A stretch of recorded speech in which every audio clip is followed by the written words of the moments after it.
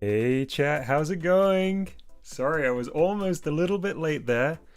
I was doing some last minute checks on the audio, but it's all sounding good on my end. It is great to see everybody, and it is time to continue working on Mousey's Cheese Maze. Let's do some hellos as usual. Who do we have with us today? I see protons and electrons. It has been a long time, good to see you. Kirby Super, the Coma Nomad, Random Generator Codes, Red Shell 9, Gumby, Big Boy, Mercury. Hey everybody, it is more Mousey time. That's right, Mercury. I've got my coffee here, got a big flask of water. I am very ready. So, if you're watching for the first time, we are working on a game in GBG called Mousey's Cheese Maze, and I'm very much hoping to get this done in the next couple of days. Hey someone, hey movies. Okay, let's switch over to it. By the way, if there's any issues with the audio, let me know. Still kind of bug fixing the stream setup here a little bit. Alright, so we are on version 0.8.2. I slightly rearranged the naming conventions on these because they weren't really making much sense since the end of the dev days proper. So yes, the current version is now 8.2, 0 being because it's not a release version yet, 8 being the 8th kind of major period of time working on this because it was previously day 8 of Mousey's dev days, and 2 being the specific kind of little revision of this current one. Yeah, Protons, good to see you. Alright, so let's jump in. I've not touched this in a few days, so I'm going to have to remind myself, and we're going to have to explore together where we got to with this before my little break.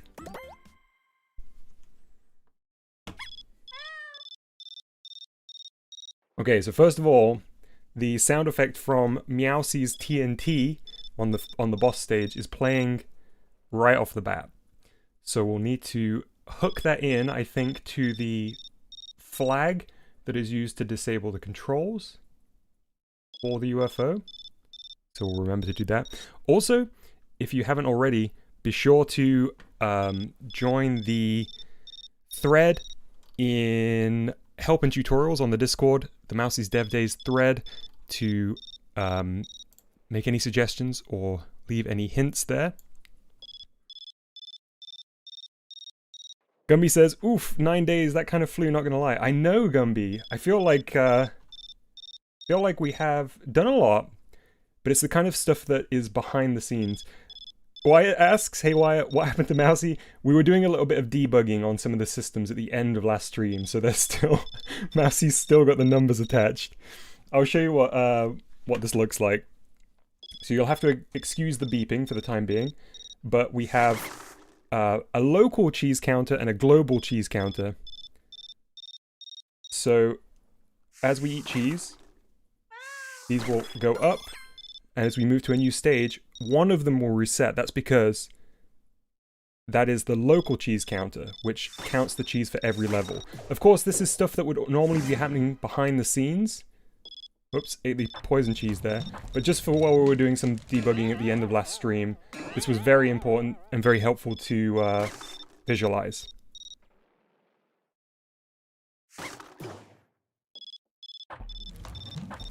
Also, hey Ebba! Welcome to the stream.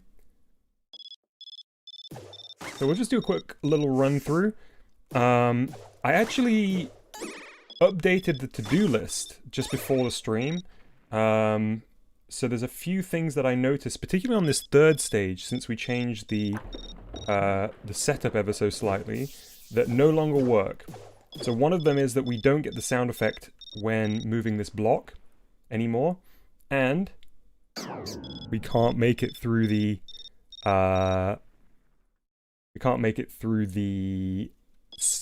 cooled lava anymore.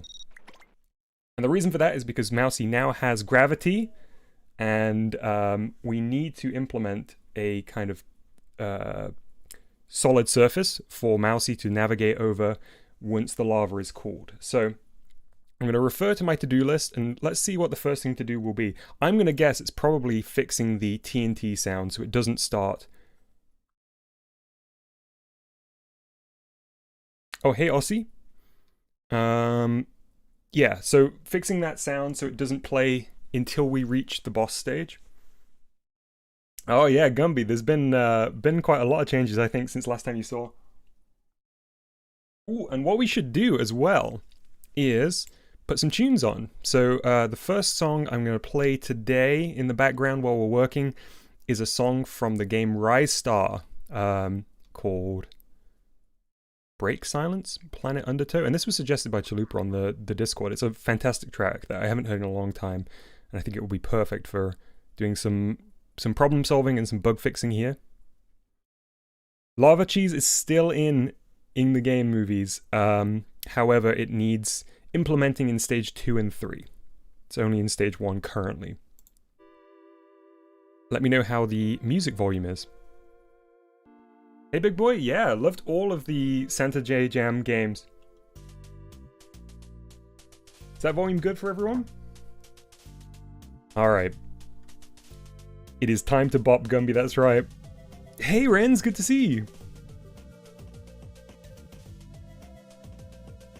Volume's good. Thanks, Renz, I appreciate it.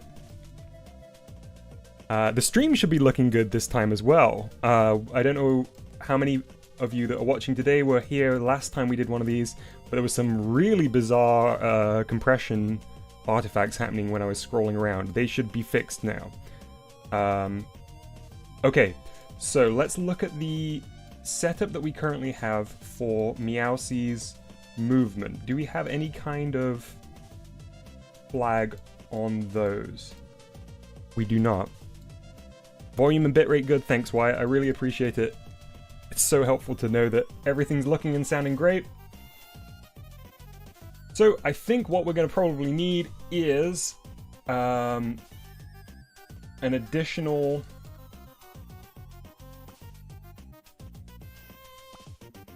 Oh, hang on, we have... What's this flag? Oh, that flag is going... Okay, cool. Nice, nice, nice. So we actually already have that flag set up there. I already forgot about that. Hey, Aiden Plays, welcome. Ball says volume good. Fantastic, Ball. Good to see you. Could be a bit lower. Yeah, sure. That's a good shout, Runs. There we go. That's probably the right balance. Right, so we already have a flag here that will trigger once we go through that teleport. So we're gonna... Or is it a touch sensor? It's a touch sensor. Right, so we're gonna hijack this.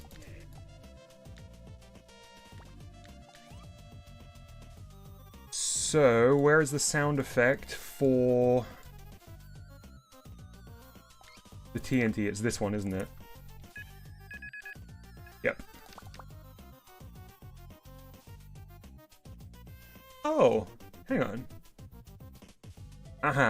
Okay. So we need to do an and, I guess.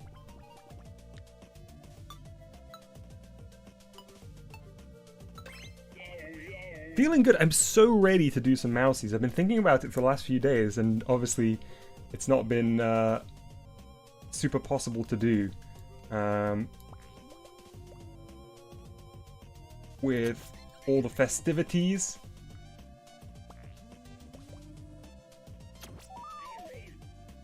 So I'm just replicating the connections that were in here, and then I'm going to disconnect the old ones, go into an and have the other part of the and come from this touch sensor here.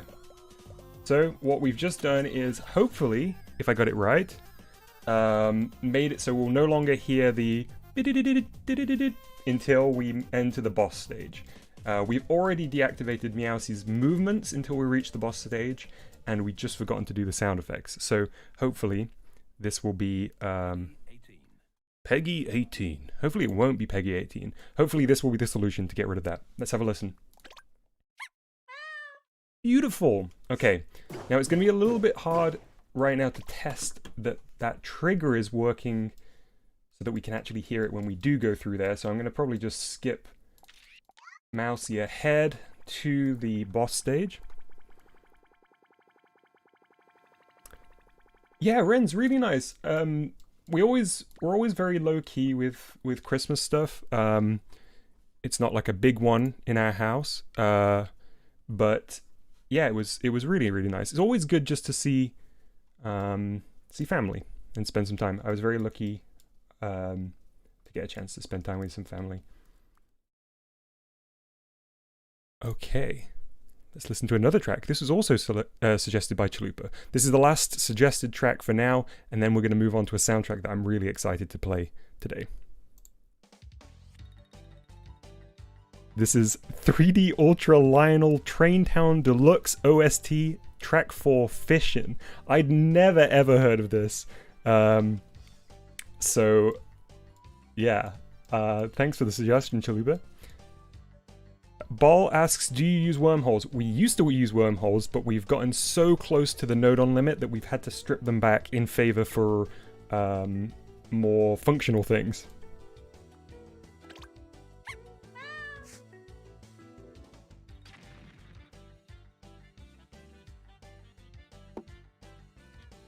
Okay, it seems we broke the sound effect entirely. That's a shame. Let me just pause the music to be sure. Put it back on in a second.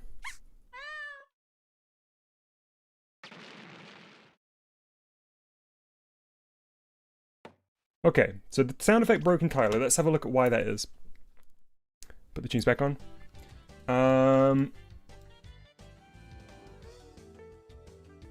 So how does the sound actually trigger? So this box here is our TNT. And we have a touch sensor attached to the TNT. That outputs to... Oh, hang on. Oh, hang on. I put it into the wrong thing. That's why.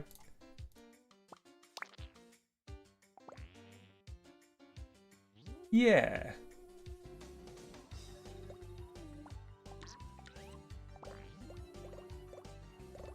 That'll be it, right?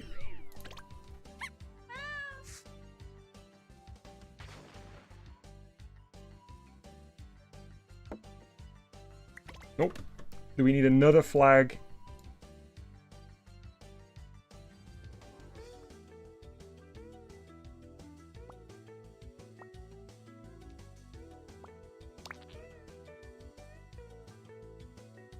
I did touch counting.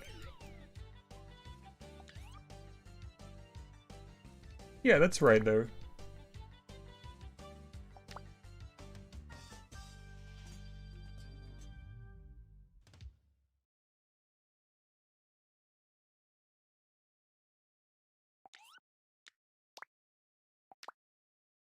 Guess we just need one more...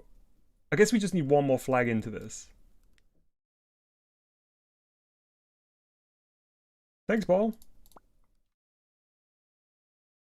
Alright, we're moving on to the main OST of today's stream, which is the Saturn Bomberman OST. It's a fantastic soundtrack that I think will be great as we're working through this this debugging here.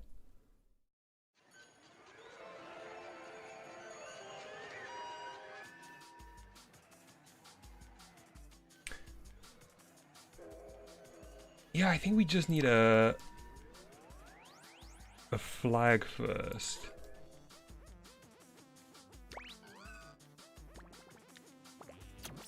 I felt so confident that we had it there.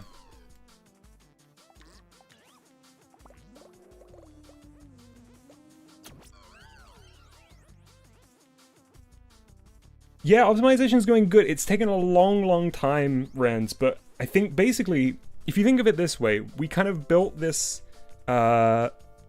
we built this thing that was incredibly piecemeal. Like I kept strapping new things onto it and kind of connecting them up loosely, and obviously put this lovely shell around it. You know, the shell of Mousey and the levels and the textures and all of that stuff. And what we had to do is we basically had to go in, we had to do keyhole surgery, we had to pull out all of the guts and put completely new guts in.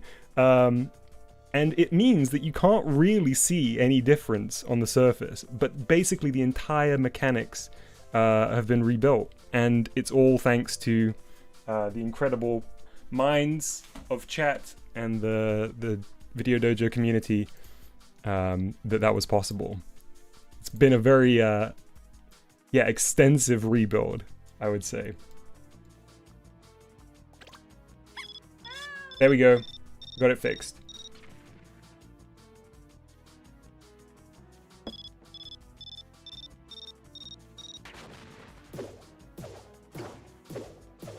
Okay, let's check. Let's check over from the start to make sure it's now not just playing constantly again.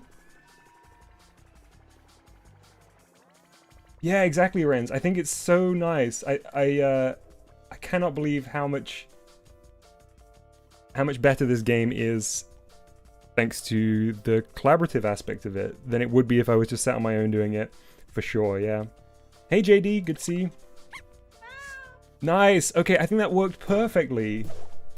So the is not playing unless we go over to the touch sensor here, which it will then trigger. Fantastic. Oh no, adverts.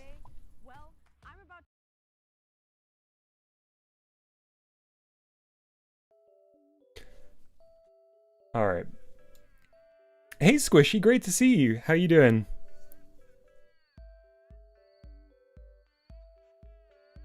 That's awesome. I feel so glad that we got that first bug fix done in pretty record time, honestly. That was a nice way to start the stream. Hey Ramona, good to see you. Alright, so I can kind of check that off my to-do list now. We have disabled the sound effect until you reach the boss. The next thing I think we need to do is make the cooled lava section in stage 3 traversable. Ren says, what exactly is the floor made out of? It looks like a soft blue carpet. Renz, I always imagined that it was that kind of, I think it's a kind of rubber that you sometimes see, and I think what happens is it's kind of poured into, you know, it's poured onto a ground, onto the floor, and it sets level, and it's got a kind of little bit of bounce to it, but it's pretty dense, you know, it's pretty hard, and it usually has those little specks in it too. Nice, a well-deserved break, Squishy. You're so consistent with your uploads. I hope you have a nice little rest until New Year's. Wyatt says, you remember when we thought there would only be 3 Mousey's dev days? Yeah, I was being very optimistic. I'm so bad at working out how long we actually need on this stuff.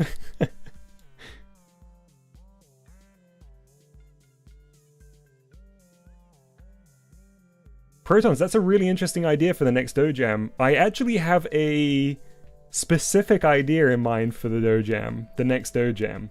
But thank you very much for your suggestion. It will be a little bit different. It won't be a randomized theme next time. Right, so what I was gonna look at is the ground, the cooled lava in stage 3.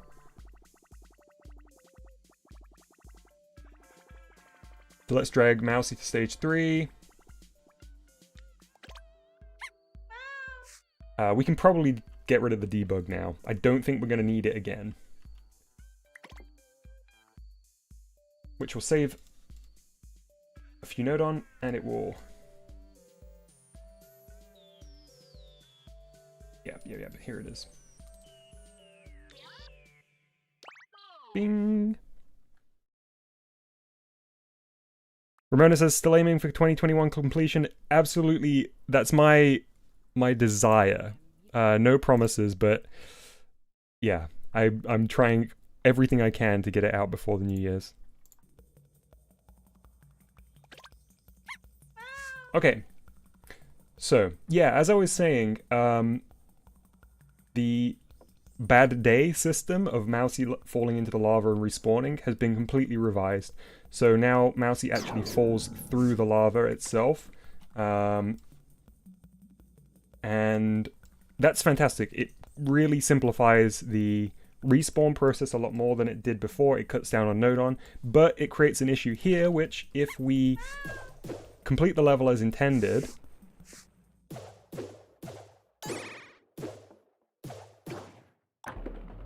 and we cool this lava down, we can no longer actually proceed, because all we've actually done there by cooling the lava is change the texture. It's still not solid. So I think what we need to do is probably teleport in a solid ground that is exactly the same size as that once that button is triggered. So I think that will be what we do here. And then we'll actually attach the cooled lava texture to this rather than changing the texture here. Ren says, I might join the next dojo, but I'm scared of underperforming. I think that's something that really is a major factor for people when they're joining, especially if they're normally, you know, I think, Renz, it's fairer to say that you normally work on a project over a larger span than most, right? You give yourself more time, which means that you end up with these incredibly polished things. I do think you have to kind of go into it with a different mindset. And really, anybody that makes anything for the jam has achieved so much. Like, it has to be a kind of different bar to a out of jam project. You could use a launch instead of teleports to save an ID. That's a cool idea, Ball. Yeah. Will it?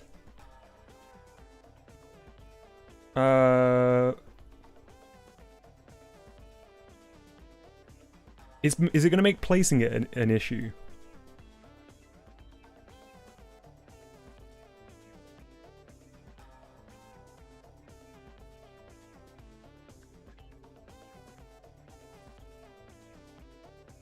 In fact, the comment about the teleport IDs is really important because I think we may be out of IDs. What's the last ID we've used over here? D. And then what's this one over here? Oh wait. E, yeah. Oh no, we've still got a couple.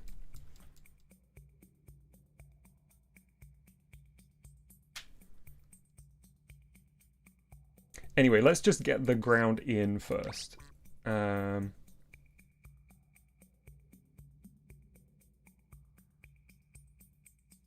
if we're doing a launch... Okay, this is interesting. This has changed my plans a little bit, but I like that idea a lot. So how would we actually do it? Can you set the launch speed here to 0? I've never done this kind of launch object. Oh man, there's a lot of ads today. Hey big boy, we're working on the 3rd stage of Mousey's Dev Days, or Mousey's Cheese Maze, excuse me.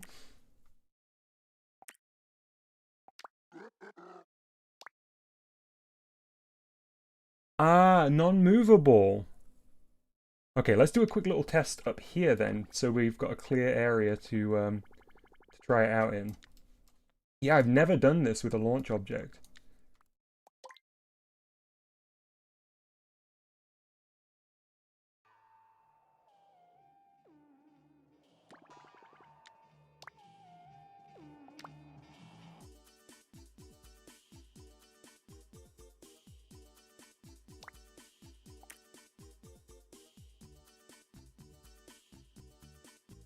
So the size of the object launch is adjusted here, right? Let's just put a constant into it while we do this test. Oh no! Oh no, we're at 512!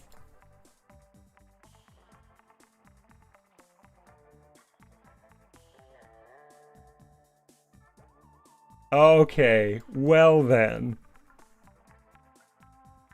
We might have to go through with a fine tooth comb here and come back to the launch. Let's delete this launch for now. Oh boy, okay, change your plan. Change your plan.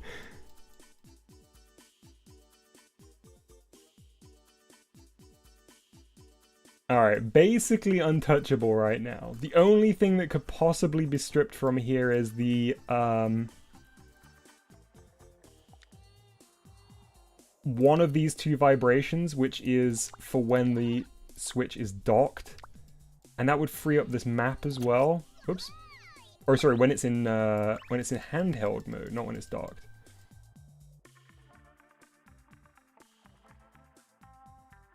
Which I'd rather not do, although that was kind of the thing, that was the thing I'd earmarked and people had brought to my attention before as an easy save. I suppose we've got some duplicate constants. That's the other thing. We kind of went through and we sorted out all our constants up here, and then as I was rebuilding this section, I made a bunch of duplicates, so I think that will actually, save us again quite a few node on. Probably at least 1, 2, 3, 4. Yeah, let's say 4 there. Oh look! We got this whole testing stage here. Gone. That's 4 node on.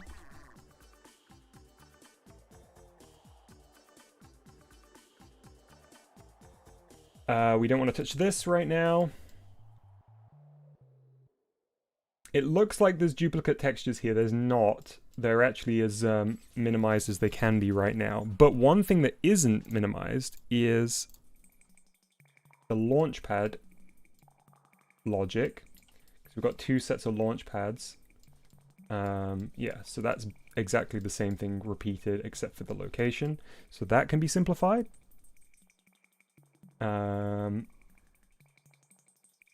Where's the other vibration? There, so...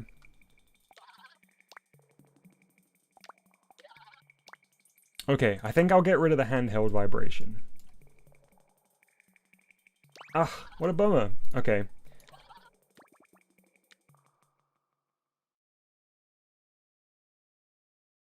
And this one too. Nope, this one.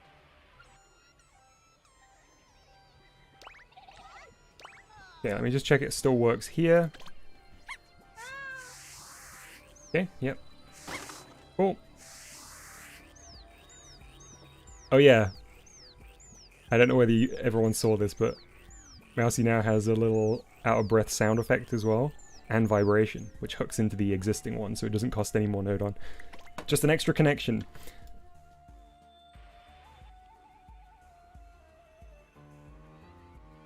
Yeah, Rens.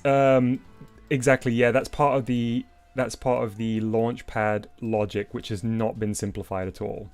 It's a complete duplication. So even like the effects node on, I believe, can be corrected.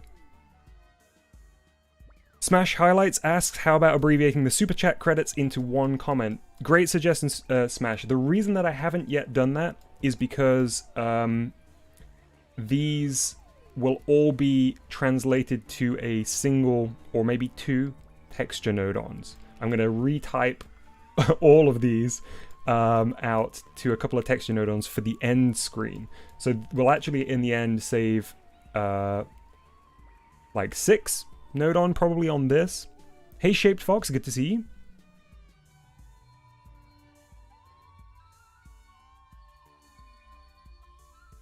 Oh my goodness, Kirby. Alright, what did I say? Oh yeah, the constants. Let's do a little bit of constant simplification. Or repurposing. Yeah, but thanks again, Smash Highlights, because that... Yeah, there's obviously like quite a lot of node on being spent just on the super chats. Ren says, I see my name! Look, Mom, I'm on TV! What is this? This is a 0.5. Do we have an existing 0.5? No, but we have a -2, and we have a 1.5. which will give us... Wait, did I say 0.5? Did. Okay. Great. Oh, fantastic. Okay. Let's do this. Shapefox says, what? So you can divide and or add and subtract constants. Oh, that would give us minus... Oh yeah, you're right, Kirby. Good shout. That would give us minus 5.0. No, wait, no. Oh yeah, totally would. Yeah, you're 100% right. Okay. There's a 2 here. And there is no 2 here. Hello? Man, I need to think of a better system for playing music.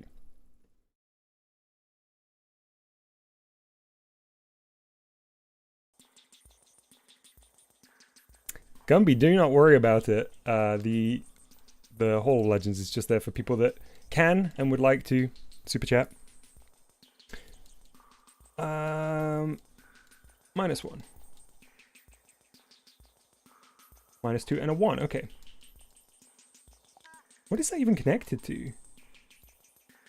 A bunch of stuff over here. Kirby says, why did you say hello in a funny accent? There was an ad that said it, I was just copying that.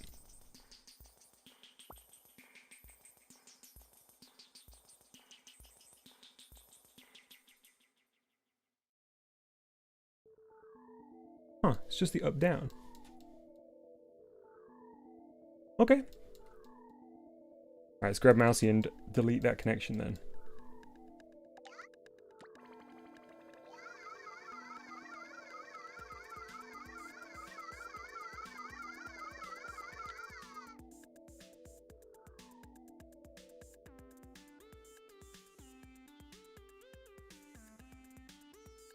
Being very, very cautious here just to make sure I don't break anything. -1, so we're going to put the 1 and the -2.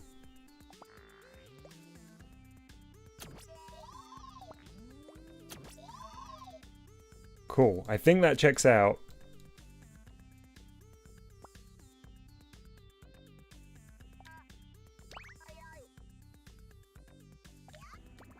So, let's dread Mousey back somewhere and give that a test.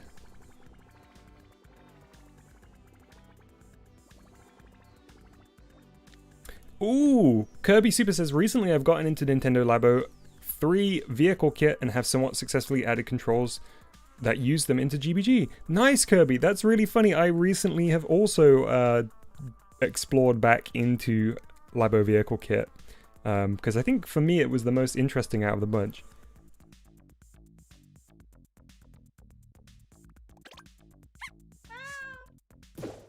Okay, saved as a node on and didn't break anything. Good. What else can we do here?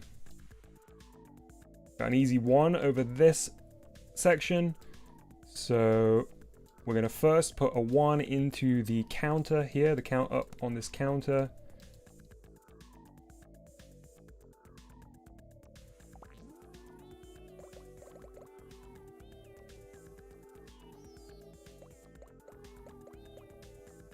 Okay, and then break that connection. Next, we're going to put the same 1 into the top timer here.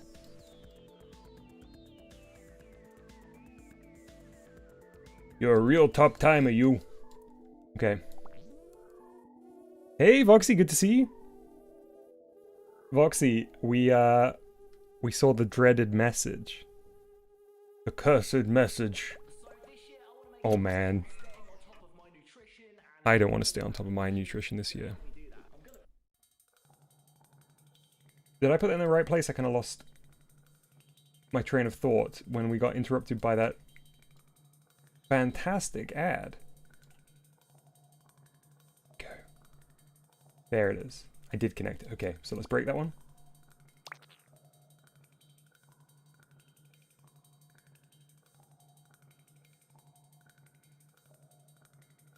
So lastly, we just need to put a 1 into the speed on rivalry.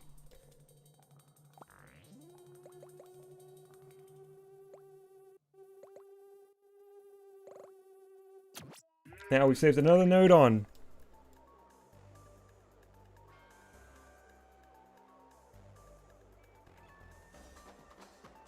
Oh, we're flying close, Voxy. Yeah, it was so funny. We had like a very successful bug fix at the beginning of the stream, and I was like, yeah, I'm ready to do everything. I'm unstoppable. And then we got the 512. The 512 node on limit. These are not connected to anything. And I'm pretty sure that's a duplicate. So I don't know why this is still here. I know why this other one is, because I need to re-add this for the title screen. But I'm pretty sure Magical Transform exists elsewhere. There it is. Okay, so we can get rid of that one. I'm going to move this BGM down to the title screen so I remember why it's still here.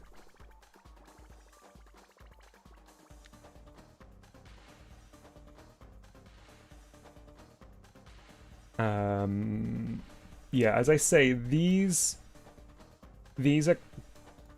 I don't believe these can be cut down. I know how wild it looks. I know some of them look like they're rotated, but it's to do with the faces that they appear on, and if people know how to like combine sets of faces, then it might be possible. These are on max connections, so I think textures are basically unavoidable at this point. Hey, that blue guy. Ren says, want to scare a GBG developer. Mention 512. Might make a horror game about it.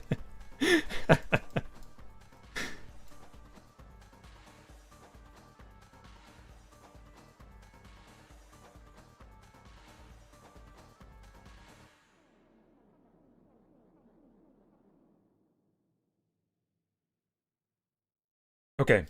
So I think we're probably around like 508 now. I probably got to do the streamlining of these two launch node on. Or not launch node on, launch pads in the world. Let's grab them. Let's see how much of this I can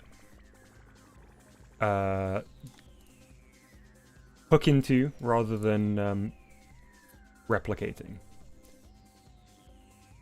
That's funny. That low boing has a second connection over here. Anyway, it doesn't matter because we're going to use it. We're going to jack into it.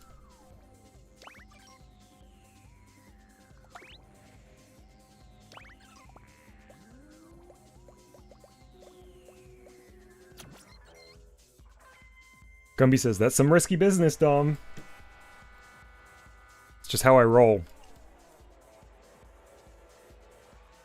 We can definitely steal the smoke. Oh! Can you connect one smoke effect to multiple objects? That blue guy says, is that a pore I see? You would be right. I've never tried this. Can you? No. Chat's already let me know. Okay, well, so we've got to keep this. We've got to keep this. And then we'll just be able to rotate the thing. We can copy this map though, right?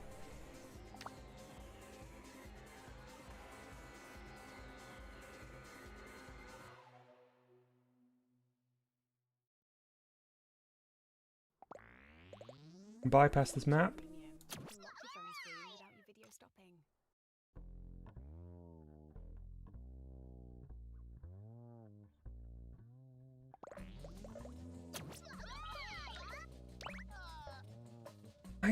I'm pretty sure that will work. Yo, the node on strong, but the limit's long. Oh man, I wish I could listen to the Vib Ribbon OST on stream. It's just, I would definitely get DMCA'd. See a shape, Fox? Then both would launch at the same time. That's okay, Kirby, because they're in two separate stages. So I don't think it will cause a problem.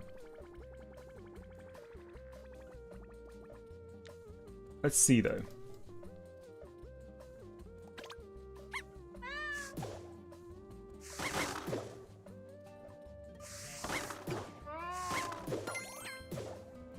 Hey, Saved, good to see you.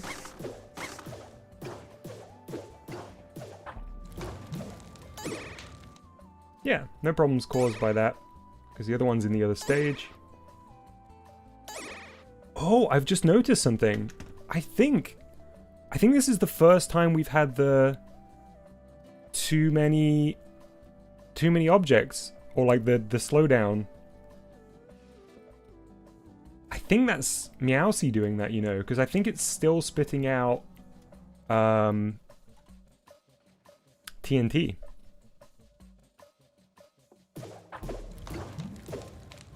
Oh, I gotta eat some cheese.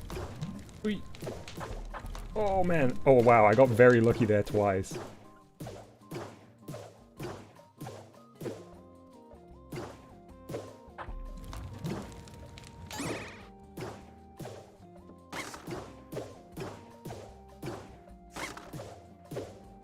Sort of finally bumping up against the limits of some elements of GBG, I think.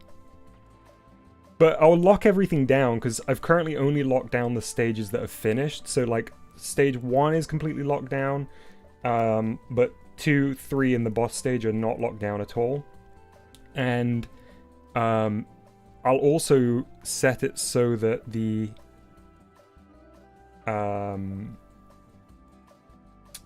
set it so that Mousey isn't spawning TNT. Oh, what was I doing here? Oh, checking the other launch pad. Make sure I didn't break anything. Cool. I also need to adjust this height ever so slightly. We just need the tiniest bit more launch now that we've got gravity on Mousey. Or Mousey. It's a little bit tough to always guarantee you land up here. Maybe more so on the level 2 bounce pad. Is there any reason not to have the yellow dot?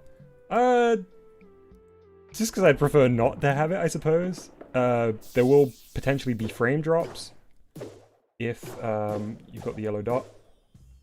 I actually feel like it might be slightly less smooth than usual too already. Yeah. Did you see the frame rate dropped there? So that's the reason why I would rather not have the dot up here.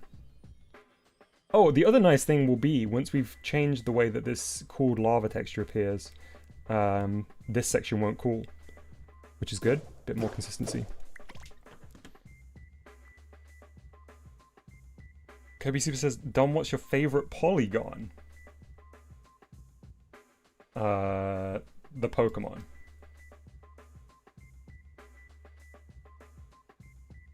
So, the other thing is... Oh, I did see... Hey, Fintendo, good to see you.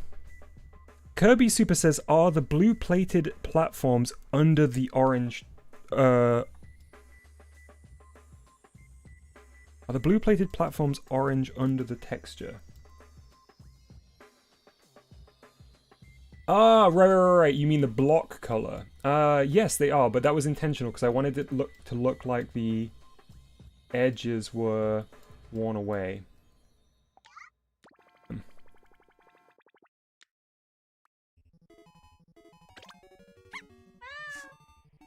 They're actually brown rather than orange. You can see one here.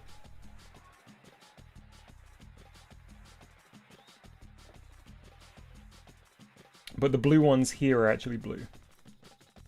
But these ones that dip are brown.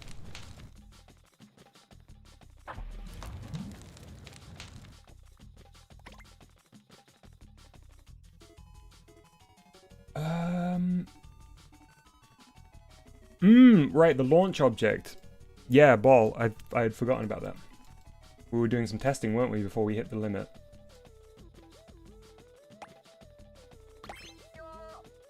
So it probably has freed us up enough to do our test here.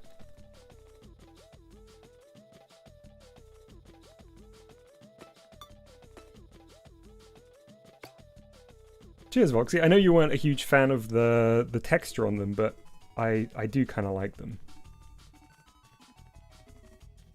Grape Juice says, and first of all, hey Dallas, says, Mousey's dev days isn't even numbered anymore. There has been so much. It's true. It was getting to the point where there'd been so many, like, days off that it wouldn't make sense to keep naming them the same way.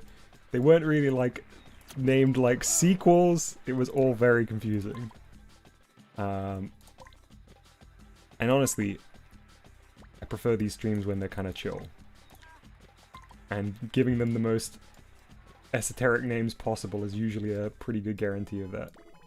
That it will keep quiet. Oh, what am I doing? That was the wrong axis.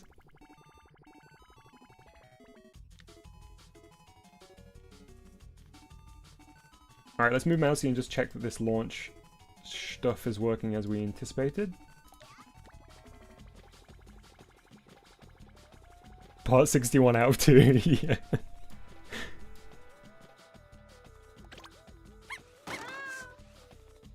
Okay, so right now it's launching spheres at a set speed, so let's go to box, and let's go to non-movable.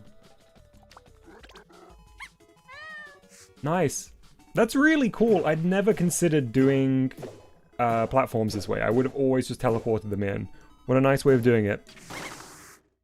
I will have to make it non-destructible and destructive.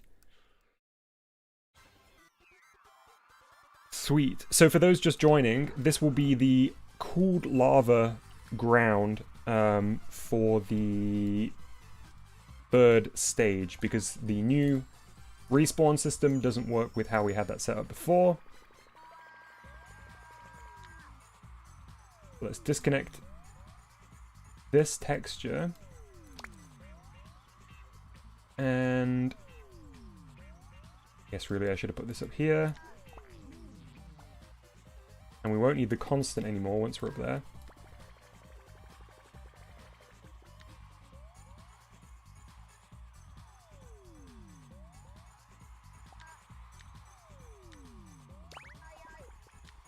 Hey Fintendo, I'm pretty sure I already said hi, but hello again.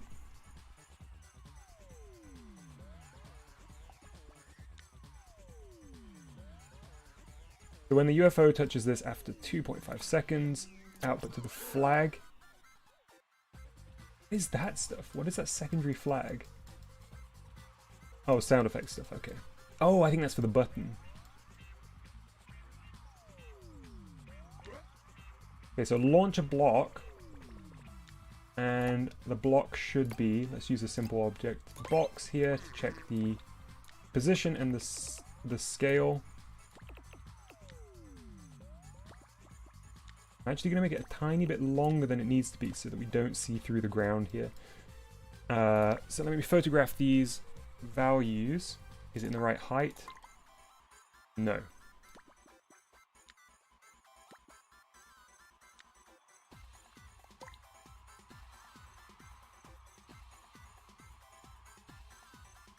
Okay, I'll photograph these values, then we'll replicate those within the launcher.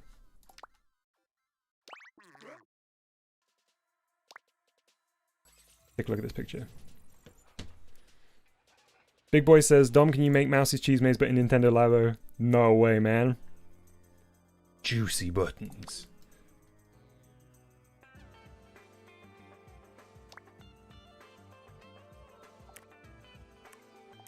Eight. 0.8. 2.8. Hey, Elite. Oh, does that mean you've got yourself a new laptop? Congrats if that's the case.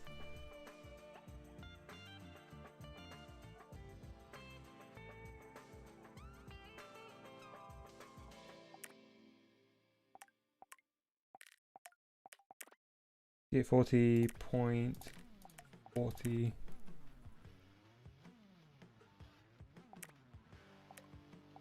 180. Okay, I think that should be right now.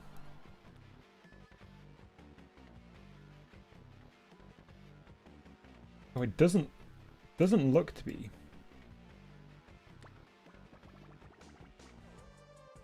I'm gonna drag it in.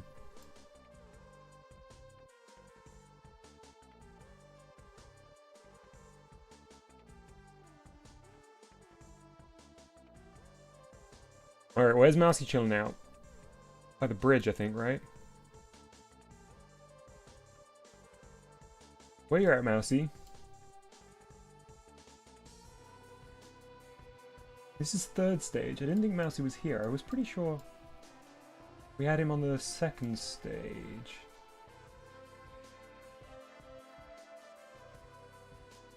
Ah, third boss stage. Okay.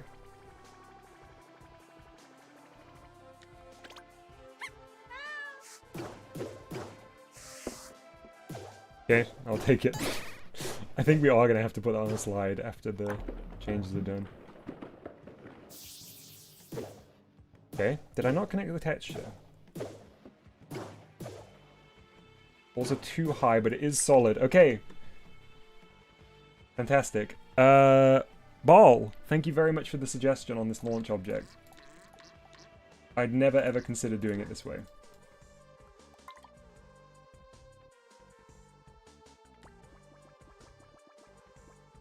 There?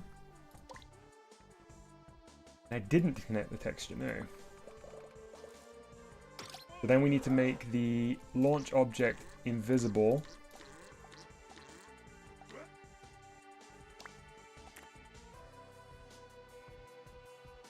Neat. Oh, Gumby also suggested it. Thank you very much, Gumby.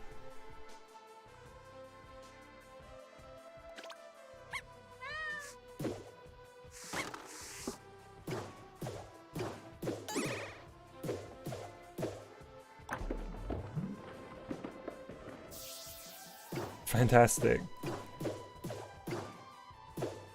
Oh man, it is chunking up. The game is chunking up now. I think it's all because of this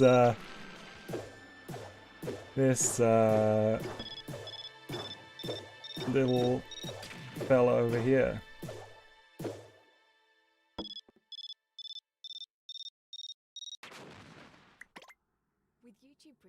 This is the most consistently we've had ads on these. YouTube's on to me. Right, so let me look at my to-do list. Make cooled lava traversable, yes. Slightly increase bounce pad launch height. Okay, that's the thing to do now. Thanks, a random cube.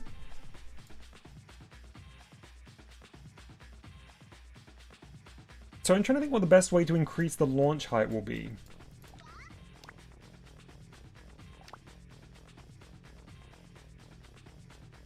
Will it be adjusting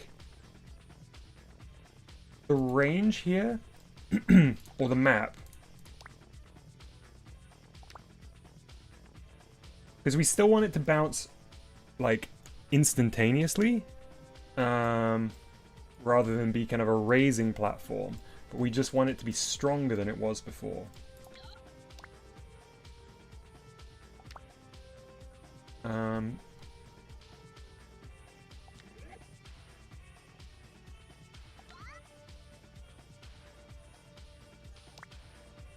So I think that's how far it will travel, right? The 4 is the distance.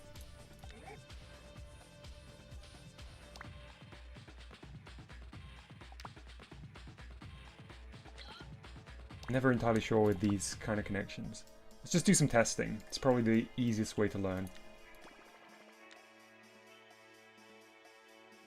So, right now it's on 4. Let's adjust this to 5, see if anything changes.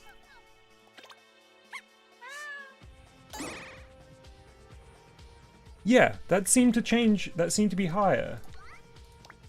I mean, let's set it to something ridiculous and find out. Yeah. Okay, cool.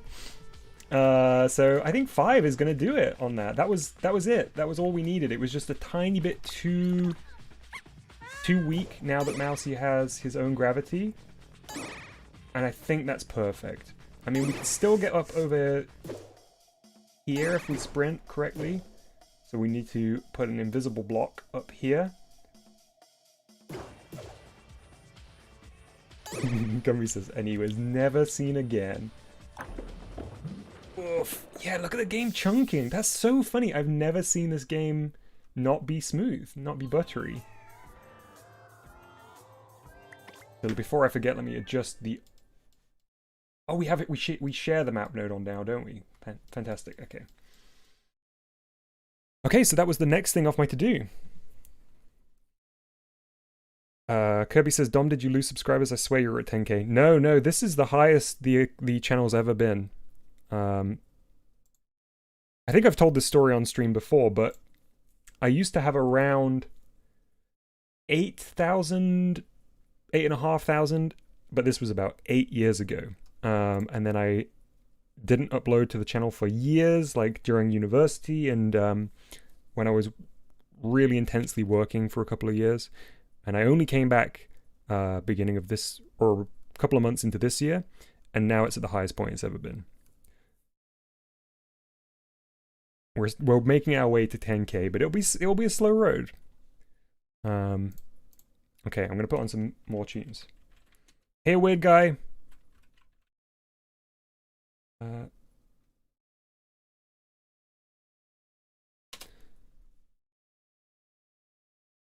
Yes, here we go. I do actually need to use the bathroom, so we'll be back in just a second. I'm going to put the drink break screen up, but those who are in the know will be in the know, and I'll be back very, very soon.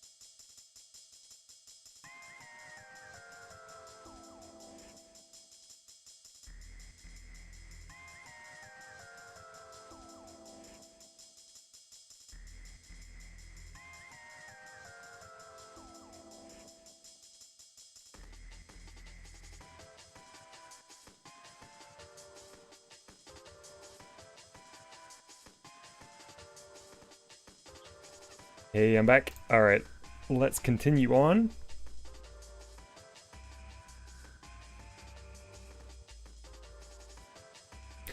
So, I guess we need to move on to the boss stage, but let me just double check my to-do list. Ah, the success jingle when we slide this block. Ah, your name is pronounced Bale. Thank you for letting me know, Bale. I'll keep that in mind.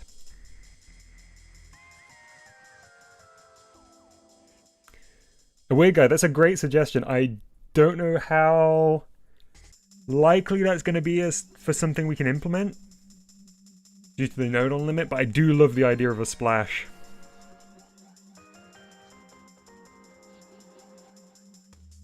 I'm trying to think now how that could be done in the most streamlined way. Yeah, I don't know. I don't think it will be necessarily doable. But I can just imagine it. It would look so good.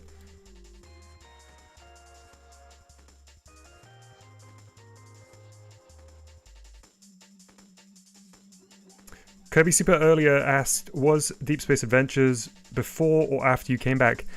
So that's... I mean, both. The answer is both. It started way back. That's what got me my first, set of subscribers. Because the first one of those was very unexpectedly very popular. And the reason for that, I think, is pretty exclusively because I uploaded it like a day before Yogscast did something on the same game. They did their own little let's play of the same game. So I think the algorithm very much favored that video because of that. But that series has been ongoing, so some of the Deep Space Adventures episodes were made after I came back. Elite says, texture box on Mousey visible for a second when falling into water. Yeah, the issue is we've got 3 cylinders connected to Mousey already, and I think Mousey is at maximum connections overall based on... you know what? No, I'm telling a lie there. I think these cylinders, the existing cylinders, are at max connections. But I'll make a note. I'll earmark that on my to-do list. The splash texture. I'm going to do that now.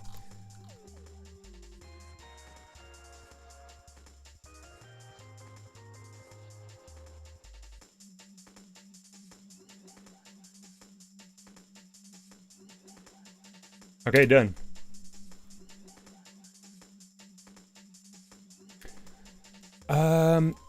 Right, I need to think of the best way to do the success jingle now. I mean, it could just be a touch sensor. And the play... Yeah, it could just be a touch sensor, and then we've got,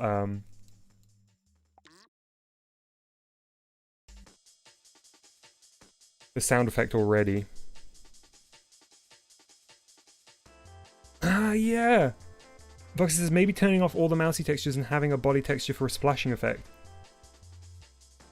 With the speed with which Mousey falls now, I guess you would only see it so briefly though. Let's see.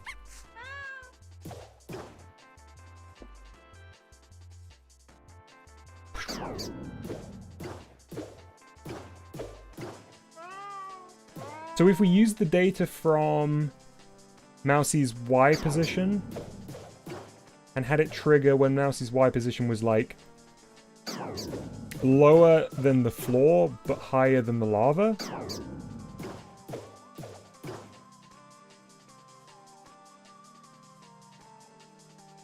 Nintendo asks, why is there a connection counter? Because there is an upper limit on connections. I mean, I think it's unlikely most people would hit it before they hit the node on limit, but I suppose it is useful to have a counter for it. Yeah, Voxy, I think having it come off Mousey's Y position would work. I've added it to the list anyway. We should come back to that because I want to try and stick to essential things right now, which I'm very bad at doing usually. So I'm being a little bit strict to myself. Just gonna take a sip of my water. I brought up a whole big flask today because I feel like I haven't drank enough today. I'm usually pretty good at it, but I feel like I've been slacking. Oh man, it's still so warm.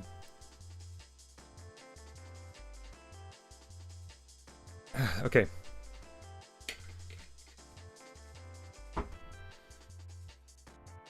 So, touch sensor in here with the sound effect will be the simplest way to do it, I think.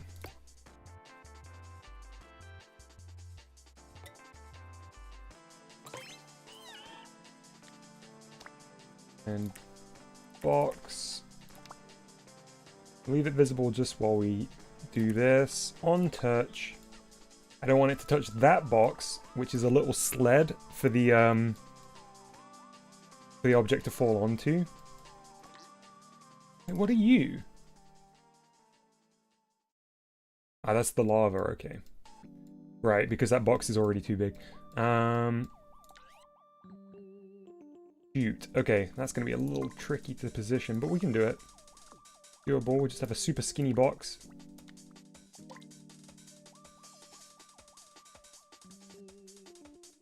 Gumby says, I hate room temp or warm water, I only drink it cold. Gumby, I'll be honest, I'm kind of the opposite. I don't like, well, unless I'm very, very warm, I basically always drink hot water.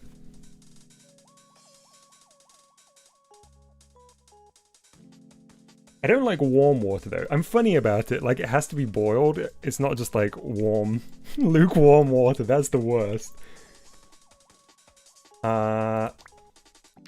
Okay. So. We want to grab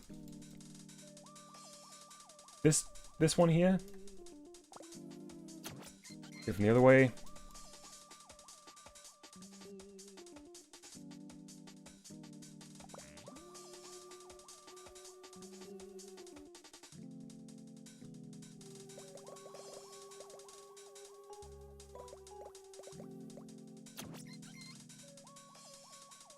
Okay, nice. Check it out. Too high.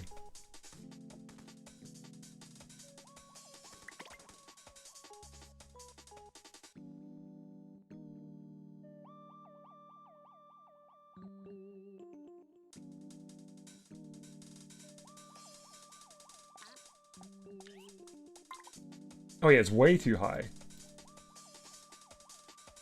I set it that high.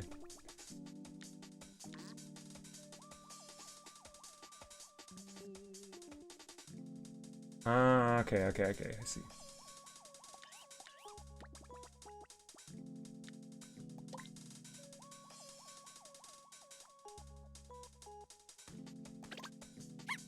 Gumby says, Dom, you're weird. You only just now realizing? Oh no, Voxy, what happened?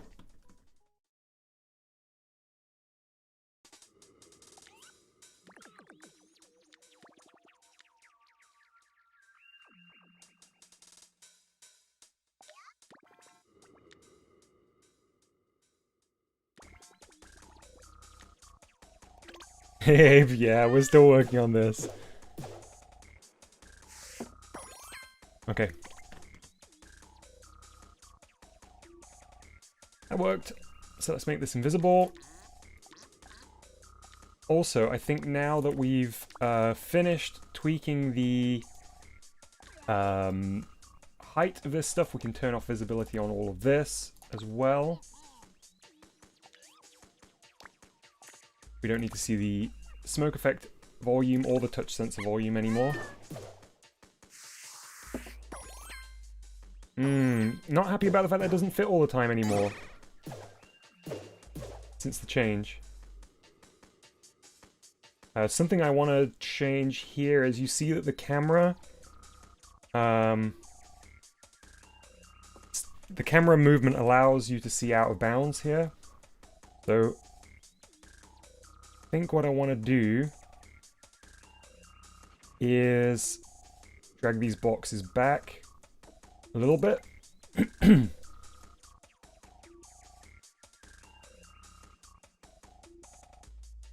Ah, Voxy, I'm so sorry to hear that.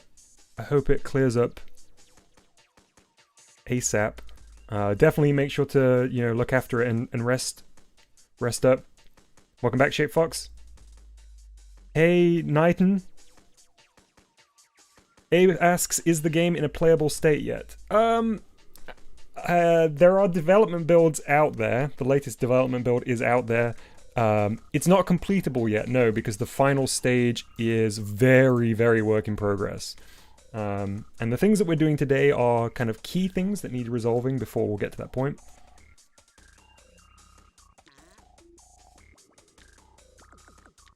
We essentially just need to make this box as long as possible. And same again with this one. I'm really hoping that the fix to stop Mousey from launching objects until we're ready and locking down the objects will be enough to get rid of the frame rate issues we're having. Hey, the Game Changer. Seeing lots of old and new faces today.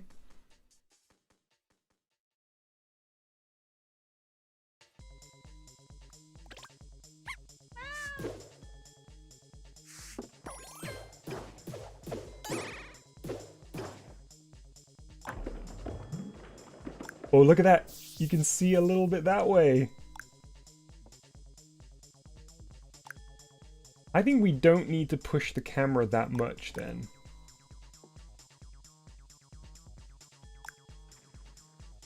Yeah, I think we shouldn't push the camera that much. Also, I didn't position them exactly right.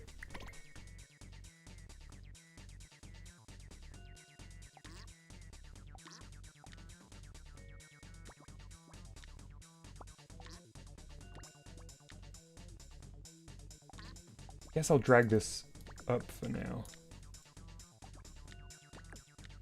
Okay. Hey, Mustard, good to see you. How you doing? Why is that being so weird now?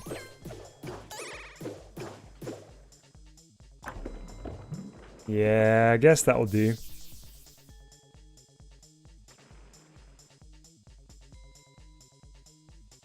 Ah, Voxy, okay.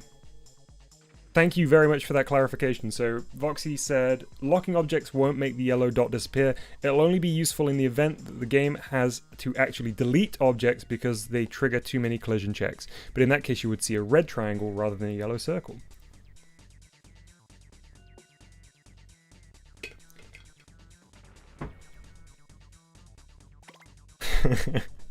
I can be your Mousey or your Meowsy.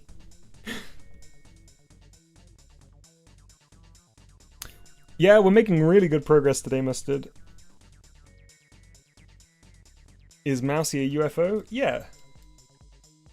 Not like canonically, but Mousey is controlled by a UFO, yes.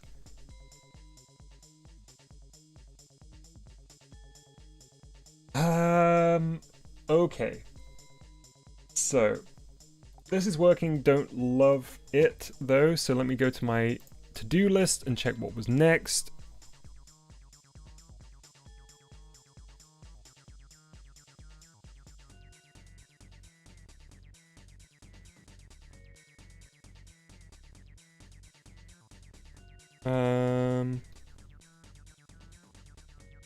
Okay, so I think we're actually at the point where we probably want to start looking at the boss stage.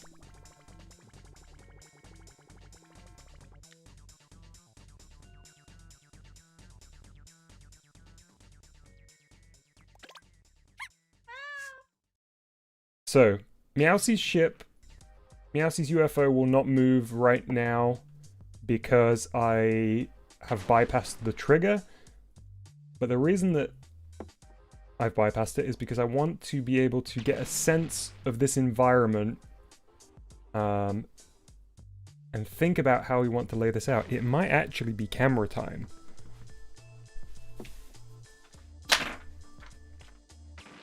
Got my paper here. Let's switch over to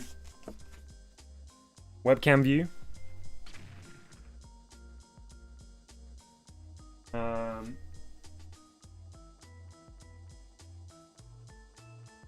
So, I'm going to start out by just doing my usual kind of block out. I'm hoping you can hear me okay. I got my mic in a slightly different position. And I know I already did basically something similar to this, but I want to just sort of refresh myself. So we'll have the entrance over here. Our entrance for Mousey. And the idea was that we would have an area up here hosts the button that you need to activate to destroy Meowsey's UFO. And that will be gated by a padlock that, like the level 1 and level 2 padlocks, will only open when you've collected enough cheese. Let's say we have our 5 pieces of cheese located around this stage. Obviously the scale is not accurate right now. And we've got the UFO flying overhead, right? And the UFO itself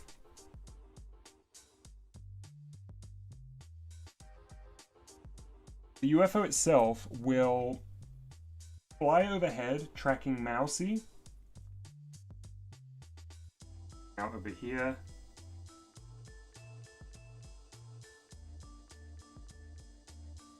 The UFO will track Mousey dropping TNT, which... Oh, a bit of an echo. Thanks for the heads up. I think I might have 2 inputs. Oh no, I think it's just because I'm far away from my mic. I'll try and get a little bit closer. Yeah, the UFO tracks Mousey dropping TNT, which detonates after 2 seconds on the ground. or 2.4 or something like that. Now, the original idea was to have walls, much like the earlier stages. However,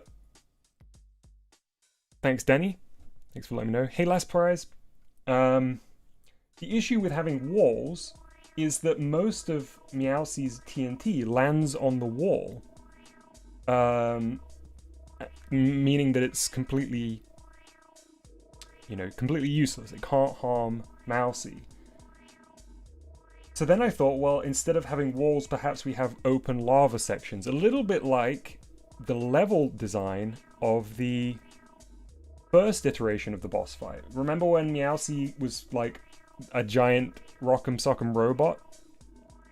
So what if instead, this is just a replication of that, we have a little lava path through. I kind of drew this, but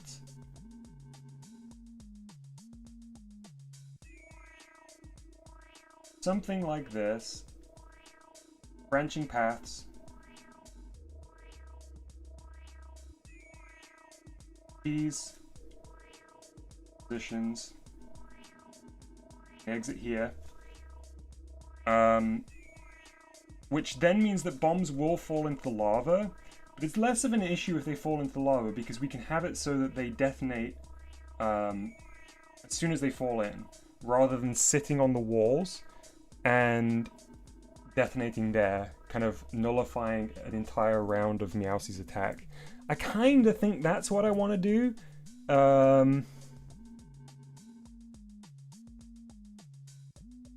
But I'm wondering whether I could just be smarter about it and make it so that Mousey doesn't drop bombs except for when it's above a certain height, I guess, so that it doesn't drop it on walls. But I'm just trying to think what that process would be and how expensive it would be. Let's go back to the game screen while I think about this. So let's go and trigger Mousey so it actually follows us.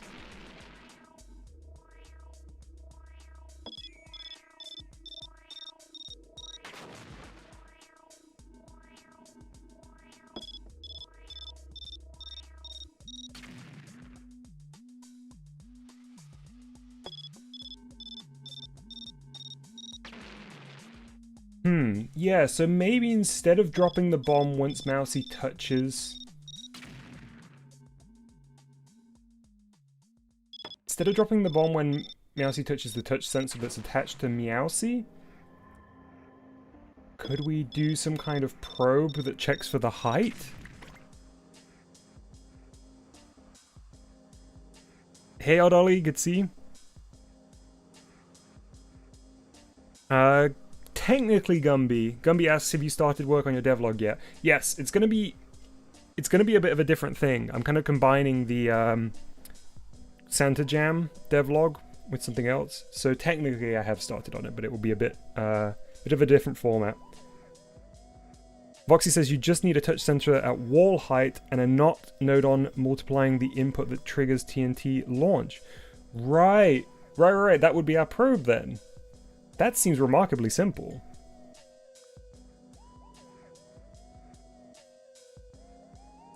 Let's give it a try. Grab a wall.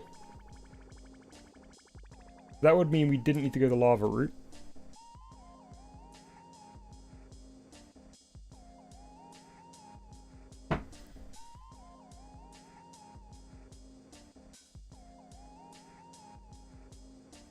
So, how do we handle the current thing? Where is the touch sensor?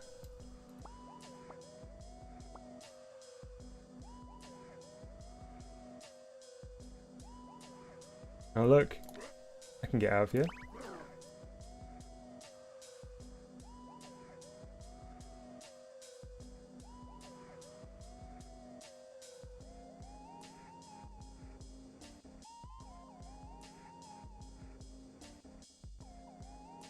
Nathan says, you've almost worked on this for a full year.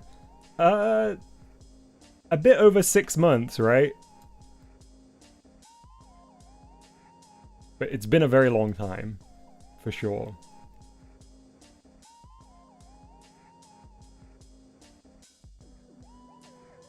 Wait, what?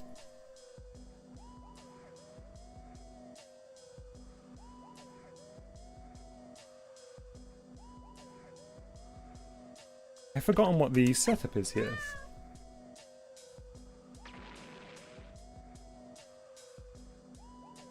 Definitely a touch sensor on there, isn't it?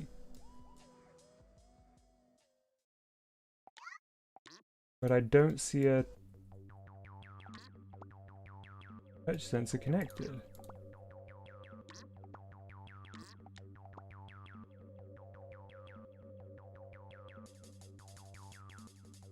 Am I just being very silly? Oh, here we go.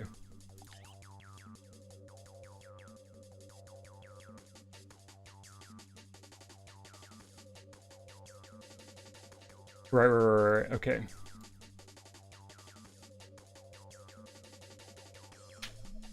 So this is the setup. Is it?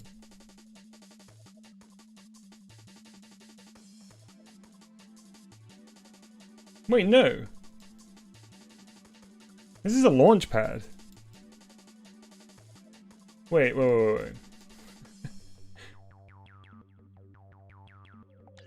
This is the launch pad. This is definitely a launch pad. Why is this chilling out up here? And since when?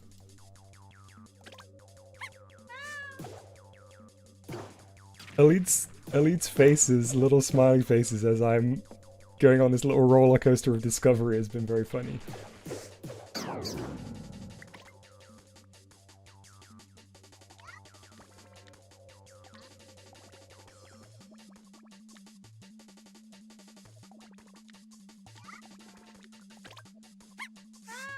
Why did I duplicate an entire launch pad up here?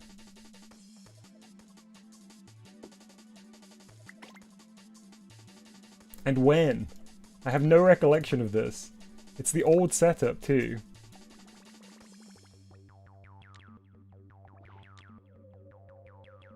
Okay, well neat. Like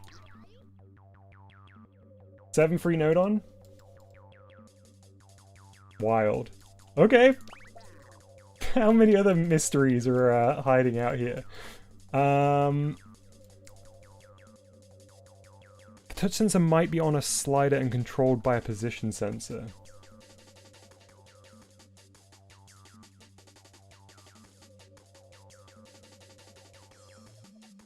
Ah, yeah, Elite. Yes, we did have a launch. We did have a launch pad in the old boss design. Fancy shipping. That's the kind of haulage I like. It's gonna be this, right? Surely. No, that's to the UFO. Oh man, this is my favorite track off this OST. For those that weren't here at the beginning of the stream, we're listening to the full Bomberman Hero for Nintendo 64 OST.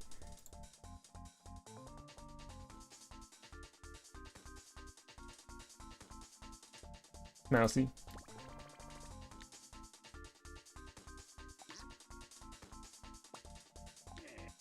That is one of the teleports for the TNT. That is the position sensor.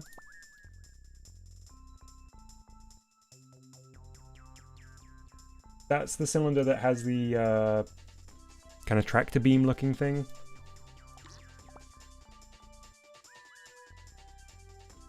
The hinge to the rotating disc part of the UFO. And that's just an object cylinder for that. So is it actually attached to...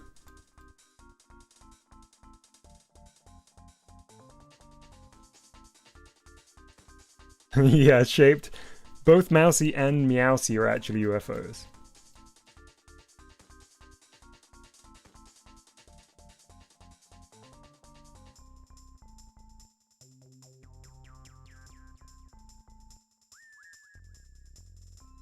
Are they on top of each other or something? Why can I not see this touch sensor?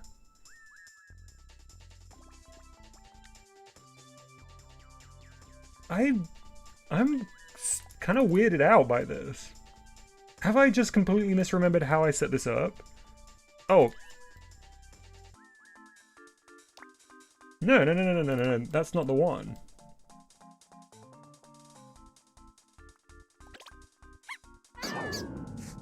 Oops.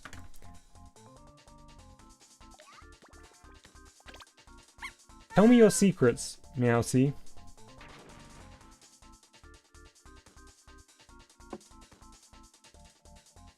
That has to be attached to the cylinder, right?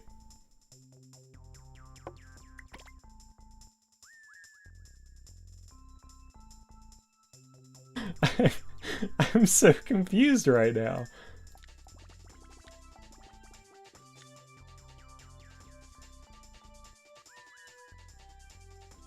Danny, I'm so with you. Danny says, I hate when I suddenly forget one piece of the logic and then my whole game falls apart. I'm kind of like that, but my whole life is falling apart. Isn't the large box the teleporter entrance? Wait, is there no touch sensor? Is it completely time-based then?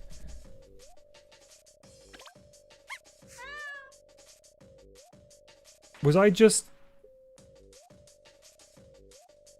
It's just completely time-based.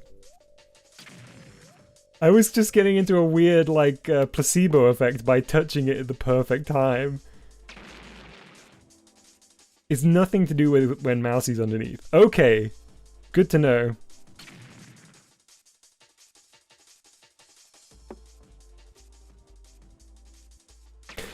Right, I remember now. So it's like after... It's like after 2.5 seconds, it will drop. And the thing that resets the counter is the touch sensor on the TNT that detects when it touches the floor. That's how we have it set up currently. So when the TNT touches the floor, it triggers the touch sensor. Oops. Which then sets off a timer. Oh, it's 3 seconds, excuse me. That will be the explosion plus... Why isn't Mousey chasing you though? It's just because the touch sensor is at the entrance of the stage. I just spawned Mousey in the wrong spot.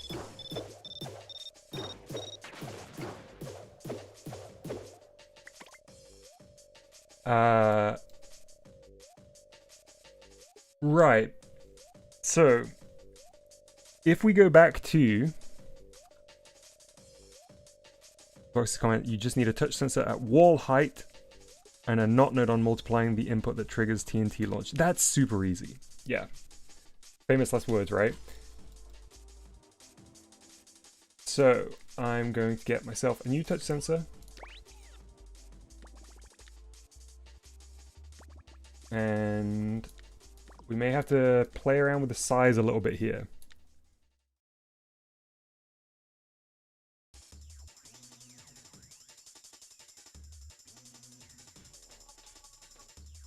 Shape says I can't see the stream. Try refreshing. That's a weird one.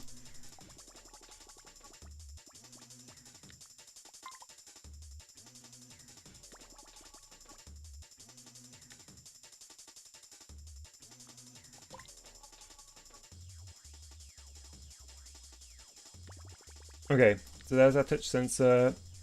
It's now no longer at floor height. We'll need to attach this to... Oh, actually, if we attach this to the center of the cylinder...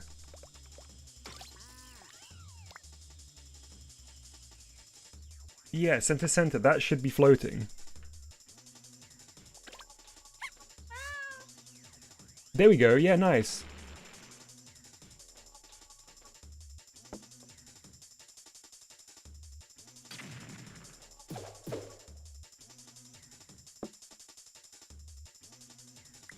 Okay, cool. So that will go to...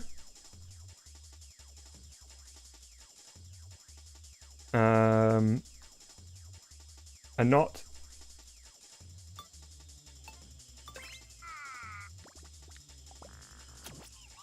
And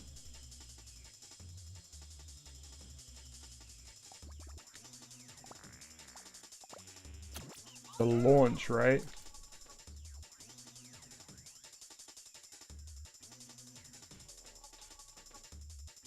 So how does it work?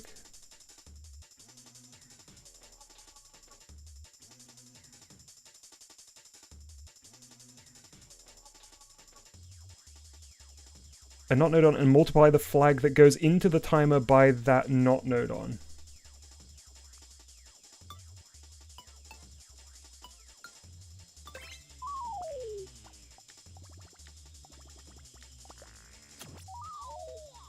And multiply the flag that goes.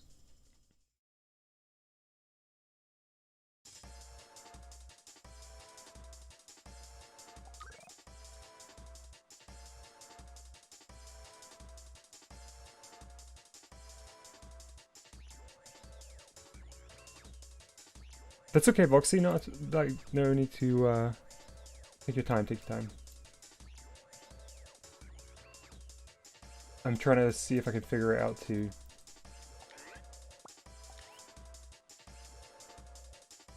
So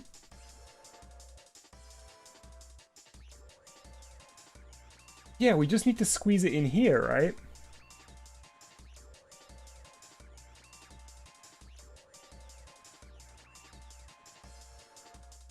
Just the touch sensor's output into the timer. Ah, so this side.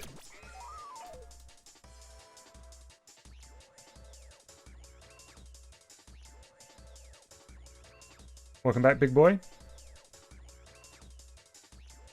I'll give this a try.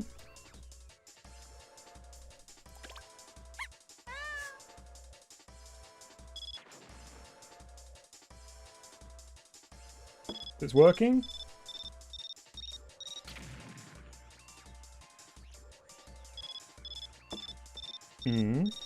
Oh, I know what we can do for this test. We can move the wall underneath Mousey when Mousey's not tracking.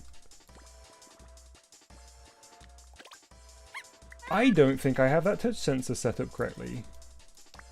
Oh no, it is. Should it be while touched?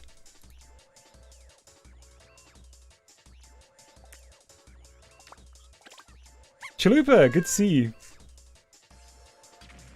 Alright, Mousey, no dropping, okay? Looking good. Let's trigger Mousey. Oh, it did drop one there. Oh no, and the bomb just keeps going up.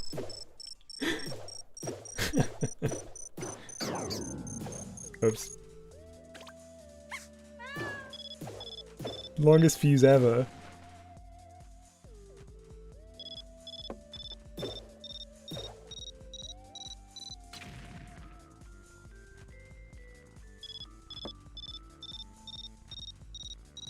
I think that happened because Mousey spawned. Weird. What did I break?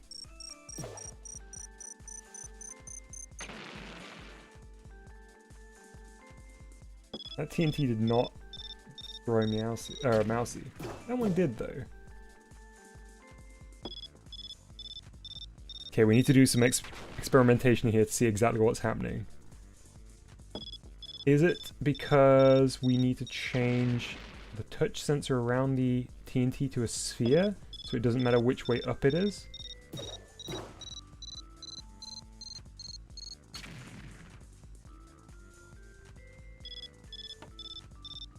So if it falls over like this, yeah, I think that's what's happening.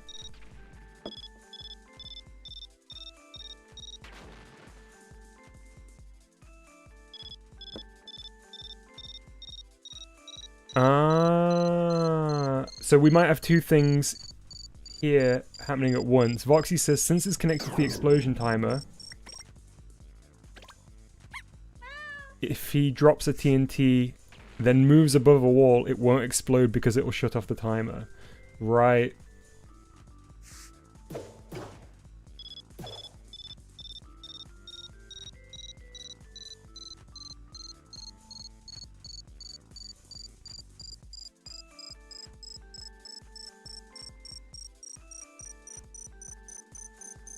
Right.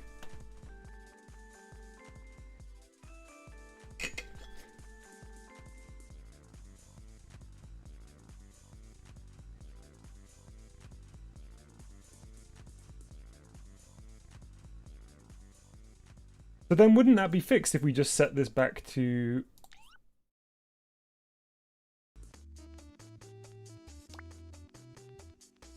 on touch? Oh, no. Yeah, because then it would still be able to drop. It would only do it the first time. While I'm here, I'm going to change the touch sensor to be here anyway. Yeah, Chalupa, you missed it. I played your tracks at the beginning. I wasn't sure if you were going to be here tonight, so I played them at the start. I've never ever heard of the train game that you sent that track from. But it was a banger.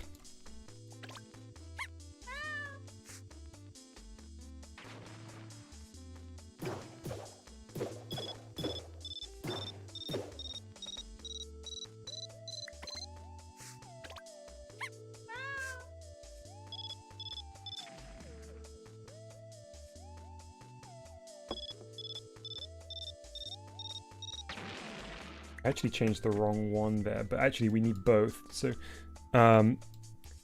Foxy, I'll just check your message in a second. I just want to do this before I forget.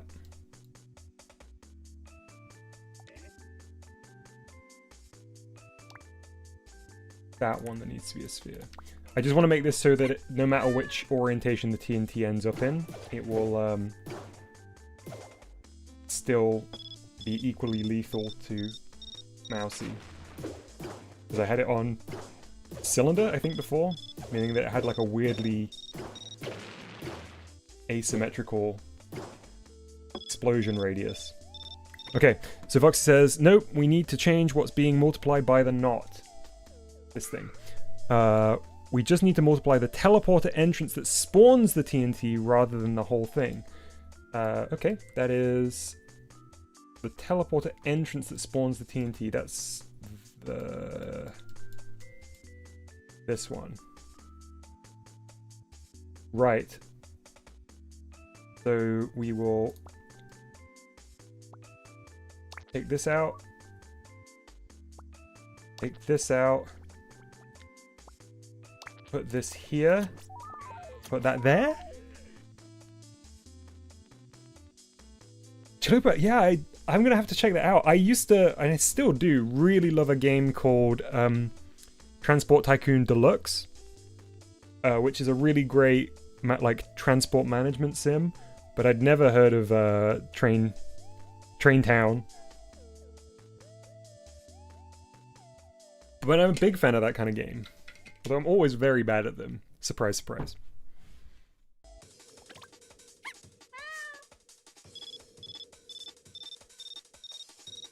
Oh, thanks for the nice comment, by the way, JD.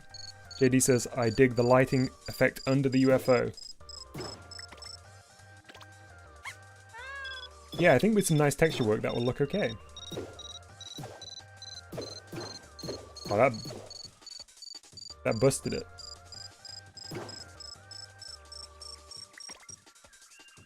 Don't forget connect. Ah, right. Good shout, Boxy. You were way ahead of me there.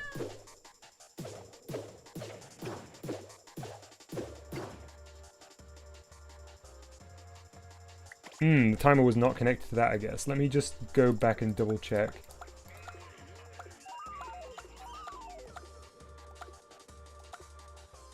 Oh shoot, I shouldn't do it like this because I changed up the stuff. What was it connected to? Was it the flag then? The game's over. Game's over, folks.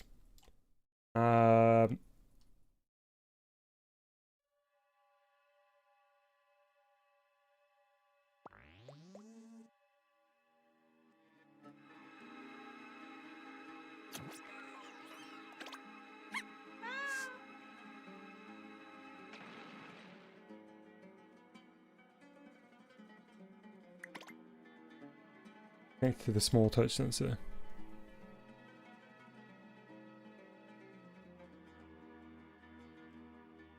So what's not working now? Let's have a look.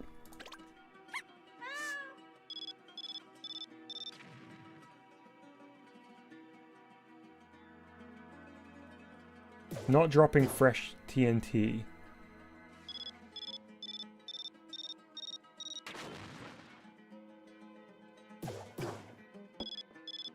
Oh, it is.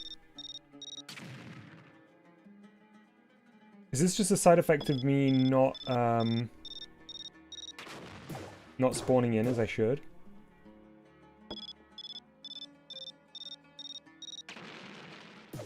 Oh, I got pushed.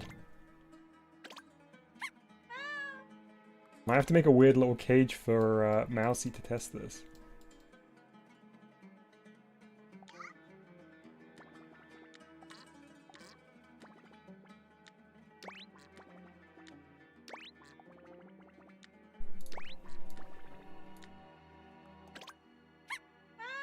Oh wait, but if I do if I do that, maybe let's trigger it.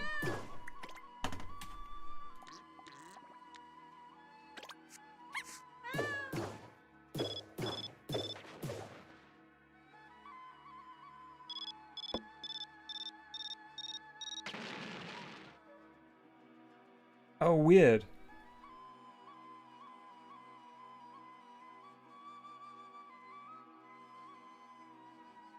Oh, right, of course, because it's not going to teleport it away while that touch sensor is touching a wall, I guess?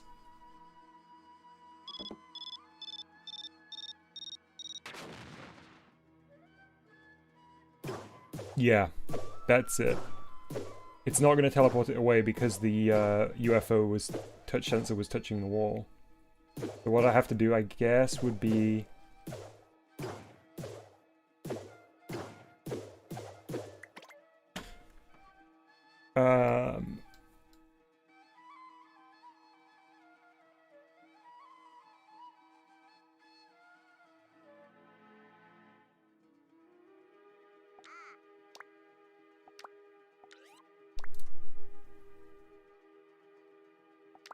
While touch is correct.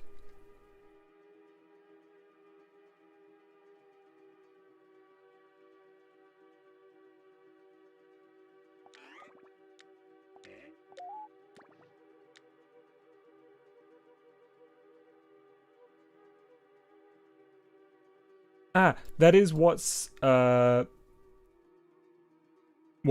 Voxy. The TNT gets teleported here to explode. I might have done this in a really inefficient way, but I'll explain as I remember the setup. So it was TNT spawns, drops to the ground, the touch sensor, which is looking for the ground, or just a box, triggers a timer, and that's all just the sound effect logic. So from the timer we get an explosion effect after 3 seconds and a teleport entrance to D, which is this one. Oh no, teleport entrance to D. Which exits the UFOs then? I suddenly don't remember. Maybe that's to reset Mousey. Right, D is to reset Mousey because this stage has a D respawn teleport.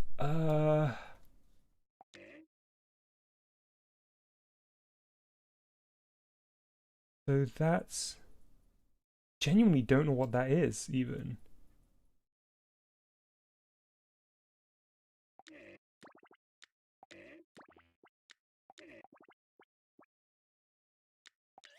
Teleport exit from E. So that's what sends it back to its holding position. So it actually needs to go into... It needs to go into F. That's it.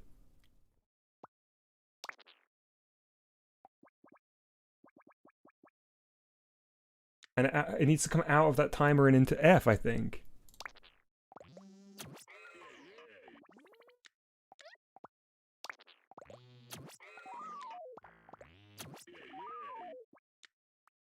I'm going to put on Chalupa's newest suggestion, which is Train Town Deluxe 5 Let's Dance. I knew that was going to be loud.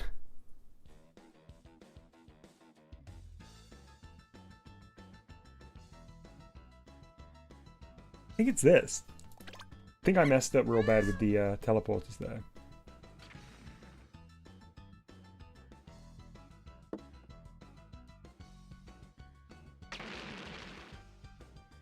Sound effect doesn't seem to be working anymore, which is interesting.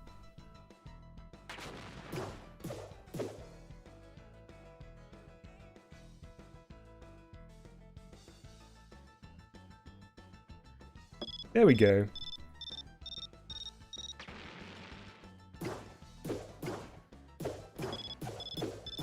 Oops. That seems to have fixed it. Except for the sound effect, which I don't know why I broke that.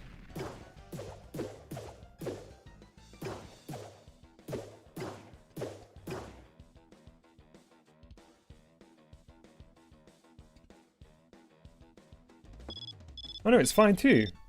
Alright, we're all good. Boxy, thank you so much. I apologize for misremembering my own setup so extensively that I just put it into completely the wrong teleporter. That was remarkably easy though, even with my my buffoonery.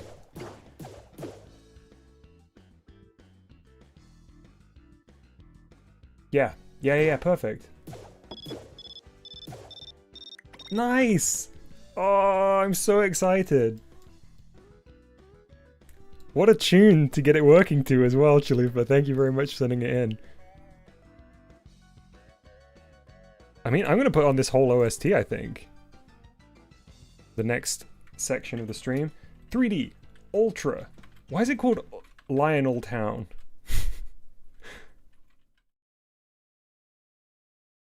It reminds me a lot of the OpenTTD soundtrack as well.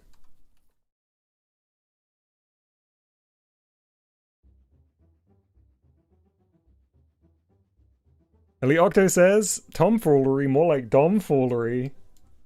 Very good. Okay, so let me just remind myself something. How big in terms of floor space are each of the stages? That one's 2.5. Say that one's 4-ish. 1, 2, 3. Okay, alright, 4 is not unreasonable then in terms of sizes.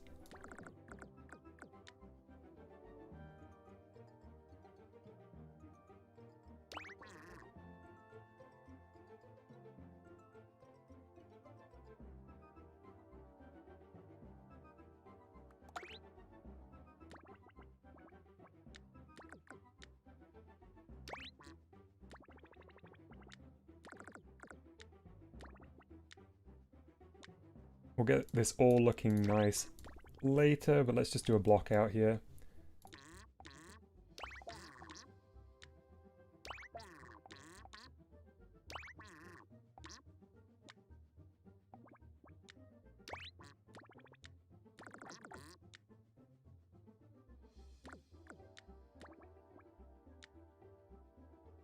I'm guessing this music's barely coming through, right? It's a little bit lower than the other track.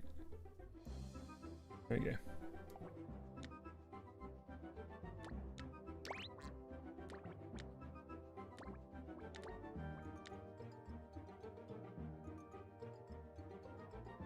Nice shape, Fox. I hope your new game in GBG goes well.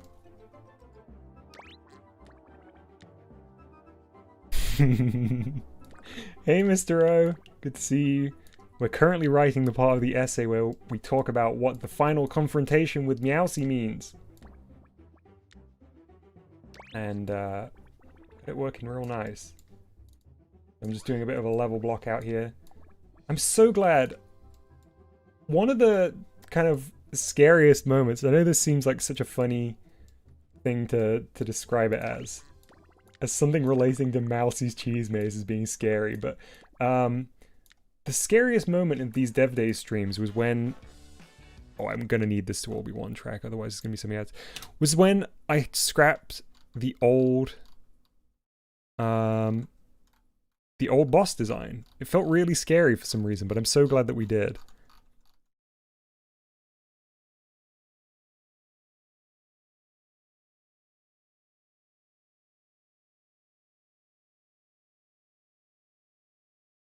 Oh man, ads absolutely killing me here. I'm gonna have to put on a different playlist here.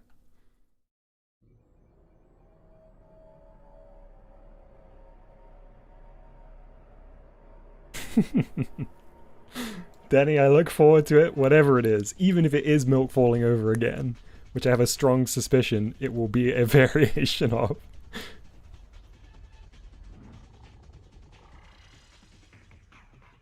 Wyatt asks, what was the old boss design? It was Meowsy, like... It was a weird, like, sock puppet. Meowsy floating above lava. And, like, with robotic arm movements. It kind of looked cool in its own way, other than the terrifying sprite. But it just didn't feel right. It felt wrong from the beginning. And I spent, like... a good couple of hours tweaking things and thinking things through, and everything felt like a weird sort of compromise.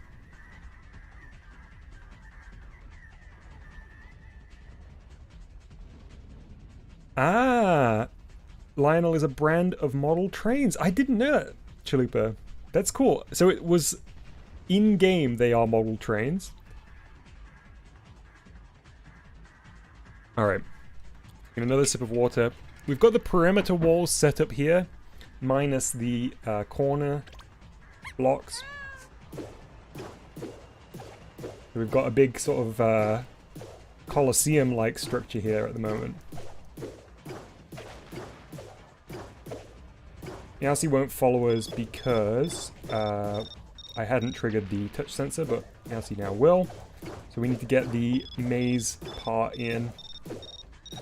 And the final door. I have such a cool idea for that final button. We would use another one of those camera movements that really, really zooms out the camera so that it guarantees that you'll be able to see Meowsy. And you'll see Meowsy and fly away.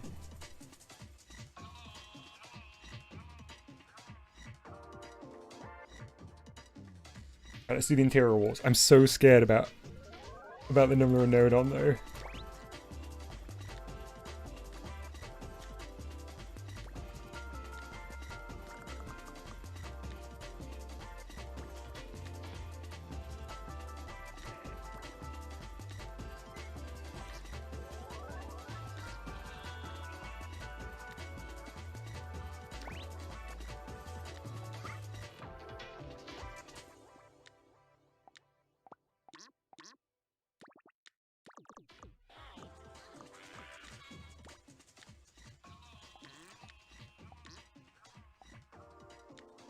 Elite says, is there anywhere to suggest music? I guess the Dev Days thread in help and tutorials has kind of become that.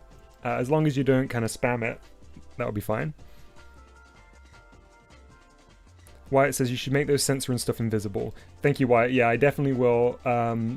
I do want to just do a test with a basic level layout to make sure that it's still working as intended, and it's best to keep those visible. Or I find it easiest to keep those visible when I do that.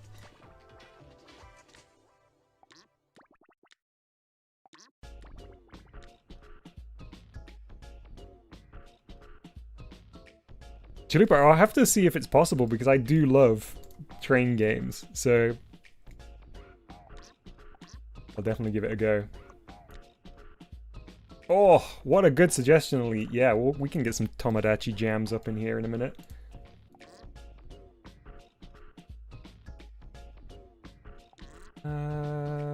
What was I doing?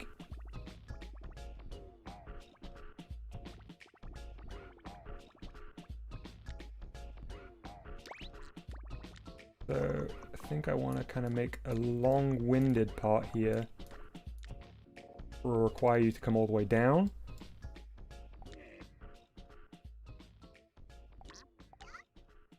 I guess... Mousey should hang out over there.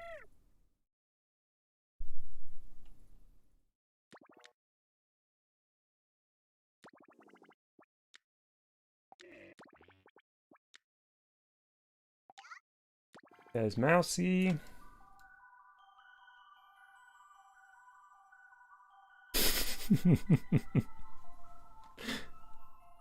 Foxy says, you do realize that if you play a train game, you'll have to do conductor voice the whole time, right? Well, look. If that's what happens, that's what happens. I don't make the rules.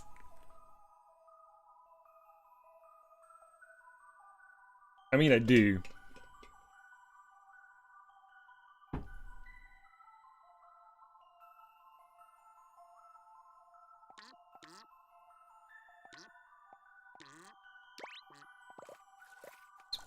I don't know why I'm being so weird about the level layout here. For some reason it feels very important. And I don't know why. Because I never really kind of thought twice about the other designs. For some reason... Like, all the sizing and everything is wrong, but... That's okay, I can come back and fix that. I want to make sure it's working.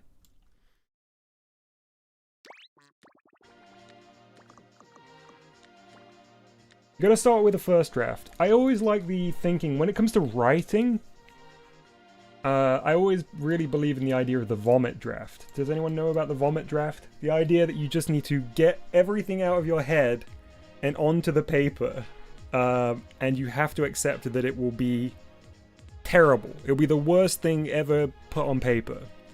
But if you don't do that, there is absolutely no way to refine it, and there is absolutely no way to get it to a place where it could eventually, hopefully, be something great.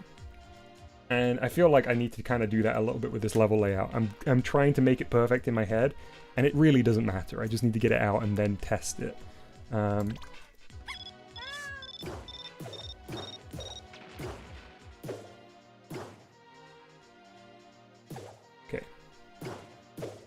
Now it's come in. There's a little bit of delay.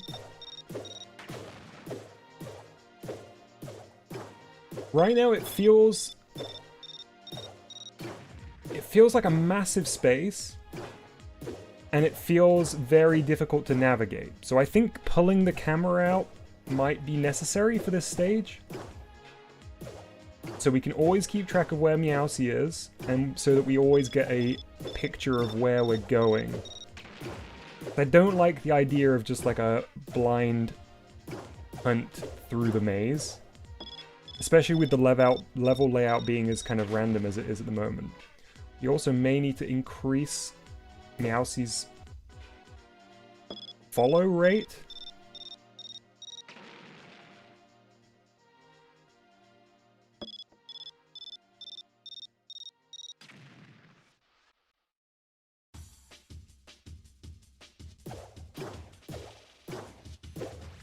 Train jam, says John David. Dash is OP. Yeah, Dash is really OP.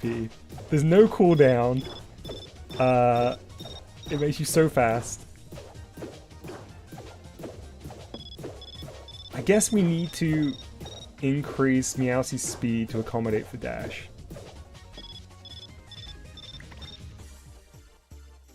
I'm feeling I want to pull back the camera. Chalupa says, I'd be up for a train jam. I've already got a jam idea in mind that I'm not ready to share. Oh, after this track, I'm going to put Elite Octo's Tomodachi Life suggestion. Sorry, Tomodachi Collection, the DS one. The OG. Alright, let's do some camera shenanigans here. Let me look at the old one to remind myself how this works. So there's a touch sensor, which we can hook into this touch sensor. The outputs to not a counter, a map, an inverter, and the game screen X The reason for the inverter is because we want it to move left, which is negative in the camera movement. So we're not going to need to worry about the inverter. Actually, I don't know whether Y... I don't know which way around it is, so we may need an inverter. But let's grab this block here. Oh, kind of felt like that was coming, but that was even sooner than I thought.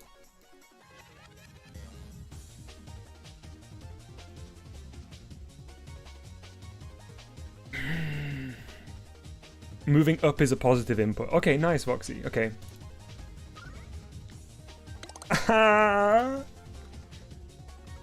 Okay, we're gonna have to, we're gonna have to go back in and steal a few more, constants, I think, to free up a few. Why is the 3.2 not connected to anything?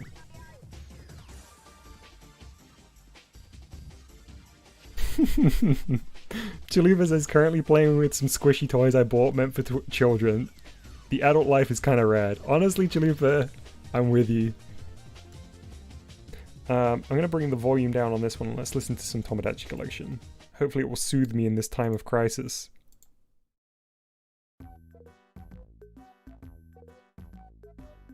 This is exactly what I needed right now, honestly.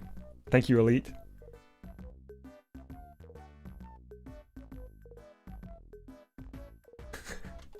Voxy says, you could just plug the flag triggered by the room's touch sensor into the Y coordinate of the game screen.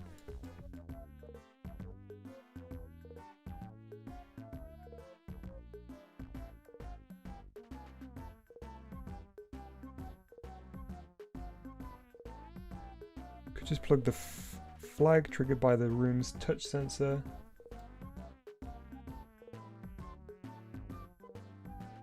Oh, right, yeah, the flag up here. Sorry, it took me a moment.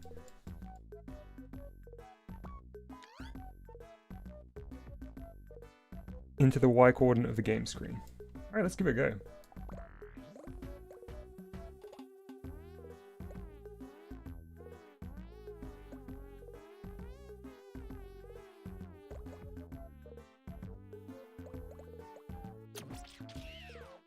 Hey, Fly, good to see you. Chalupa, thank you so much for the encouragement.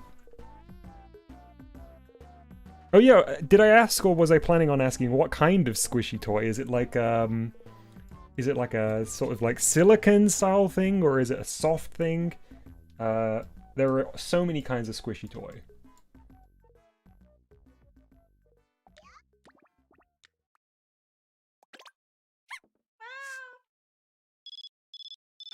Cool, okay. That works, but we'll need to multiply it by something.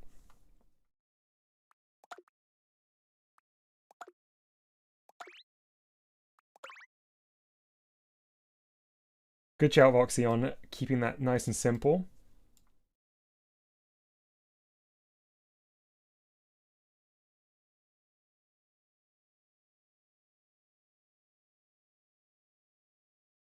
Just gonna see if I can get some Tomodachi Collection OST up in here.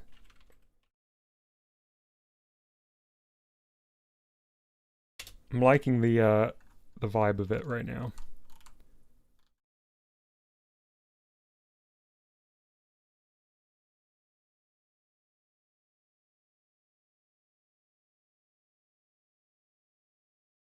Sorry, chat, one moment.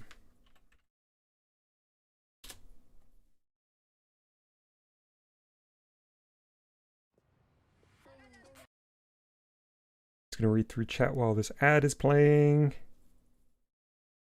These space dinosaurs that are super squishy and have like bones and squishy orbs inside them. I know exactly what kind of thing you're talking about. Yeah. That sounds great.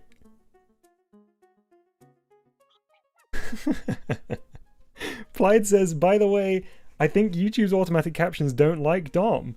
They sometimes call no-dons no-doms. They're sending a warning.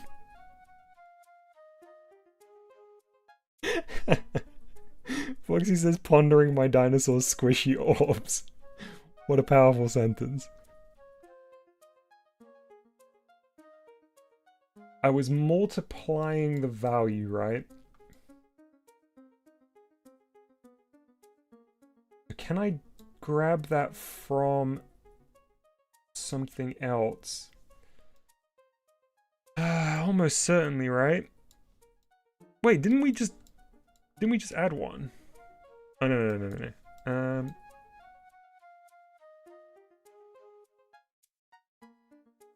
think we can. Let's just keep it simple.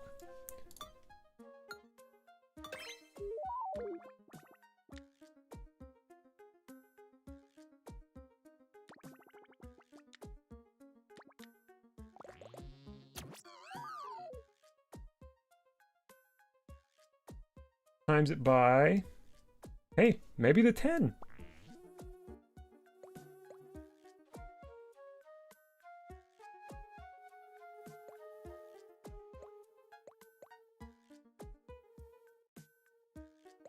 You need to add a remap node on. I don't think you could repurpose anything. Can you not multiply this input then? Is it only accepting of 1? And you have to use a map? I'm going to give it a very quick go just to know that I'm wrong.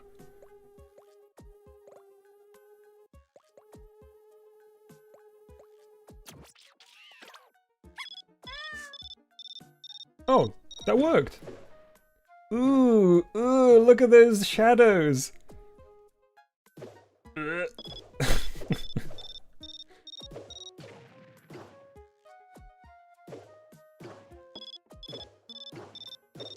Oh, I don't like these shadows though. Okay, when is it gonna do, like, how far from the objects will it? Also, obviously, this is way too stretched out. Okay, so let's remap so that we don't have to fiddle around with different constants. Yeah, Voxy said exactly that in chat. Remapping is more flexible since you don't need to only use existing constants. Yeah, nice, cool.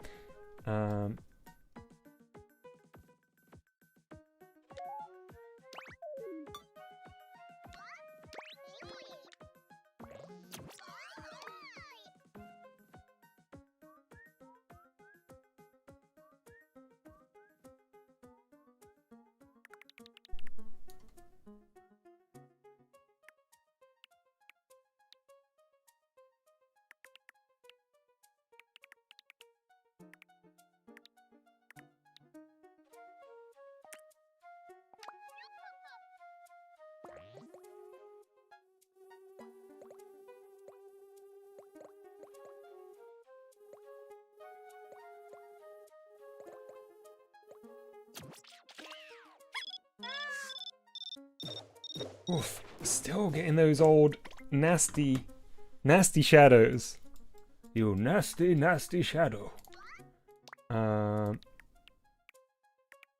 to 5? Okay, there we go. Well, that is our... Keep the second range starting at 0. Oh, okay.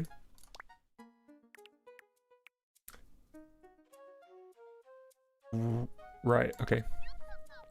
Welcome back, Seft. Much better. A nice clean shadows back again.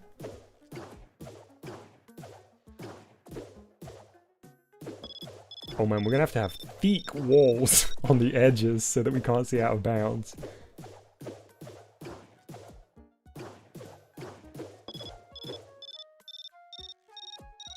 Ah, right. Okay, Voxy, got it. So that makes sense, yeah.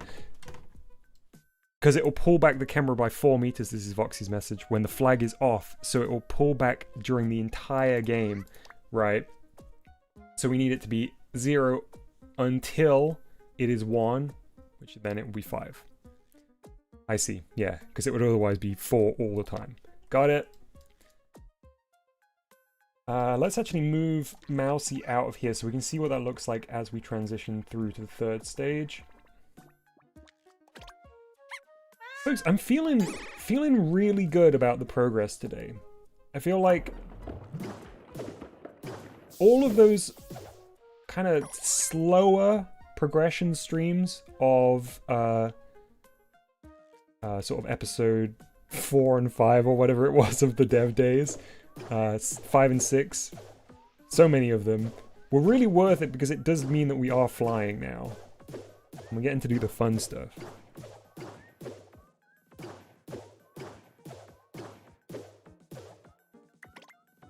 So I don't want it to be quite that much. I'm going to go to 4 rather than 5.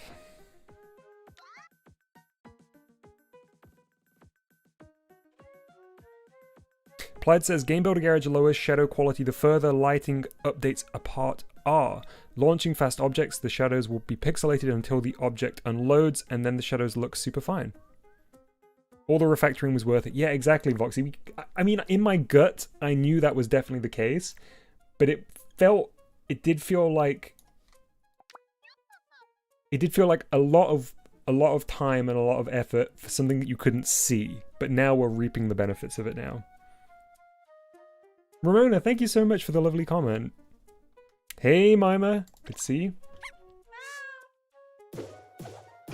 Okay, get out of here, block. Oh no, actually. I'm going to trigger the... So let's see it pulling back.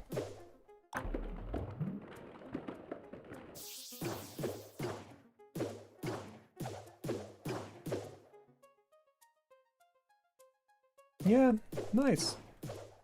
I like this degree of distance from it.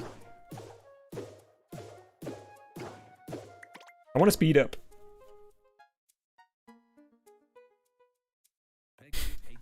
Peggy 18. Why has Tomodachi Collection suddenly become Peggy 18? GBG isn't using cascaded shadow maps. Literally unplayable. Shake my head. I know. I'm gonna uninstall right now. Speaking of uninstall, let's save.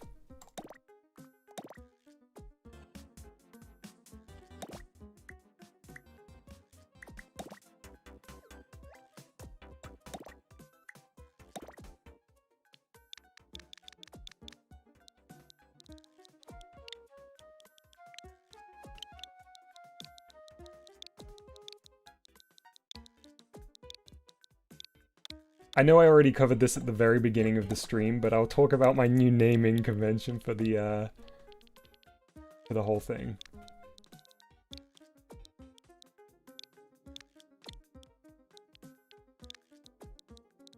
So, I gotta pause the track for a moment so we're not listening to double music. So, we start with the earliest backup I have, which is alpha 0.6 and 8, because I was not regularly making backups then. Or I guess it was less that I wasn't regularly making backups, but more that the updates were so spread apart that I would just back up and then delete after I made a change.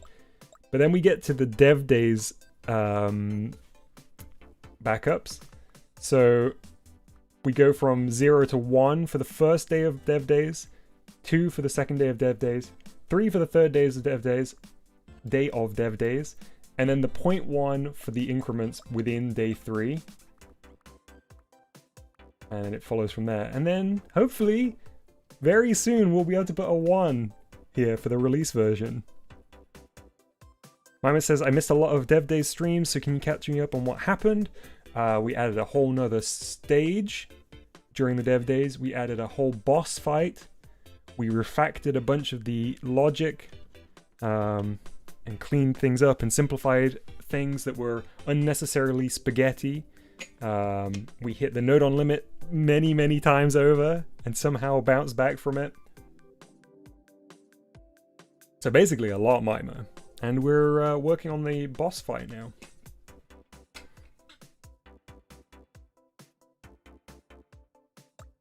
So, let's go into the current.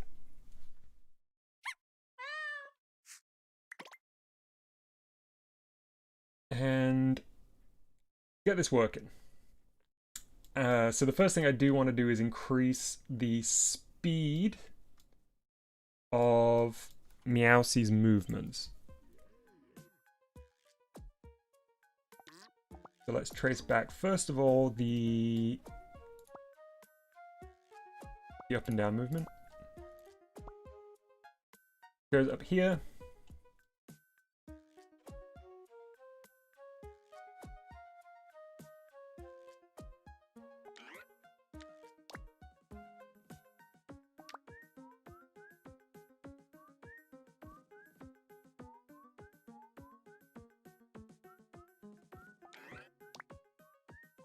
Ah, so the increments...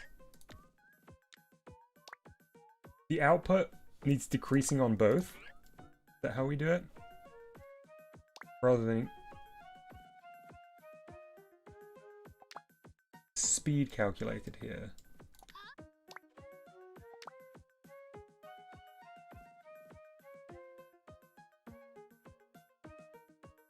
The Z of the UFO, Z of Mousey, go into a comparison.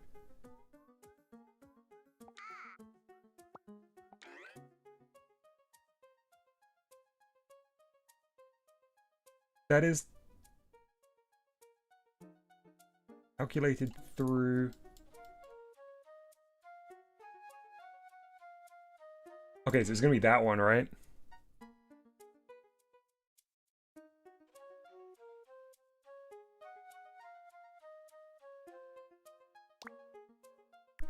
Is it upping it? I need to move Mousey. GBG definitely lowers resolution at times. Yeah, 100%. Faux show. Thing.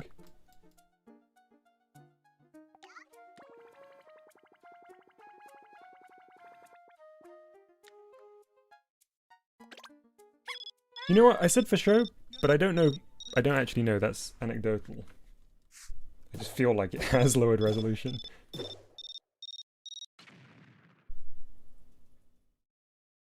That did work, didn't it? The vertical movement speed is faster now, but a bit too fast.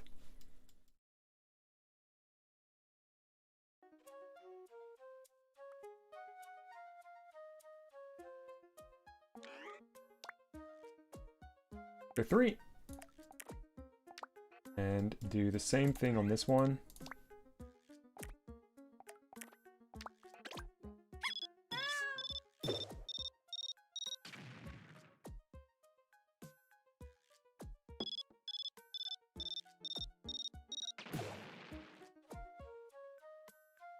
Ah! Do all of these need to be changed concurrently to make the movements equal on all axes? C's?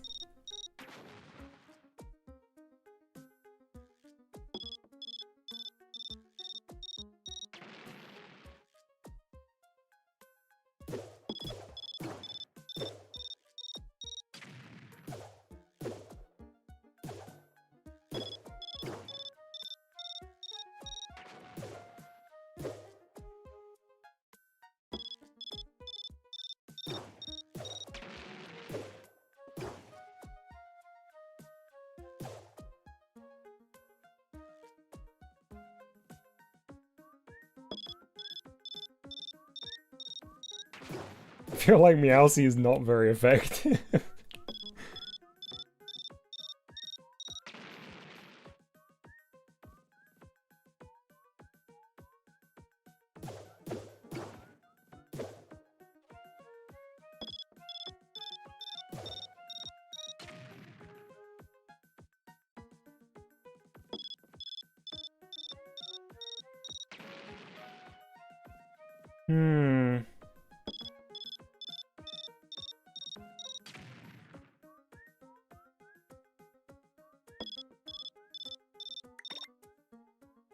So let's do an experiment. Will having Mousey move like way faster? Well, first of all, is this going to make Mousey move way faster? Am I changing the right values here? Or is this more to do with the wait time of the little search function that the UFO does? Let's see. Wow, Mima, that's very exciting. I'm a big fan of Jon Older. Oh,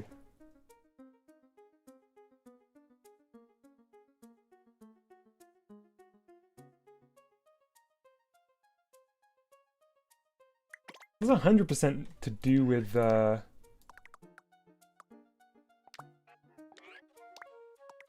Mousey sort of locks onto you then.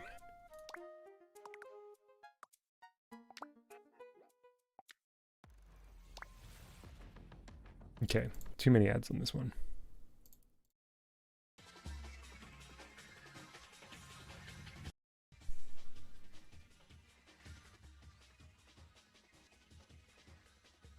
JD is taking a break from working on their Valentine's Day game. Nice! Foxy says, wait, Dom. Okay, I'm waiting. And just change the UFO's speed in its settings, of course.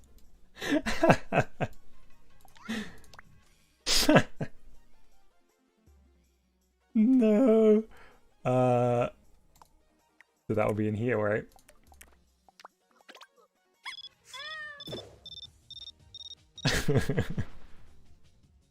Yeah, 100%.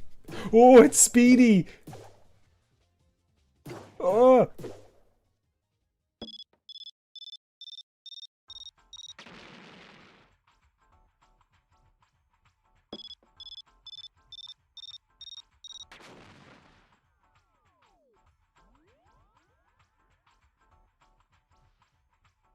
Did I leave the volume wrong? Why was it doing that?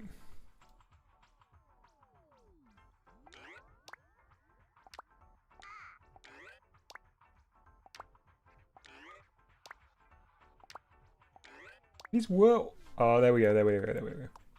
That's to do with the little kind of randomization thing it does when it's over the top of Mousey.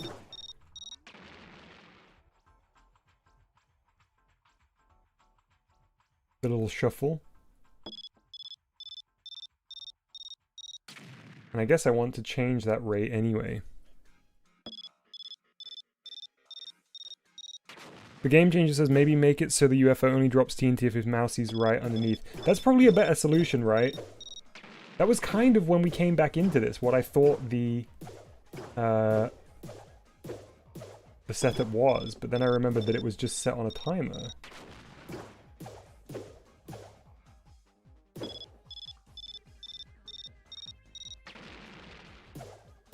Shape Fox says, this is why this is taking so long to finish, but take your time. Yeah, Shaped. I can do nothing but take my time.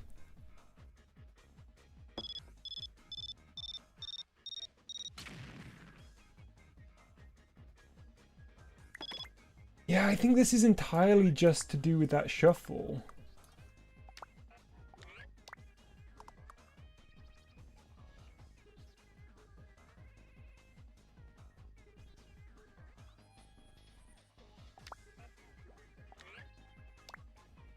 Right, I'll stop fiddling with this and do a complete playthrough of this stage to see how deadly Mousey actually is. Oh.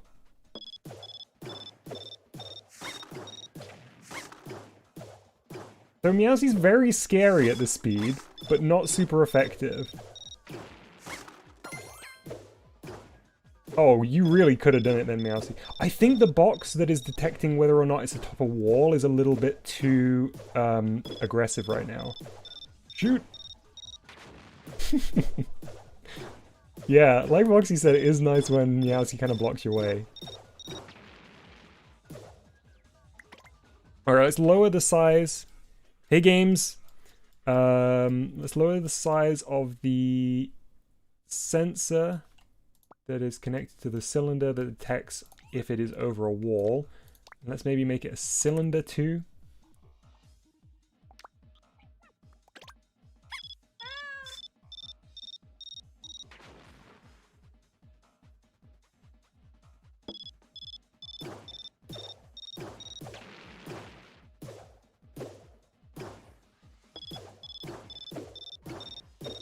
Does the boom radius need to be a little bit bigger too?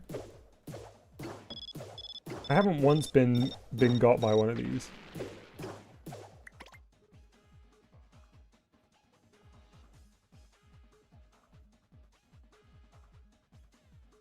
Abe, I believe you were. I believe you were one of the first. I think not the first, but I think maybe in the top three, first three. JD says, make me feel fear, Dom. I don't want it to be too scary. But we do need to tweak this a bit. So I'm going to say the teleport is going to get bigger. Meaning there is a higher chance of it hitting Mousey. This is why it's nice to keep these visible for a bit.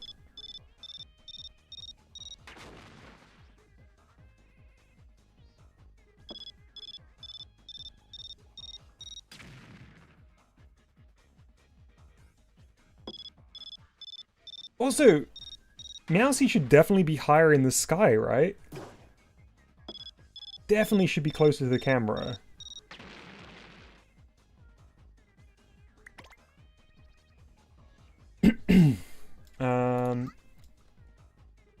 I think I can just adjust that by dragging too. It's gonna mess up the cylinder below. So is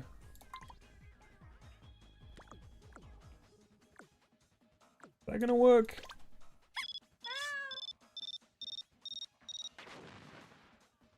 Oh, I think I nailed it. Like, first try.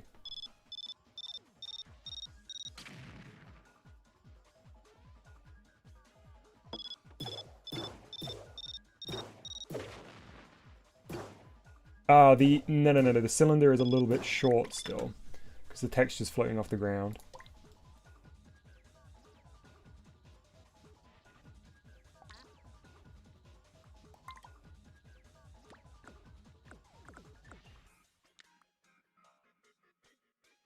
Hey, Yasya Ball, we are working on Mousey's cheese maze at the moment.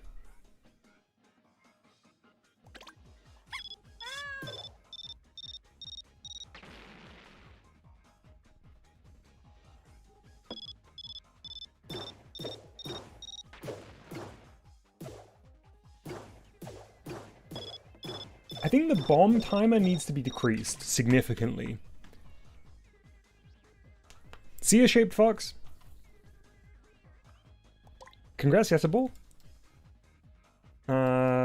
Let's lower the timer for show. I'm gonna go down to... I'm gonna start with half the amount of time, so 1.5 seconds, but let's see.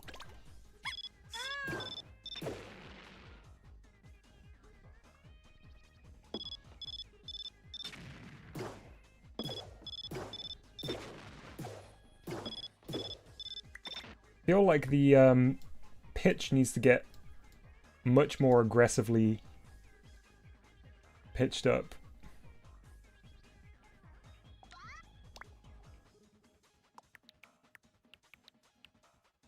Oh wait.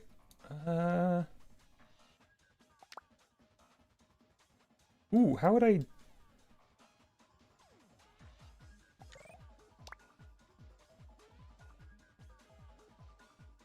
How would I do this? Count range.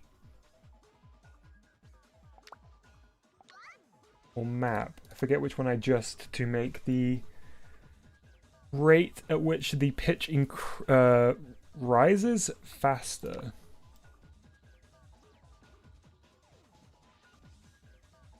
Increase the first range on the map instead.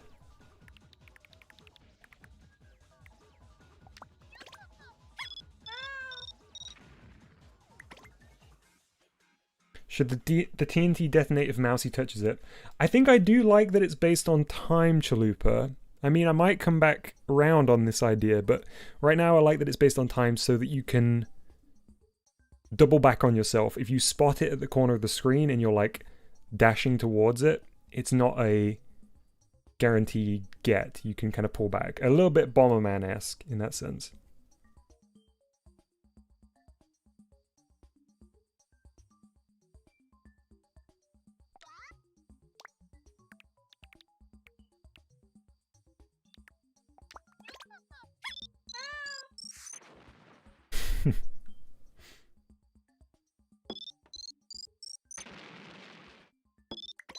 I don't like the fact that it does 4. I'm going to decrease the timing just a little bit based on the fact that I don't like the fact that it does 4, not 3 beeps.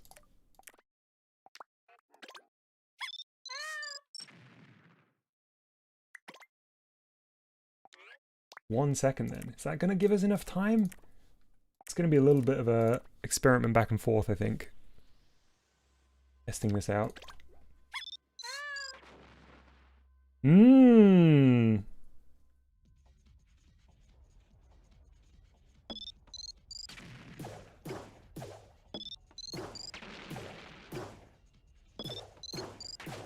But we do need to lower Meowsey's movement accuracy a little bit again, I think.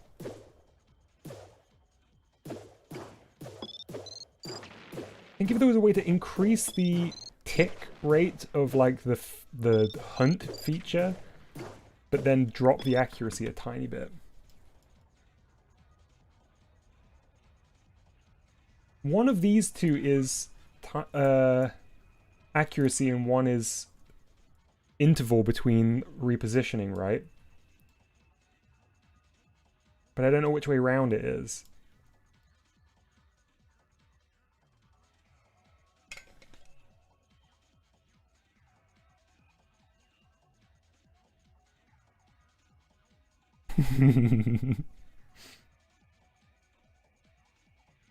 Voxy says, I feel like can Dom beat it is a good metric. Yeah, if I'm able to make it through the stage 2 out of 3 times, then the game is just the right difficulty. But if there's one time when I get beat, then I think it's perfect. Oh, Voxy says Page Disco. Actually, I think I still have Disco's UFO controller, which is labeled. Sorry, let me pause the music.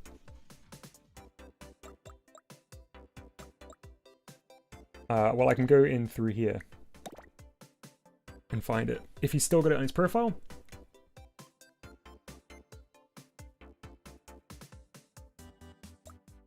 Yes.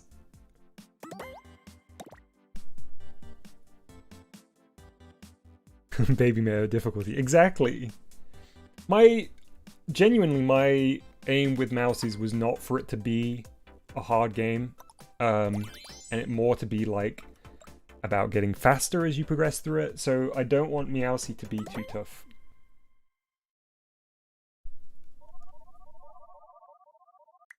Okay, so let's check the... Oh, it's just labeled as up-down movement. I'm sure Disco posted about how to change that. I really hope it wasn't in the chat. Let me see if it was in the Dev Days thread.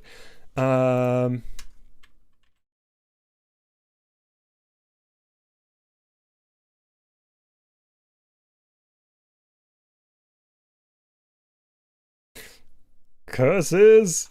I think it was in the YouTube chat. I'll just have another quick look.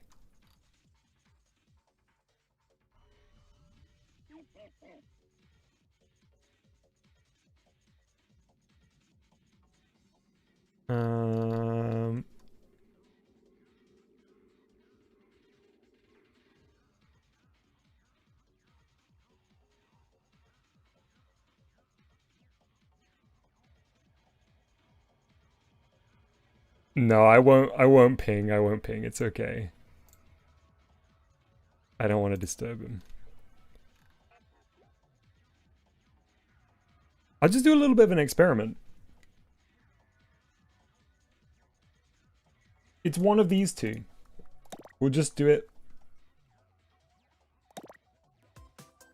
We'll just try it out.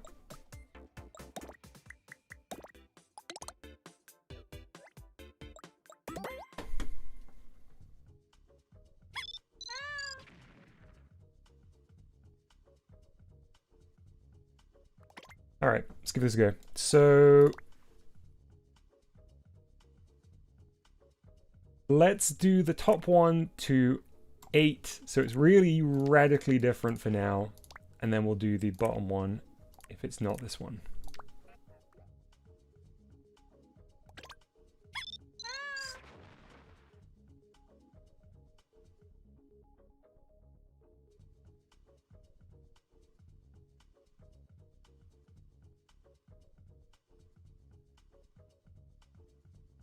So that top one seems to be time it takes before it repositions.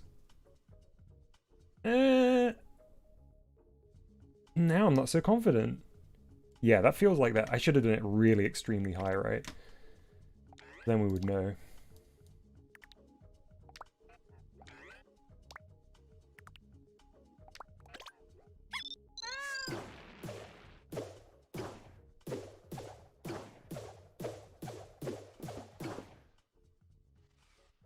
No, that's offset.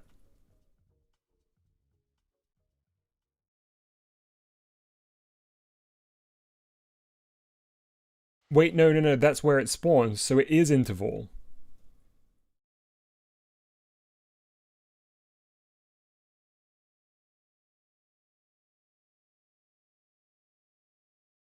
Yeah, yeah, it's interval. Okay, nice. Nintendo says you have a lot of sensors to make invisible in this game. Actually, most of them are localized to the boss fight. Alright, we found the interval then, so we're gonna bring those right down and increase the other one. The next part of our test. Oh, I took that one to 0. I should have taken it to 1.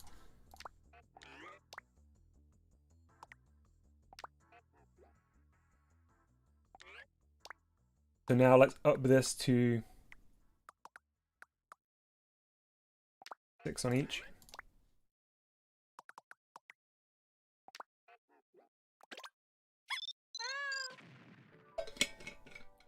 Sorry, I was just taking another sip of my water.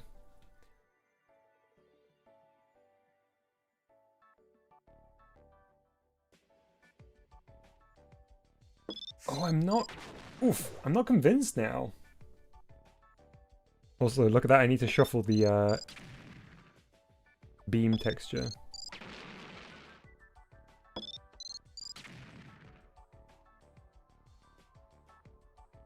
Yeah, I don't think that worked.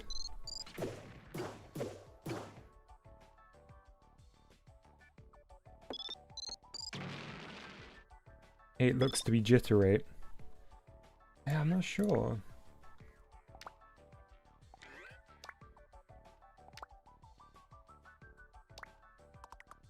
So if this was down to 0, it should just jitter constantly, right? If that's the case. Yeah. Yeah.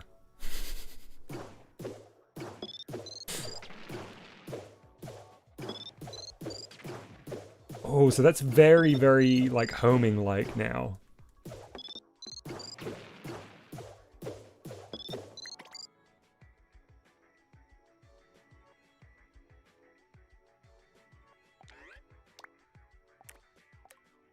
Let's move those back to 1.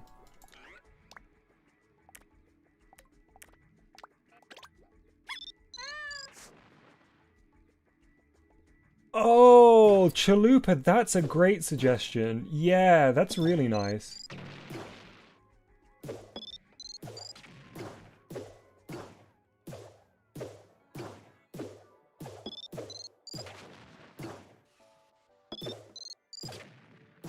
Oh, that's also a great suggestion, Voxy. Voxy says it'd be lethal if Meowsy targeted a space in front of you rather than where... Oh, that would... I feel like that would lead to some, that would require some serious programming, right?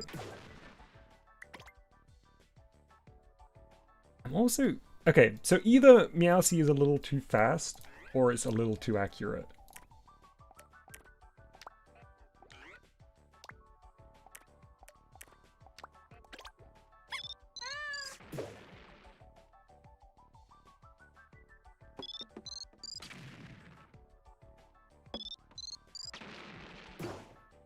Okay, this balance feels right to me. What happens if I... Oh, well, I don't need to do anything different to make the TNT blow up. It already works.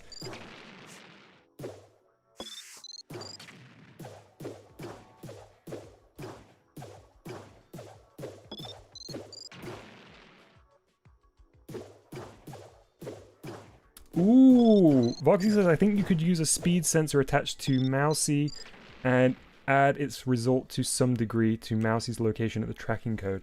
Interesting, yeah. The interval between the bomb drops might be a little long. Determined by the timer here. This is gonna be too frantic now, let's see.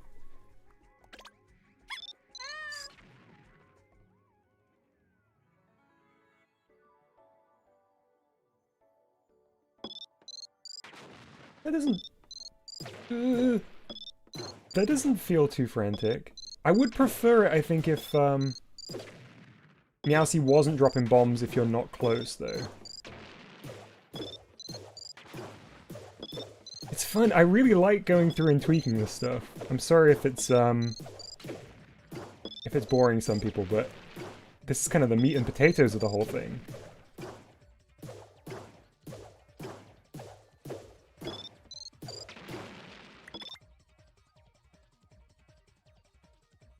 Applied says, I'm sorry, I don't know whether I already read this out loud. Add angle sensor to Mousey.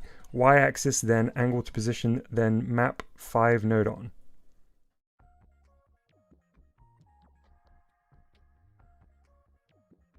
Then angle to position. Applied, is that the node on that would be required to have Meowsy drop TNT based on a position ahead of you?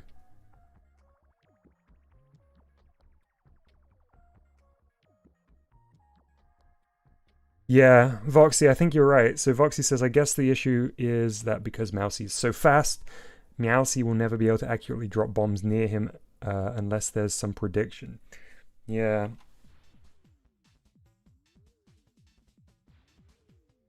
I have more note on the previous one.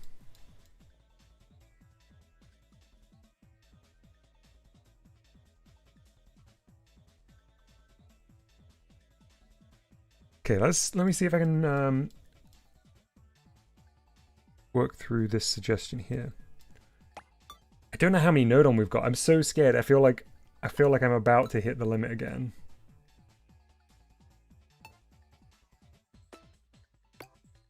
So I need a speed sensor, right? Whew, okay. Do we have a speed sensor anywhere in the game yet? For Mousey?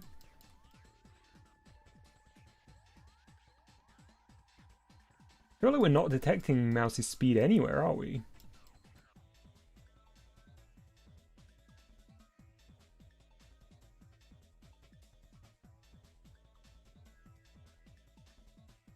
Okay, great. I don't think we've got one. So we've got a speed sensor now.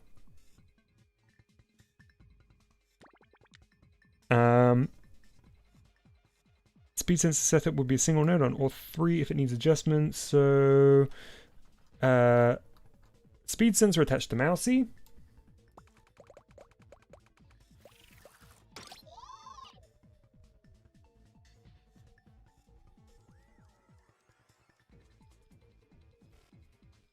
And its results to some degree to Mousey's location in the tracking code. In here.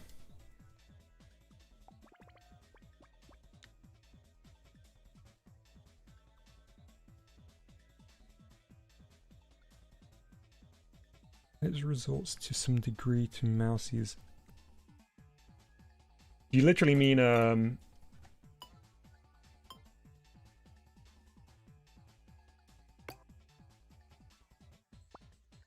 on, I can't remember what kind of settings we have in here. We on world reference for all these? Yeah, send it into where Mousey's coordinates are plugged inside the comparisons. Okay, cool.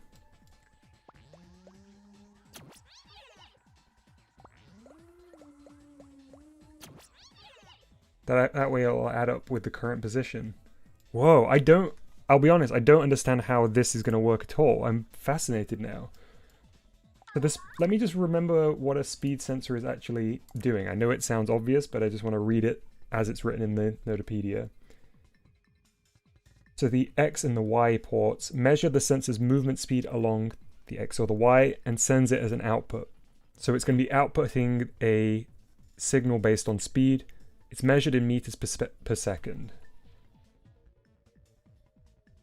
So we'll be sending extra... We'll be sending a higher value based on Mousey's speed.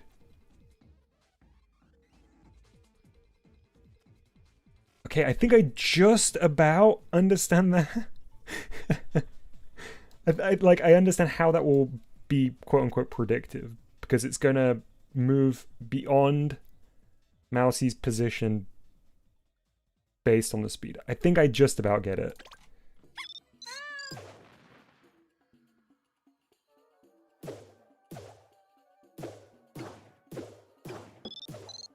Oh wait, but even if it does do that, it can't really place them where... Ooh, do you see that little corner cut? That was cool though. It is definitely better at it.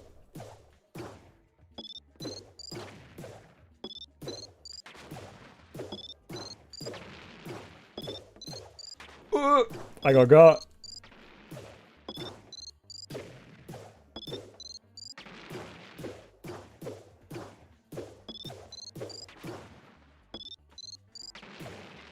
I think I would kind of have to see this visualized to fully understand how it's working. I mean, I know it's not working out. I know it's just based on the maths, but how it actually changes it. I guess that's a good comparison. If I don't boost... Yeah, there we go. Yeah, that's super obvious there.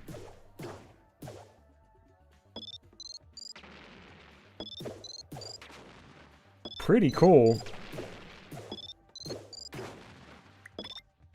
Okay, now I do think I want to change it so it's not based on a timer, it's based on Mousey's position, or like, yeah, Mousey's position. And I think what the best way to do that would be. So right now it will just throw a new bomb down after 2 seconds.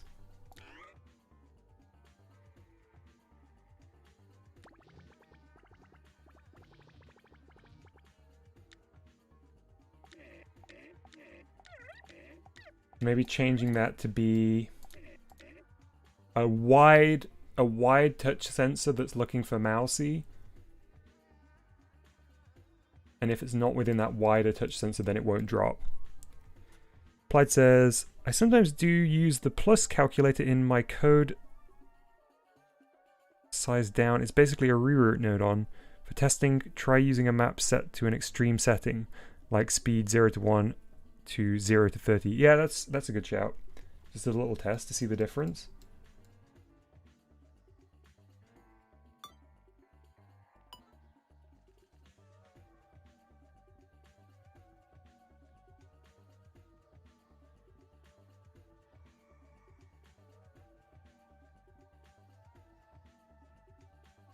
I wonder if adding an acceleration sensor would help keep accuracy even while spanning dashes. In place of the speed one, Voxy, or as well as?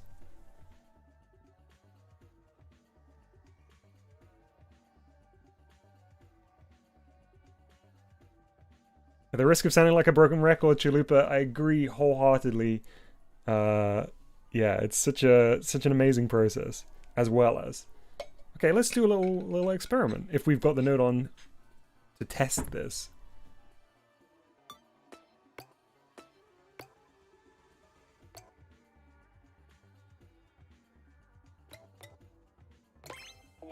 I love the look of these two. Yeah, I understand your spitballing here, Voxy. Let's give it a go. I do like trying things out like this.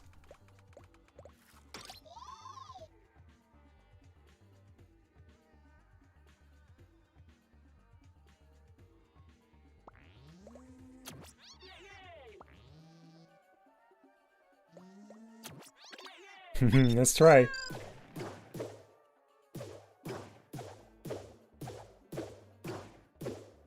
I guess the thing is I'm not very sure of how to quantify the differences. Because there's an element of randomness, right? And there's a lot of variety from my movements. This feels less effective than before. Did I get an input wrong?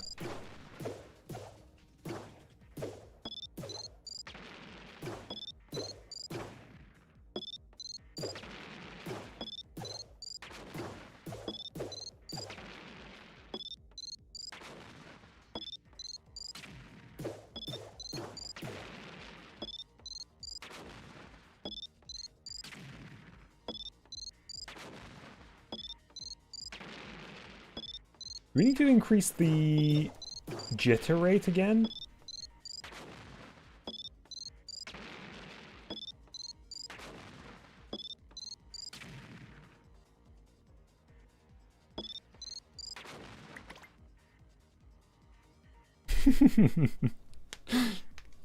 Chalupa, my headcanon at least will be that staples fly out of the TNT.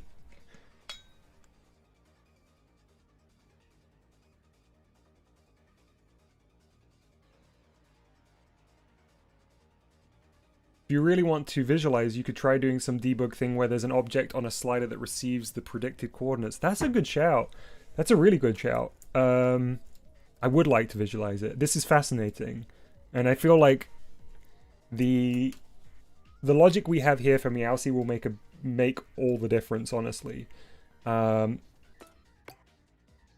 So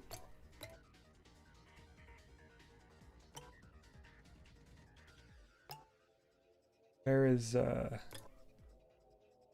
it be? Okay, let's do some constant hunting. I've also got this up here that we need to figure out. Lava currently doesn't make a sound at all. There's a 2 there.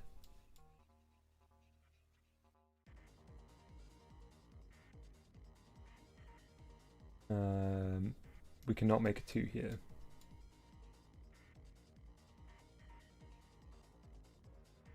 .5? Did we have a .5 up here? No.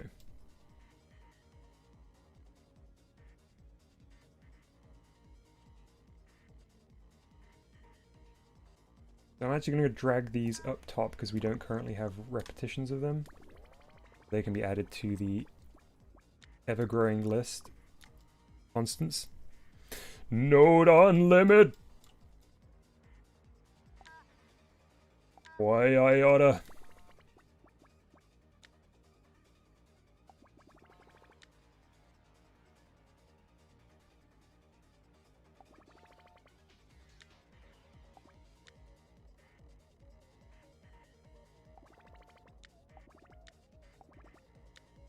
Ooh, if we can find a 0.5 or some like divisible thing, that'd be good to get rid of that 1.5.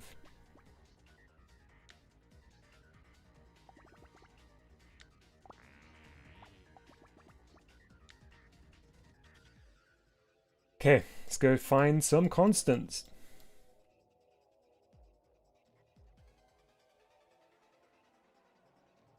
I really hope we're not out of constants. That would suck. I have a feeling we do. There we go. There's one. 0.8.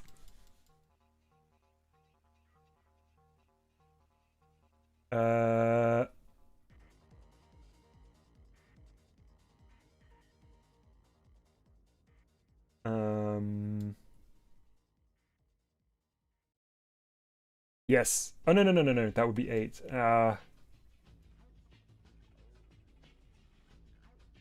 Wait, yes. These two, right? Cool.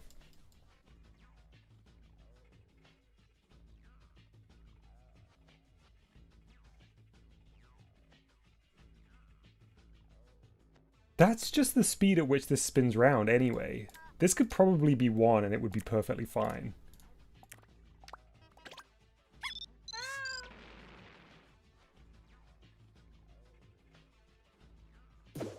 That feels fine. That's okay. I mean, especially when it doesn't look like a fried egg and it's actually a circle, that will be totally fine.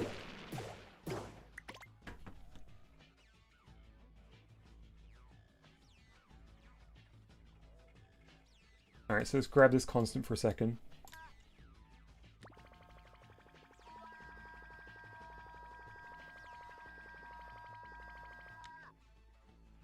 And go into here.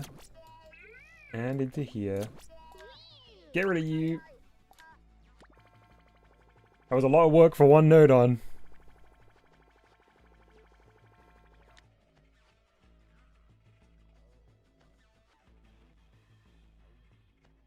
Where's my node on stack at?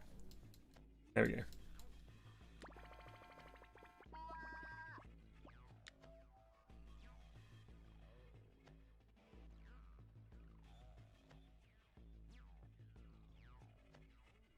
So another cursory glance.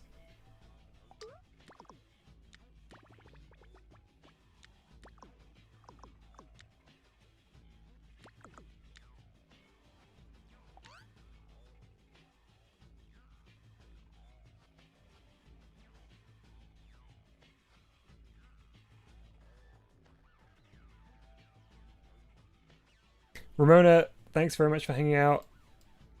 Have a great rest after your very early start. Wait a minute. There's an on start over here, isn't there?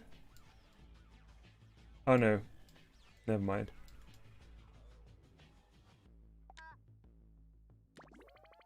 We must be able to make a 0.5.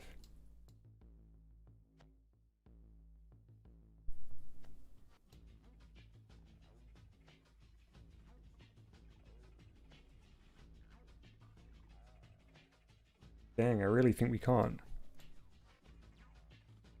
Since the door isn't programmed yet, you could sacrifice it temporarily. I don't want to get rid of the cheese because I know that the cheese will be... I know that there'll be 5 blocks of cheese here. Yeah, Applied, I'm so excited to try Jungle Green. I really can't wait.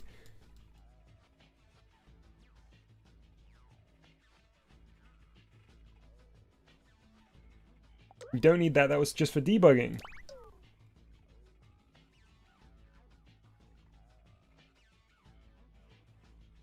Oh yeah, you're right. Foxy.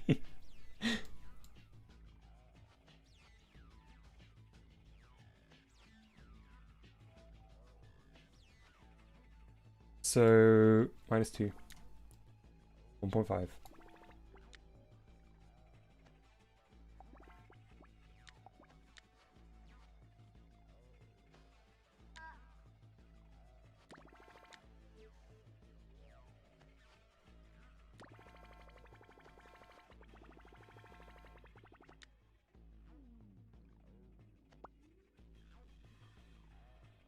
All 3 of those need to go into the bottom of this comparison.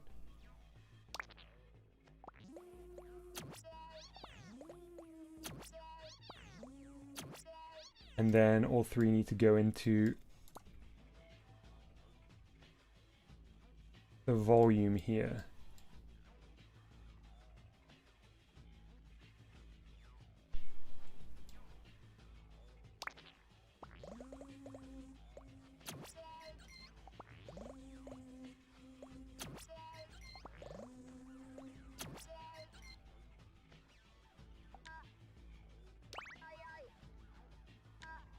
Okay. Worth it. Alright, we'll have enough, I think, now to do our visualization.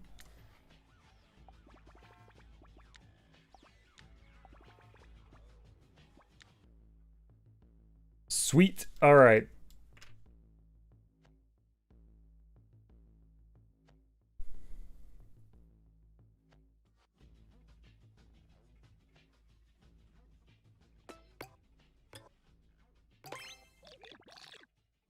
Gonna be a free slide, isn't it?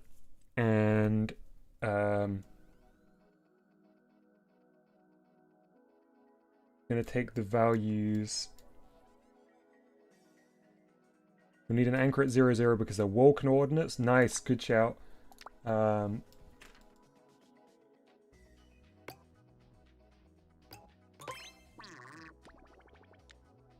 going to make it a sphere just so I know where it is.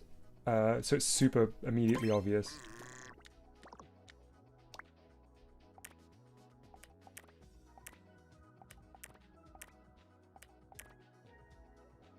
Oh, but the Y we'll need to keep visible, right?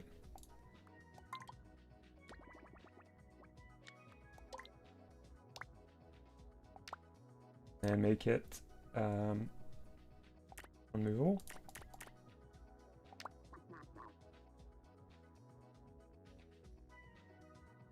And connect this up to the bottom. Hey, Wyatt.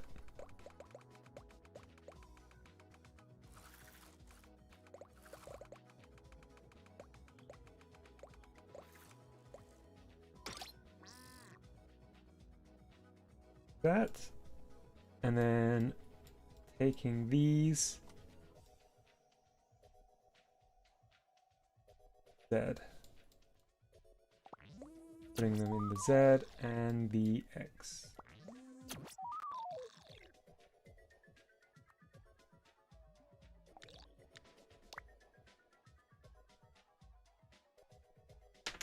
If you disable an axis on the slide motion input option, the connected object will move freely along the axis. Okay. I got muted for a moment. I'm not sure why that would happen, random cube. Plug the inputs from the difference sensors instead.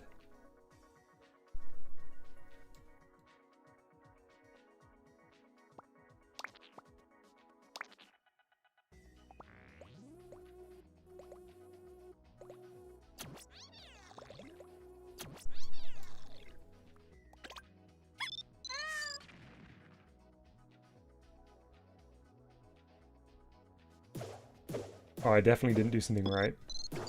Not the comparison. The difference.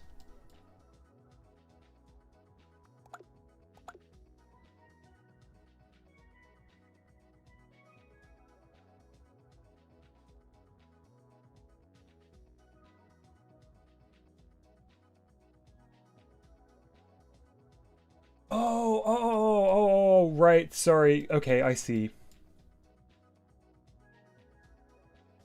Right. Gotcha. From the sensors.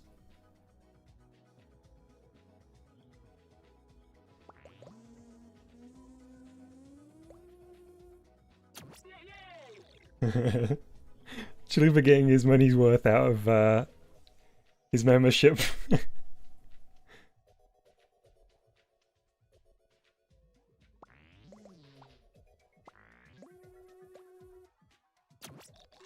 Right, Voxy, sorry it took me so long to figure out what you meant.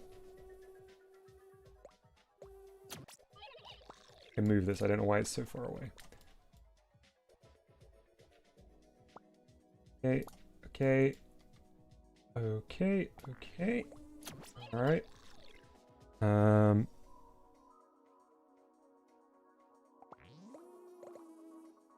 Bing. Bing.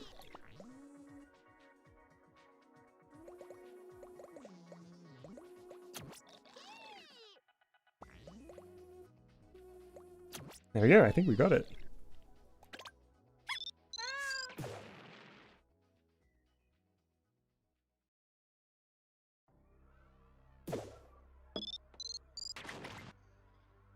Hmm.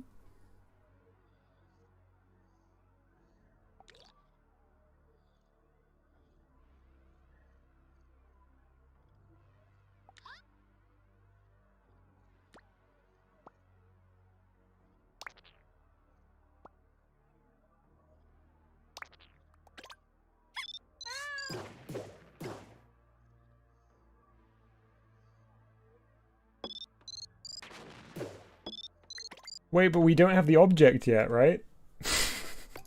I didn't put the object in.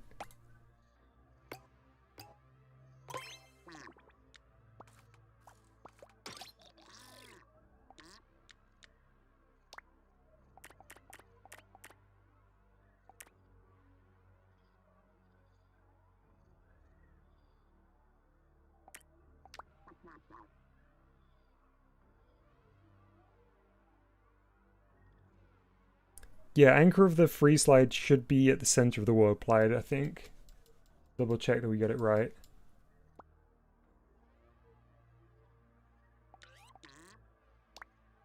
Yep. Was it because I didn't attach an object? Are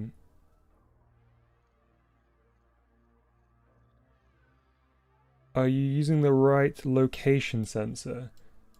This one here is Mousey's, which should be the correct one, right? There we go.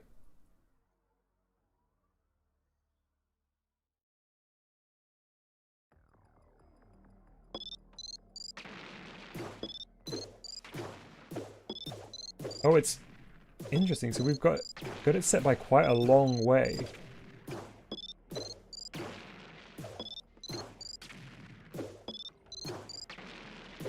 I wonder whether it's like too far out to really be usable. I don't know, it's hard to tell. I love how it, yeah, you can see it extend out from beyond where it is when you dash.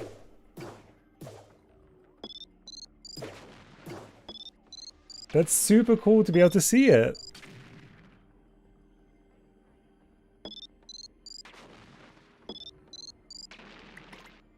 Let's make it a sphere and move it down to floor height. We get a half circle. Seems about right, says Plied. I'm gonna see.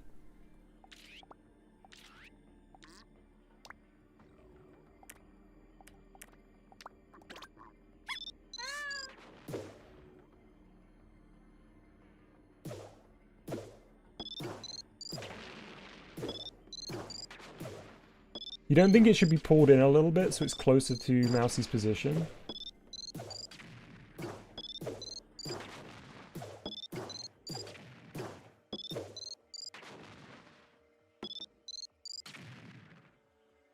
Not says, what are you trying to do? We're not necessarily trying to do anything. We're currently visualizing how Meowsey's predictive pathfinding works. So the white sphere is where Meowsey intends to drop the TNT. It works perfectly if you do not dash. Like, I feel like the predictive stuff is pretty spot on without the dash. Shall we unplug the acceleration for a moment and see what that's like?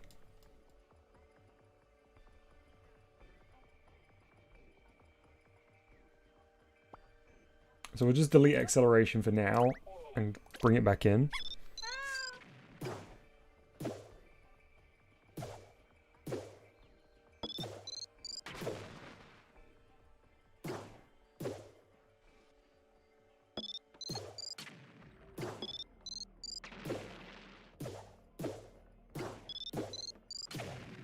Yeah, I feel like we don't really get much of a benefit from the acceleration.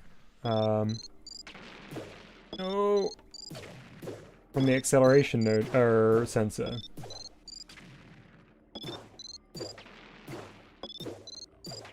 Man, I love it when he's like speeding alongside. That's so cool.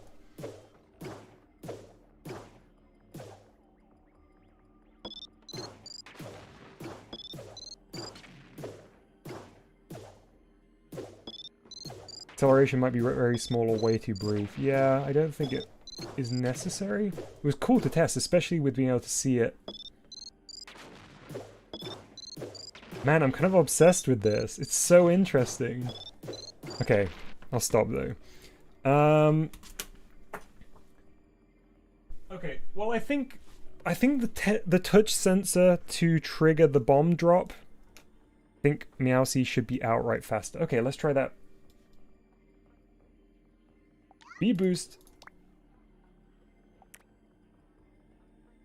Let's go a whole extra unit. Oh wait, we can't. Here is the maximum.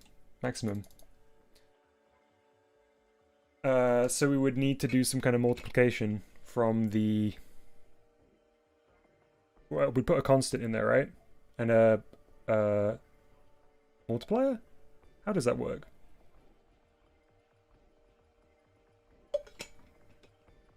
Two maps. shocking that the movement speed is capped at 2. That's wild. Elite says, if nothing else works, modify the TNT. Yeah, the TNT drop system needs changing, I think. So rather than being on a fixed timer of a 2-second interval, unless it's over a wall, we use some kind of sensor-based thing instead.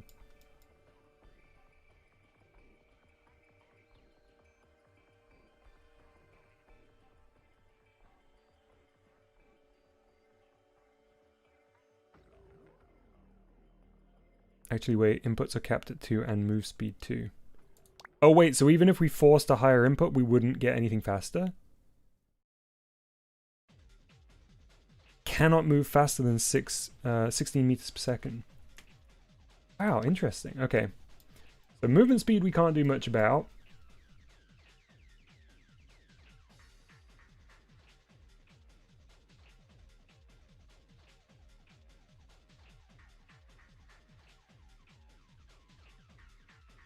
So I think, yeah, it's this. It's this thing that we need to adjust. Let me just... Oh, excuse me.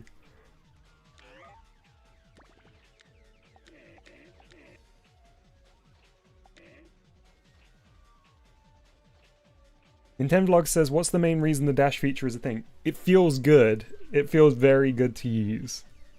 Dashing feels great. And that's the reason it exists.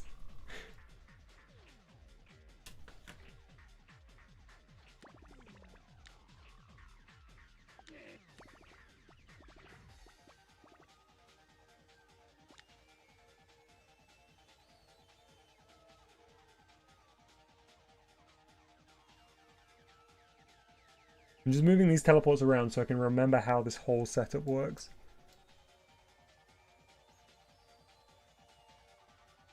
Okay, so we need an and, don't we? So when the dice is present, the dice is the TNT, and Mousey is within the big touch sensor radius that we're going to establish around the UFO, then send a new one back out.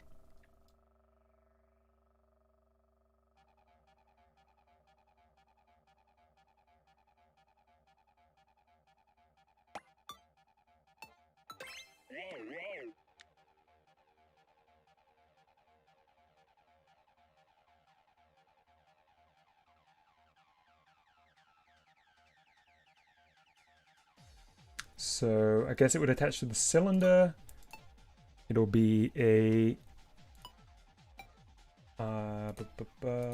sensor.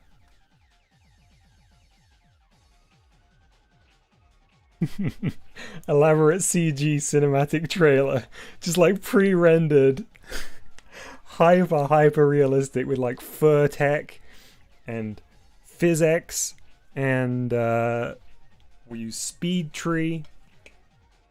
Obviously, everything based on Unreal Engine 5. Fully voice acted. Orchestral score. Yeah, Voxy says not actual gameplay footage. May not be representative of the final game. Ow!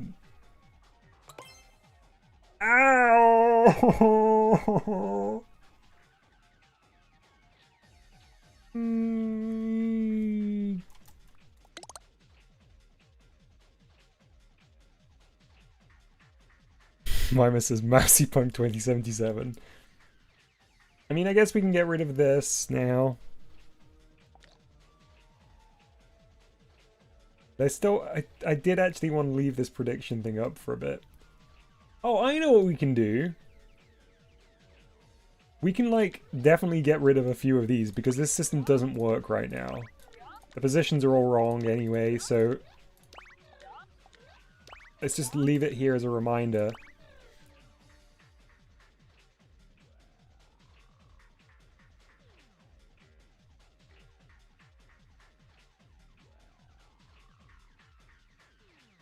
I'm really scared, chat. We're really, truly scraping the barrel yet. Boxy says you can remove the cheese while you're not using it yet. Okay, I guess. I really don't want to though. The cheese positioning is quite useful. Imagining that we're like going around and finding the cheese, but I guess. Alright. So, did I even make that touch sensor? I don't think I did.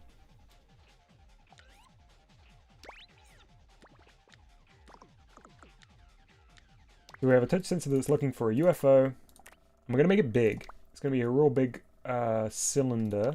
Great. Connected to this cylinder. And located at the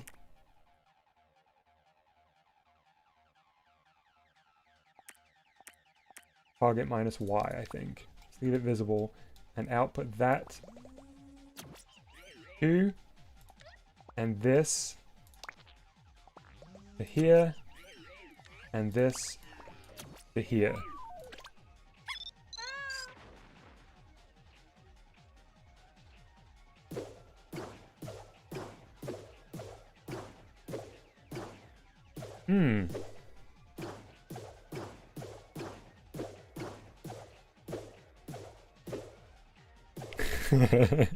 Bugsy says, you sounded like one of those people who keeps absolutely everything for a moment. Yeah, like I'm like, no, we can't throw away this jar that used to have spices in it because we'll never know when we need it. We'll never know when we'll possibly need this jar with like a completely busted up lid or something. I broke it. I broke everything.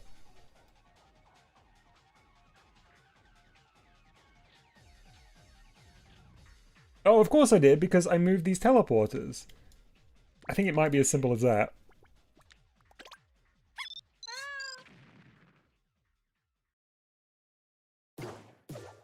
If I can steer clear, yeah, this is definitely better. This is 100% better.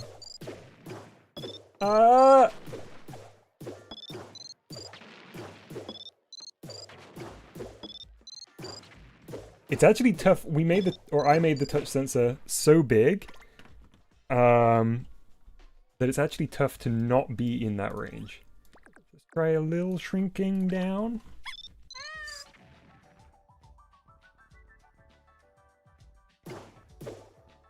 Basically, Mousey should not be dropping bombs if you're off screen.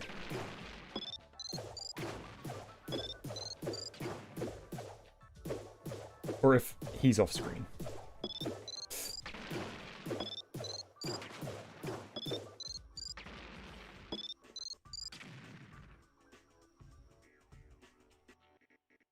Huh? Why'd it break?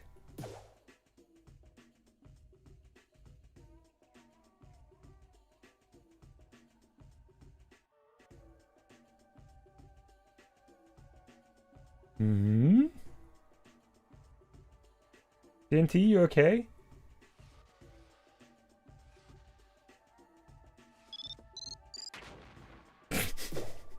Why? Was it something to do with the cheese?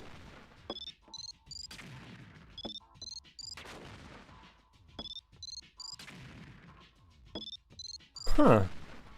Oh no, it's a dud. Fascinating. I wonder what happened.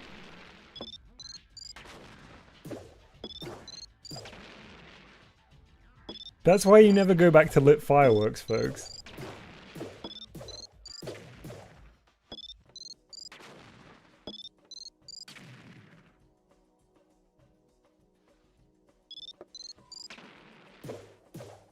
I kind of love this. I feel like this is the correct balance. Implemented a TNT troll without realizing it.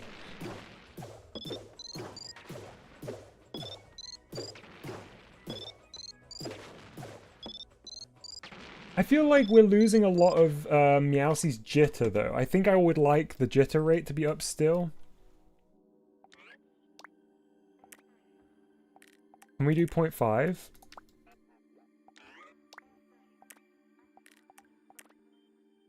Yeah, apply it. I think it's really nice. Yeah, Meowsey being able to skip corners is amazing.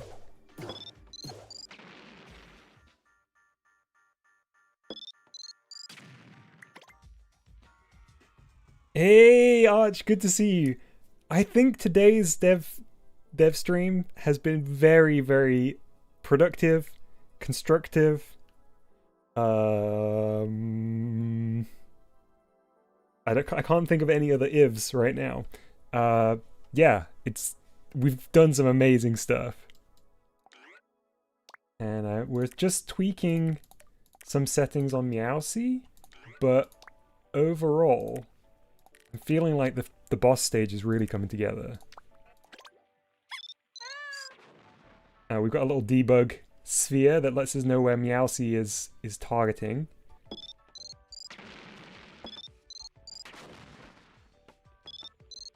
I don't think that value that I'm changing is actually behaving in the way that I understood it to.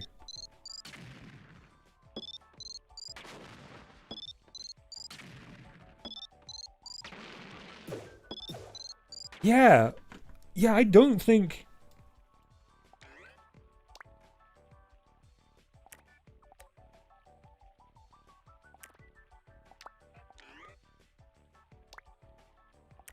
I feel like they didn't do what I thought it would do.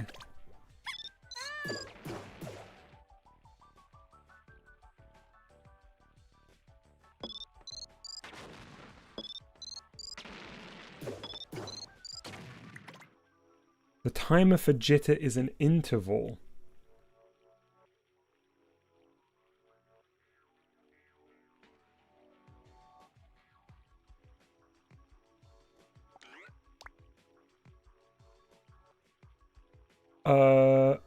No, I'm sorry, I don't know in this specific situation what that would mean.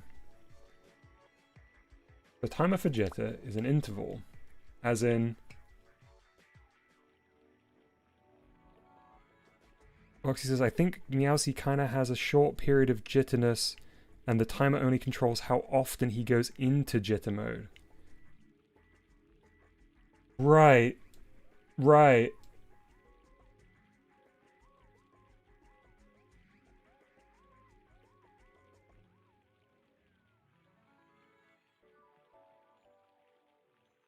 Also, Arch, I hope your day at work was good.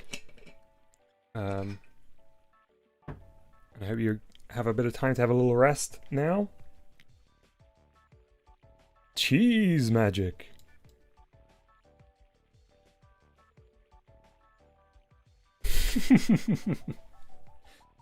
Does Meowsey have a legitimate UFO flying permit? This is important information for the wiki. No, I think the UFO was constructed entirely from parts, and there's been absolutely no regulation, no testing, and Meowsey definitely does not have any kind of... I don't think it has any kind of driver's license. We've never seen Meowsey drive or pilot something.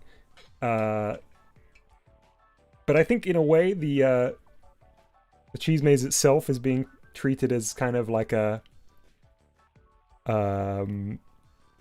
are they called? Like, those... I feel like it's such an apocryphal thing, but like the idea of like international waters.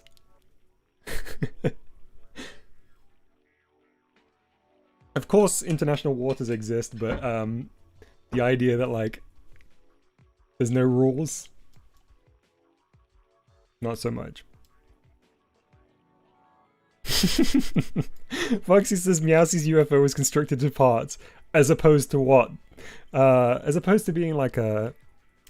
I see exactly what you mean, but as opposed to being like a, you know, a branded UFO.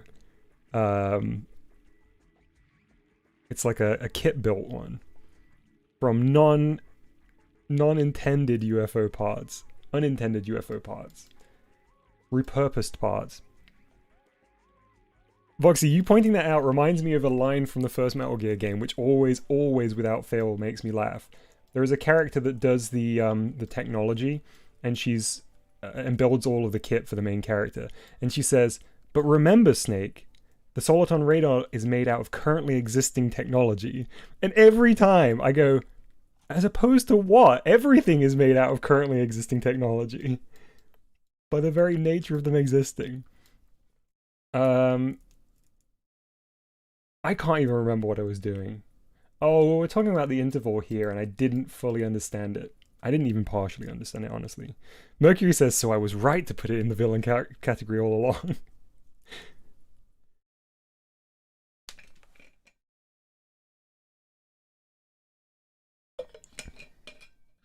I guess antagonist is appropriate.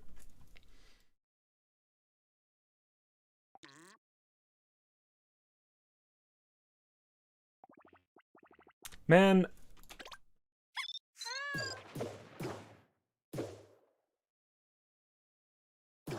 it's so funny. I went from like being super, super pleased with this to being bummed out that I can't figure out one like tiny little adjustment in the span of about 30 seconds.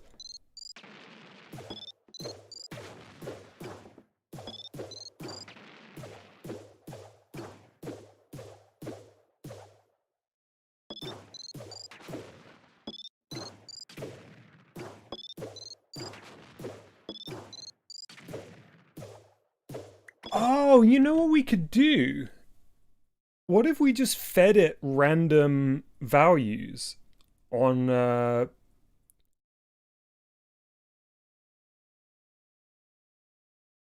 if we just fed it like random values at random intervals. So we get like a real kind of wildness to it. Is that going to mess up the prediction?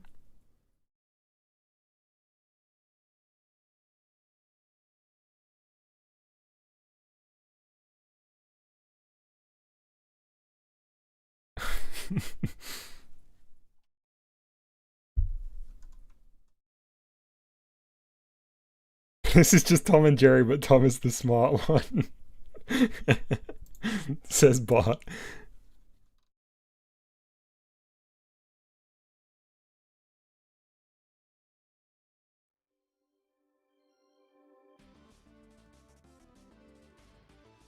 I know what the issue is. I know what the issue is. The issue is not anything to do with logic. The issue is we don't have a UFO sound.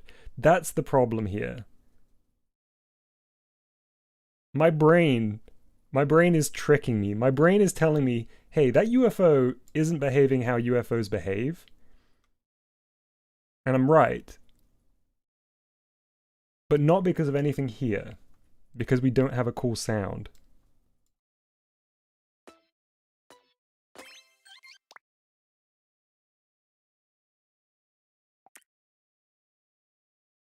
Voxy, no, I think you're right. Voxy says, honestly, I like the way Meowsie's moving right now. I think genuinely it is the sound thing for me.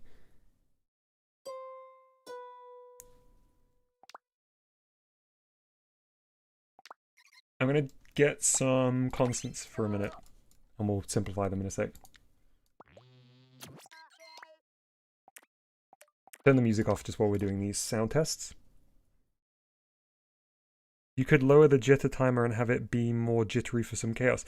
But that's what I was trying to do, Voxy, but I don't know how to accurately do that. Because I thought it was just changing the values here, but that didn't seem to work.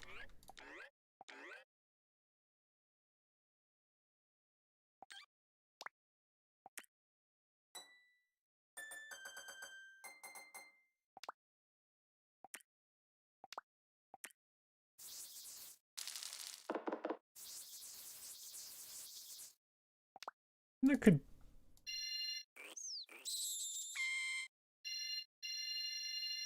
This with a little bit of, whammy on there. Maybe we could repurpose the poison logic.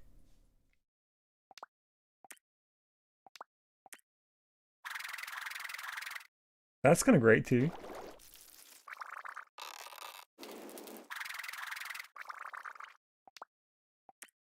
I really want to noise though.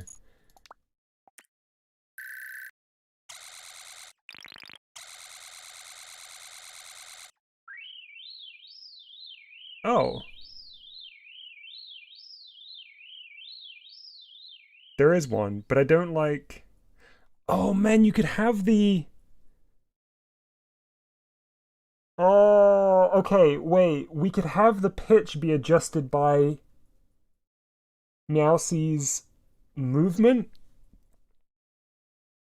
So like, maybe, do we use a node on for like acceleration attached to Meowsey? That adjusts the pitch? Because I feel like the thing about Spooky is it already has that wobble there, but it won't be relative to anything that Meowsey's actually doing. I think I'm gonna waste a whole node on this.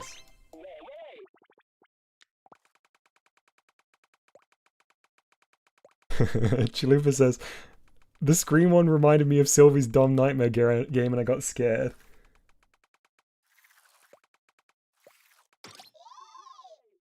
We're getting a bit ambitious for our node on count. These things matter though, Chalupa. Oh, technically the outputs from the calculators are speed. Okay, nice. Can we feed both into pitch?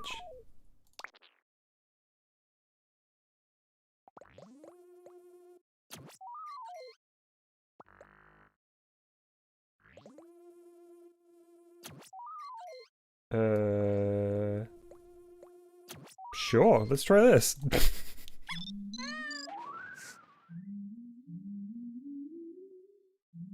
Oh, it resets every time. Okay, so we don't want to do that.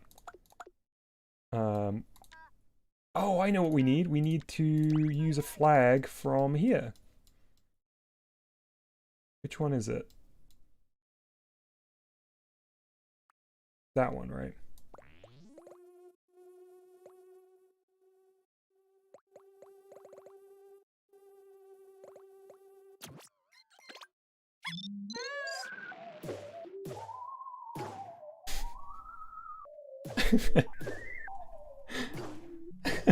The cheese maze is being haunted by a spectre. Oh, it's so bad.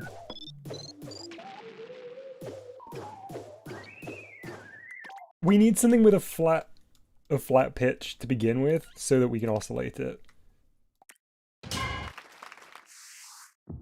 Can't be that because we use that.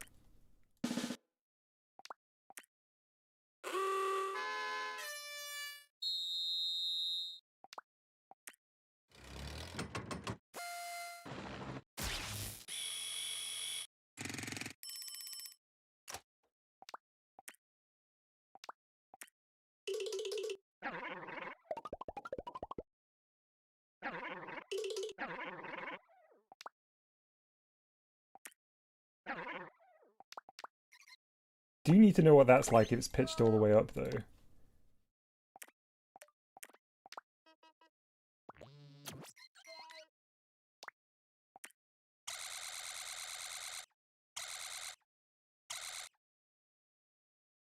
If you made the calculator outputs positive with an absolute value, it would sound better.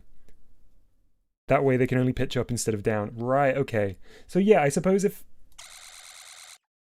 Wait, the max you can have is 2, isn't it, on a pitch?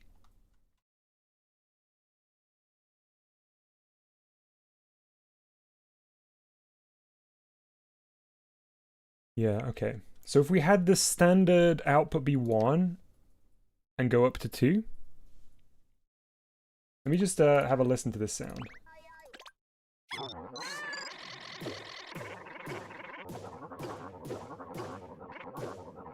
As long as this doesn't go too low, that's okay.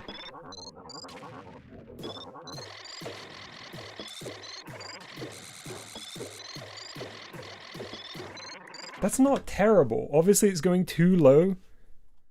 Spooky sounds okay high-pitched.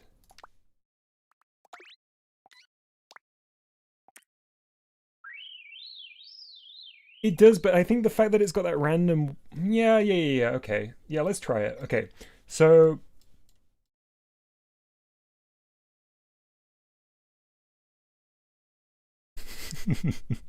In Mousey's Cheese Maze 2, Mousey eats the maze because he thinks the maze is the cheese. I mean, that's the title, I suppose.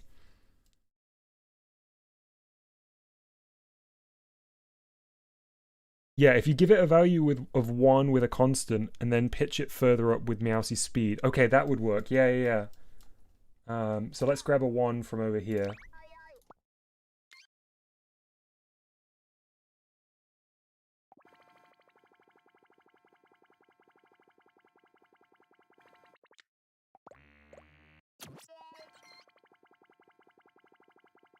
It's a little loud, could get annoying for long periods of time. Definitely Chalupa. Yeah, we would have to knock it back a little bit in the mix. But we'll do the testing first, and then we'll drop it down.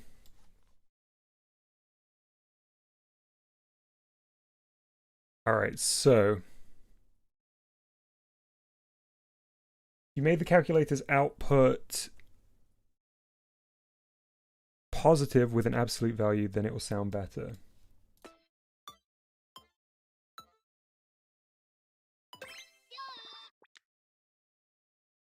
Do I need 2 of these guys? Oh, yes!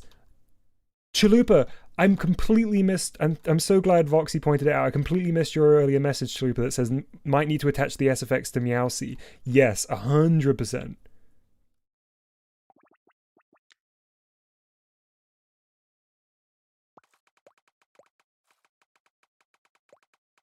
Oh, show.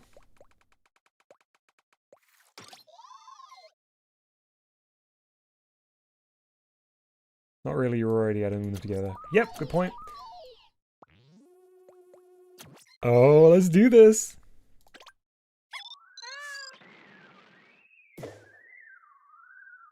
It's too spooky.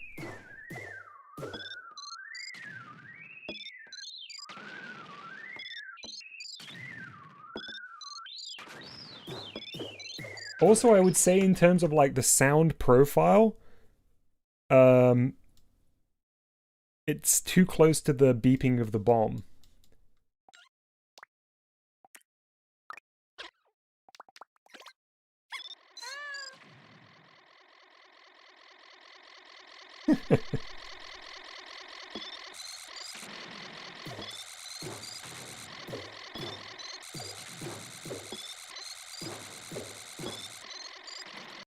Hearing Meowsy hearing Meowsy come from off frame with that noise is very good. I can hear it in my right ear.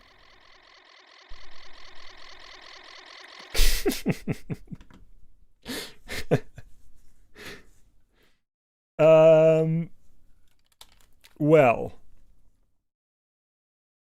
that sounds okay, except that the pitch isn't changing. Or it is, but it's changing in a really weird way. Only when Meowsy jitters. Pitch is constant.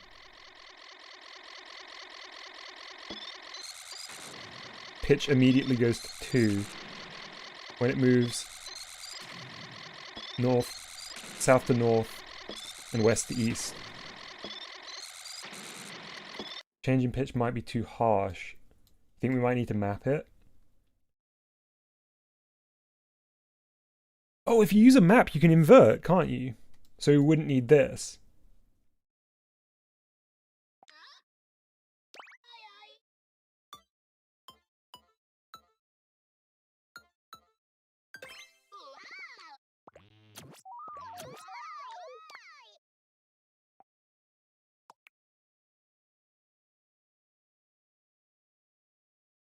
Well, that's because there's no transition, really. Yeah, that's true. So wouldn't that mean that it would be better to use Meowsey's acceleration?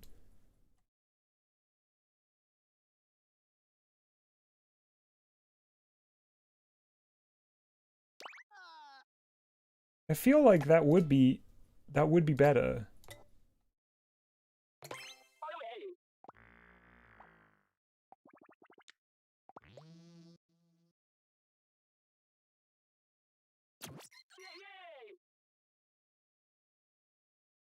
This might not work, but maybe speed instead of acceleration. Okay.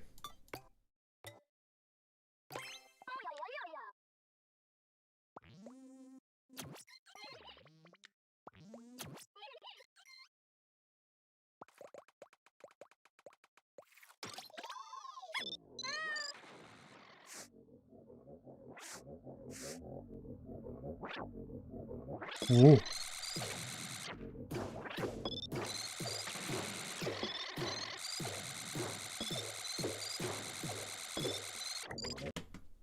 Did I get rid of the 1, the constant?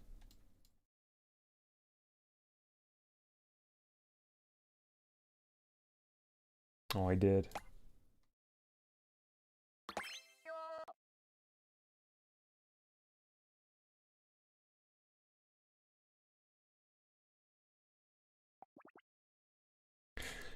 I think, okay, here's what I think. I don't think we need to actually use the real input from Mousey. I think we're just gonna need to just randomize it. I think it doesn't actually matter. I think it's another one of those sort of, it will work better in the brain if we control this a little bit more, rather than using actual values from Mousey.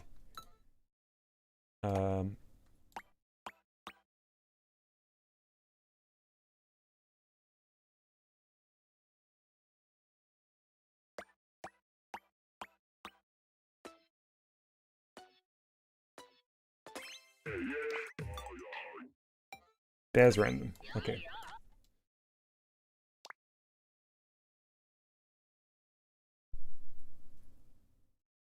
Or counter with bounce rather than random.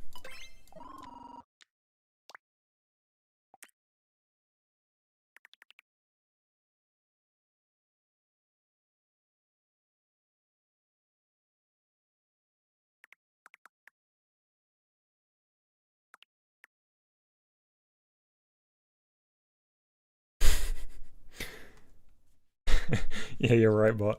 Okay, I'm going to read through Voxy's messages. Let me put some music on in the meantime.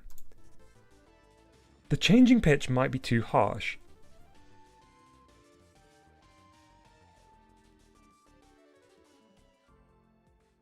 Changing pitch might be too harsh. Well, that's because there's no transition really. The point of the absolute value is that it can't be negative, because a negative value would pitch it down instead of pitching up. Maybe speed instead of acceleration, right? Accelerations are very brief. As soon as the speed gets to a constant rate, there's no more acceleration. You'd only have a very brief change in pitch when Mousey changes direction, right? Remember the speed output changes sign depending on the direction. Left, down, and backwards movement is negative speed. Right, up, and forward movement is positive speed. Copy. Also, I kind of like the pitch changing with speed because that's how the actual UFO node-on works.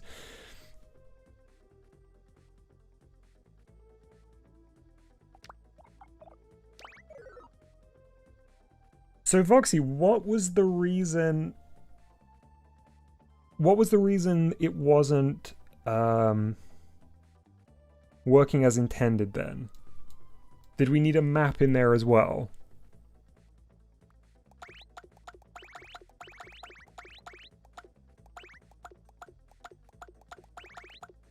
Pretty sure we can go back far enough to do this. And then I'm just going to put a tone in for now, so we can really hear it clearly. So is it just that we need a map? Oh, wait.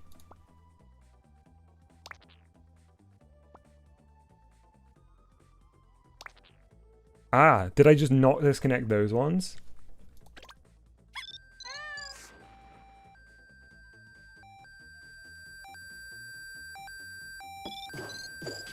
Right, now it's either like 1 or 2.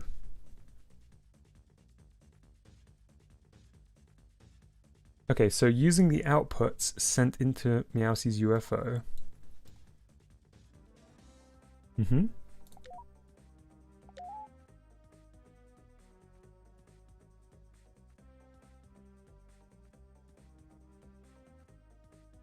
There's no transition because the changes in direction are instantaneous.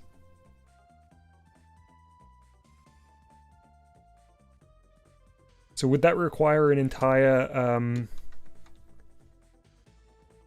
shuffle of the way that Meows's ship changes direction? so there is actually gradiated movement. Use a speed sensor, it'll be more gradual change in pitch because the actual object speed cannot update fast enough. Okay.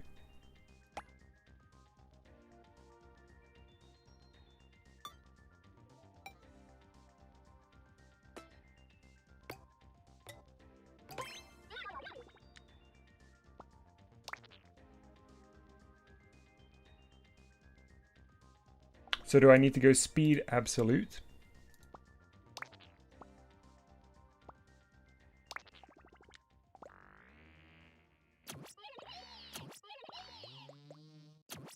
Like this?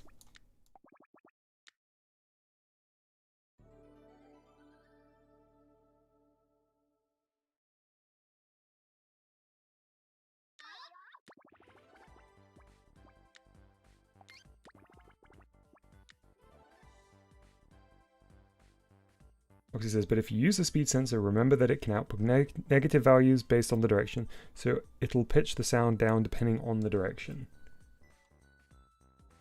That's what an absolute value could help solve, yeah. Thank you, Voxy. I really appreciate you explaining it thoroughly again. I mean, you explained it thoroughly the first time, but I was so far behind in my understanding of it.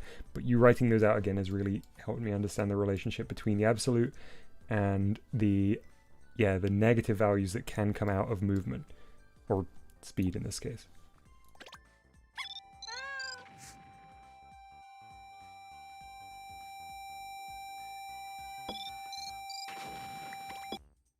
But we still need a map, I guess. Oh, you need to attach the sensor. Yeah, I was just testing you.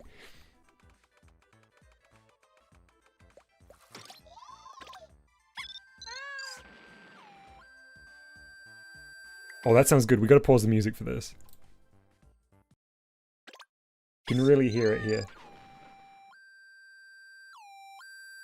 Uh-oh, it's the space cops. Okay, so obviously that sound is no good, but it really demonstrates the pitch. So we need something with a little bit of warble. So there's a little bit of variance there.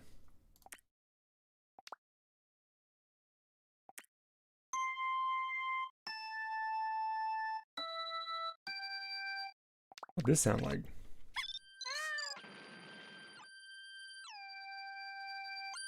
Still too flat.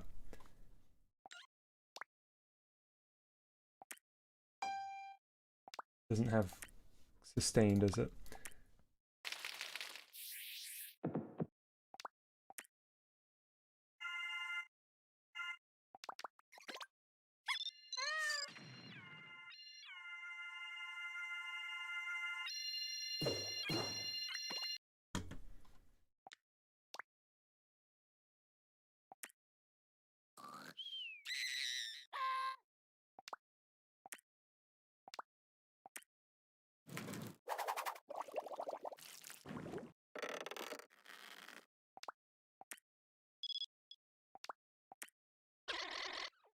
I honestly do very much like this sound.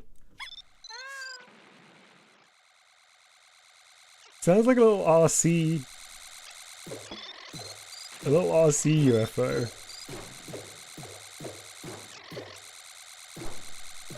I guess I just wish it pitched up further than it does.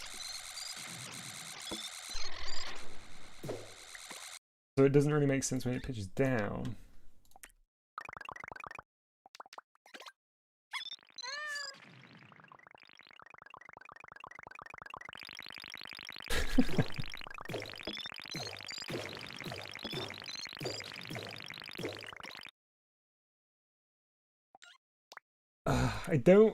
I don't like the spooky sound.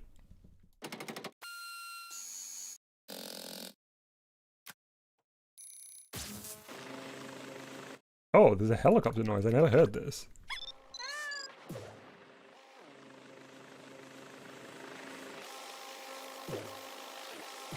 Ooh. Okay. So if we did some kind of combination sound effect, I think I like this. This could be kind of low down in the sound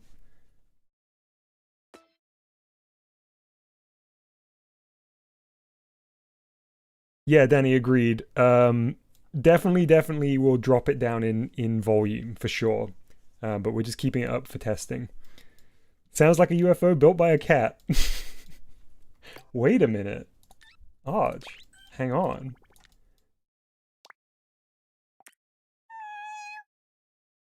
That'll only play once, right? There's no way to sustain that.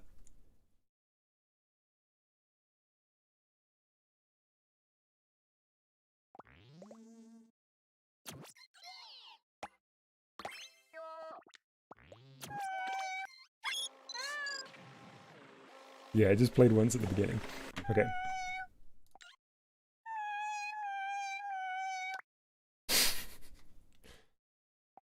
What if we also include the spooky now on top of...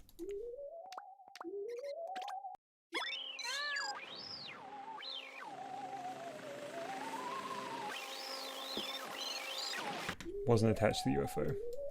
But I think that's a good combo.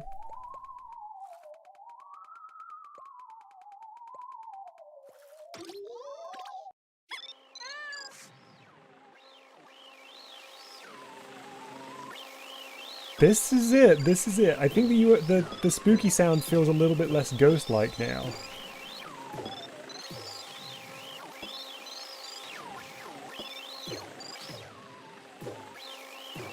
But volume is for sure too high.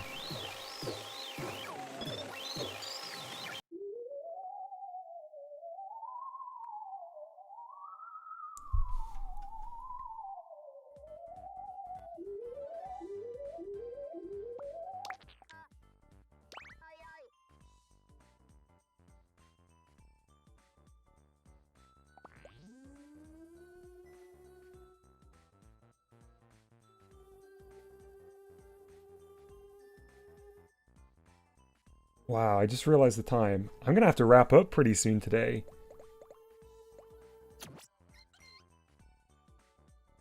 So let's grab a like 0.5 or something from over here. Do we have one? 0.20?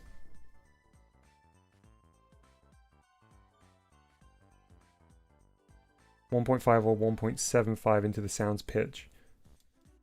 Okay.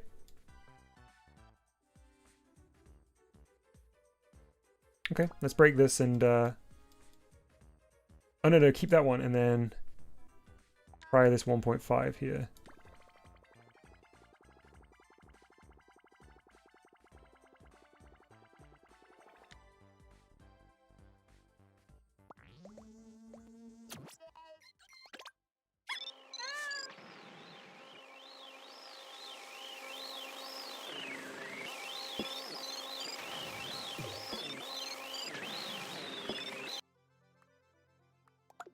Before?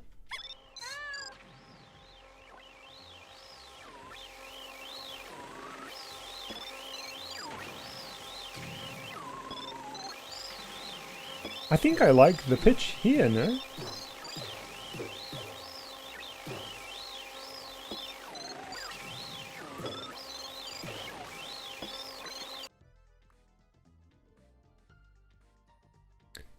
.5 for both and remove the 1.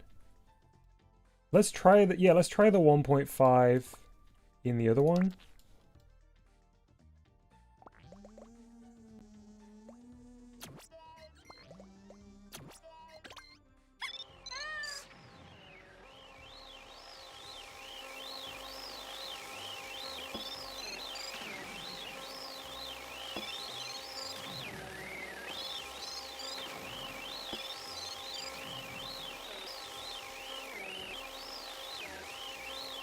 I think that's pretty good.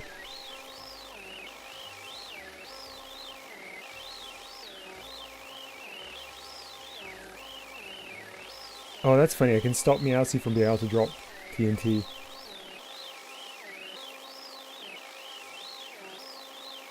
I think that box for sensing that is too big. Still.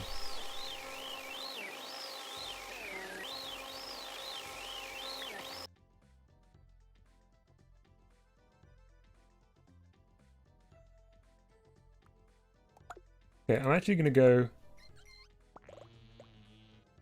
that way. I think that's the combo I like most.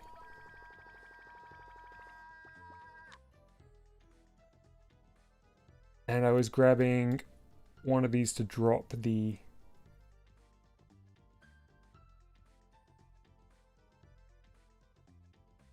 Same, Voxy. Me too. Yeah, like, I know that things have slowed down a little bit here, but this is the fun stuff to figure out.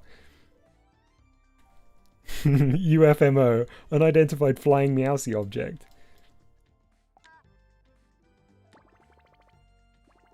Is point 20 gonna make this way too quiet?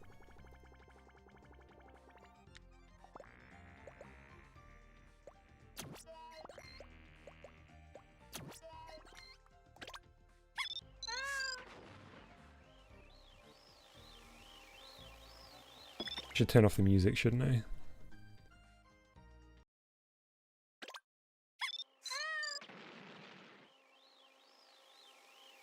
Honestly, I think the point 2 might be enough.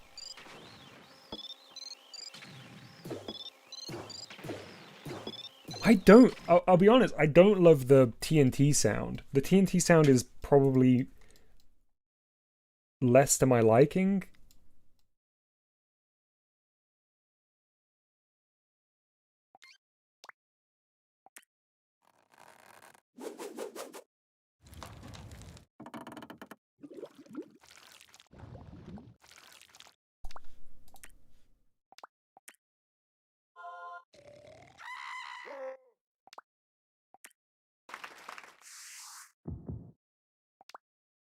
But I don't know what else I would replace it with.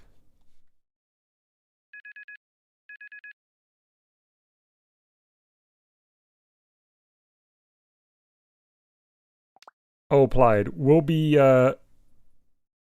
Oh, custom music. Yeah. Can you imagine? I wish it was like WarioWare DIY in that sense, that we could just make our own completely original themes for a boss encounter theme. Okay, what does this sound like? Is this going to be incredibly obnoxious?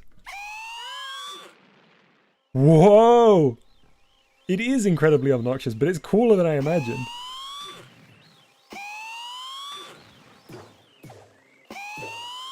Like, it's not appropriate here, but that's a cool sound.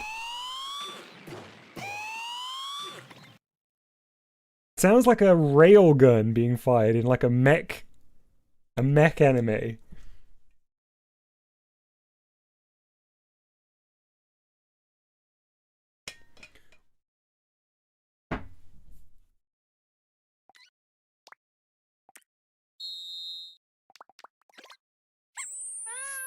Oh, that was very high-pitched, I apologize.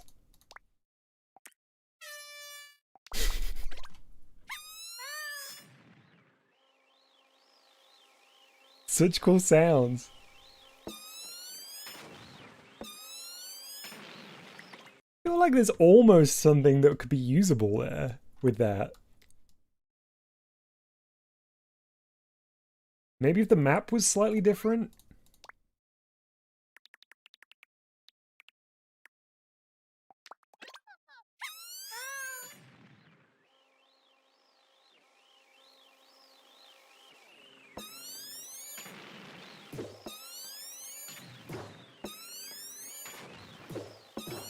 Sounds like a balloon losing helium.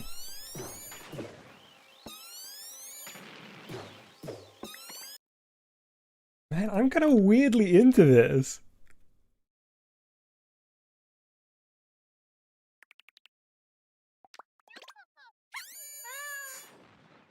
Oof. No thanks.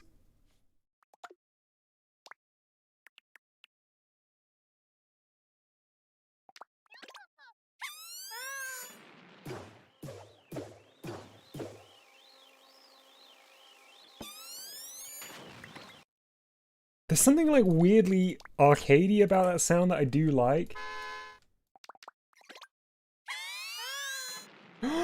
Whoa! That's so cool!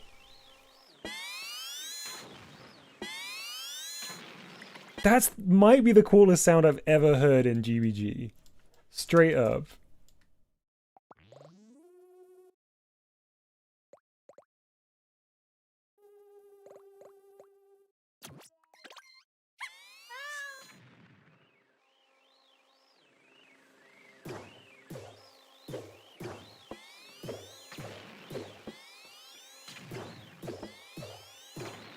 That one's cool, but doesn't fit with TNT. I guess could we make the TNT look sci-fi? Because right now it's just a big block, a big red block that says TNT. But if it was something styling, if it was something cool. Not that this is a, absolutely not that this is a texturing stream. We will not be doing any texturing here. But what if it was something cool? You know, just hypothetically.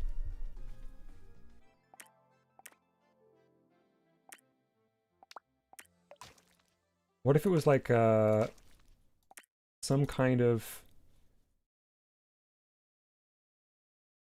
like what if it had red light emanating from the center, and it also had like maybe cracks in the metal coating, showed the light glowing through.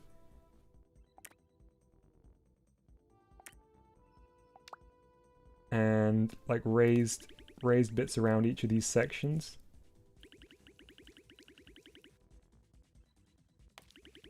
And we dither some light coming from the red. Hypothetically, of course. This is kind of looking like a present right now, but we'll...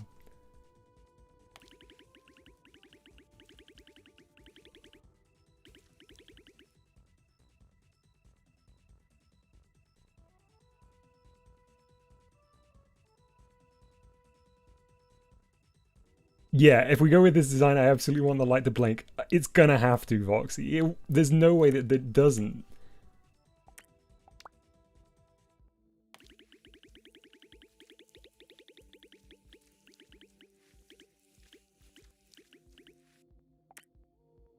And then, like, I guess to show that it's blinking, one frame would be like this.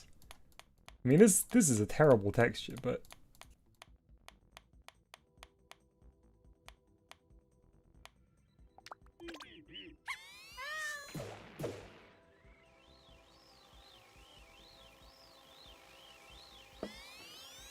I mean, it's not recognizably a bomb right now.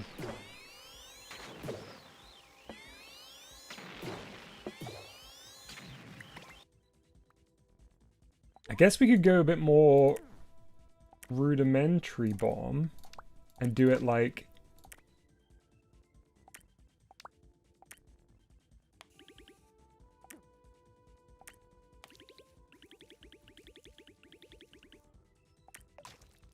like this.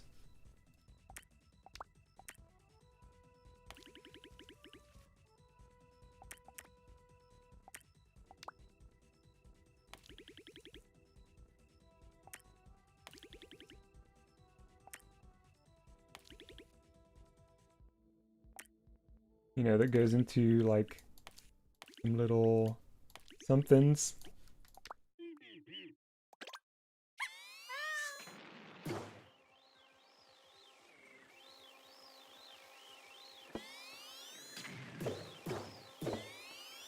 That's okay. I don't hate that.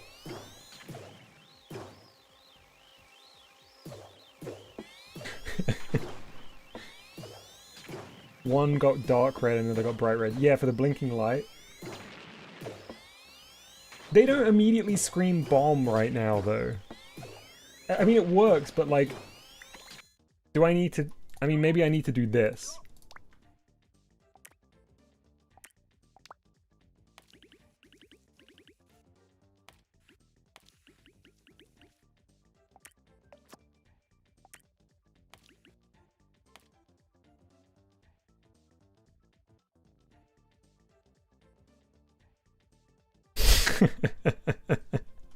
Foxy says, I don't know, this would fit well with the beeping. The new sound is more sci-fi than IED. I think the moment you see it explode, you know it's a bomb. Yeah, but Voxy, you want the player to know it's a bomb before it even explodes.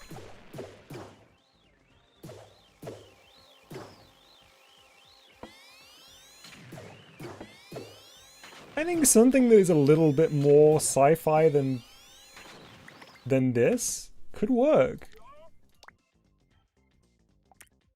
Like, a little bit more homemade than that first one, but a little bit less improvised explosive device than this one.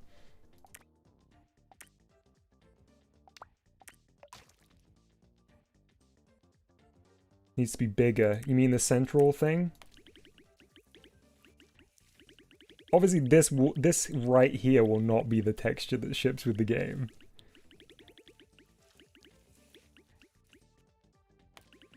But just as a general idea.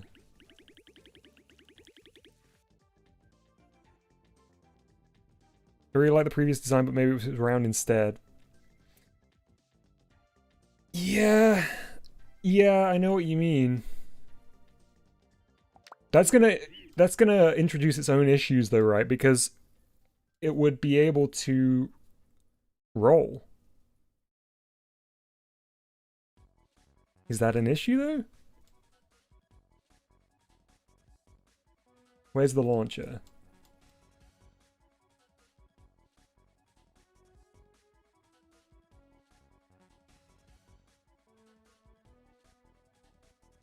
Here, of course.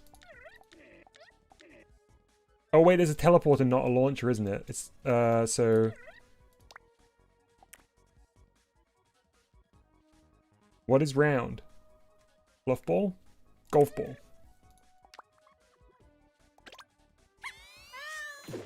Yeah, how's he putting his engineering degree to use, exactly?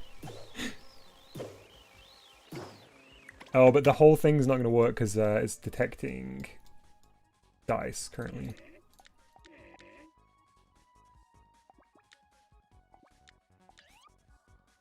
This feels like appropriate music to be doing this to, for some reason.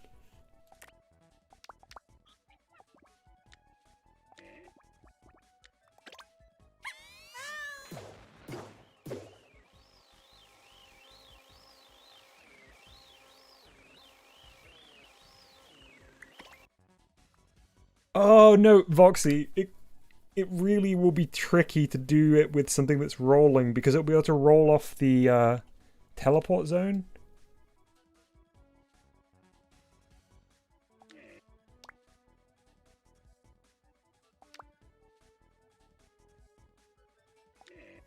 I mean, I know it's not working right now because of the settings here, but I think it will roll.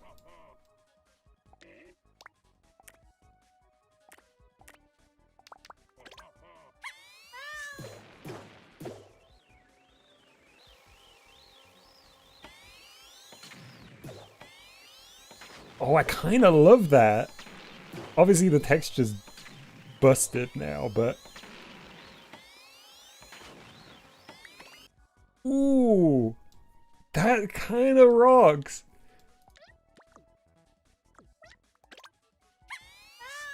Won't be able to roll if there's nothing pushing it. Right, because its direction is reset, isn't it? The teleporter.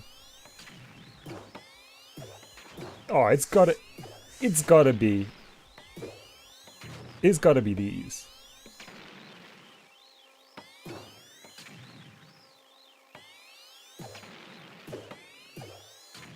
What college did Mousey go to? Babytown, you obviously. I want to see if there's a strat of like bopping the bombs away. Oh, I went underneath it. Thinking of speedrun strats. It's doable.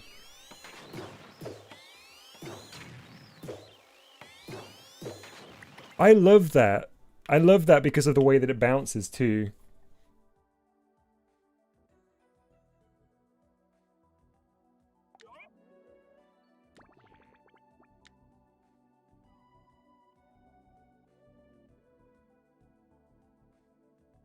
Cool. I look forward to it, Elite.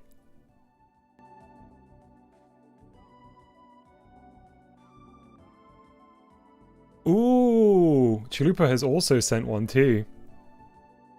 Yeah, I like the kind of circuit lines.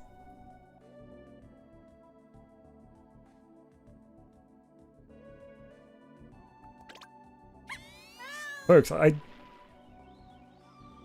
apologize for ever doubting the wonder of the sphere bomb. How I learned to stop worrying and love the sphere bomb.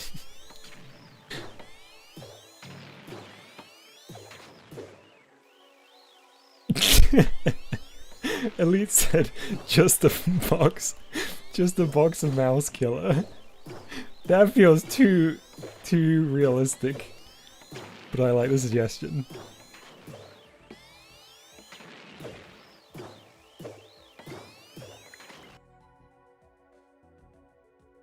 Okay, I'm gonna just go forward with this for a second.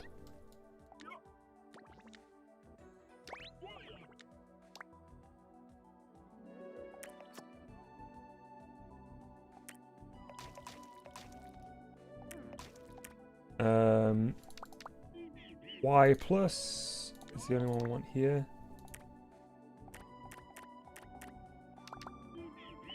And this is the only one we don't want here.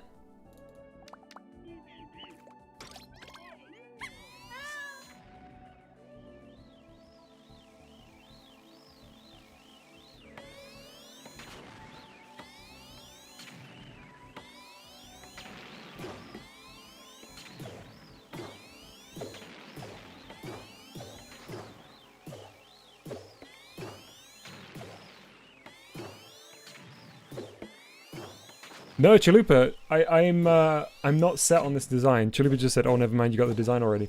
I think the kind of futuristic light in the center is probably the way to go. I'm just trying this out at the moment.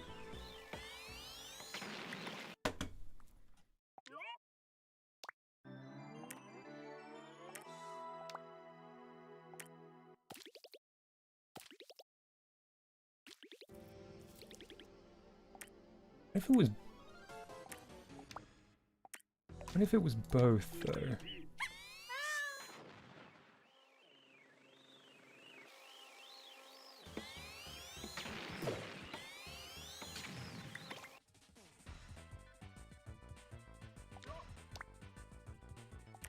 Oh, this is definitely Mousey boss fight music. Oh, now I want a whole animation system for this. I've got to resist. I've got to resist. I just want it to blink, though.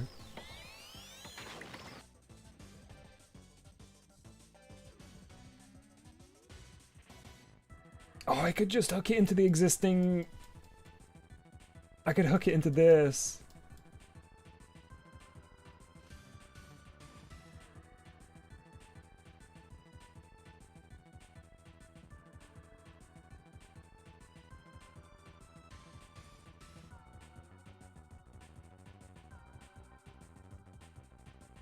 We're blinking me node on heavy. I mean, I guess it's like 2 node on. 2 extra node on top of it. Oh, Applied, you recognize the OST. Yeah, this soundtrack's amazing. Oh, it would speed up if Mousey dashes. Yeah, there's none of these that are a constant rate, are there? Okay. Let's just use the not.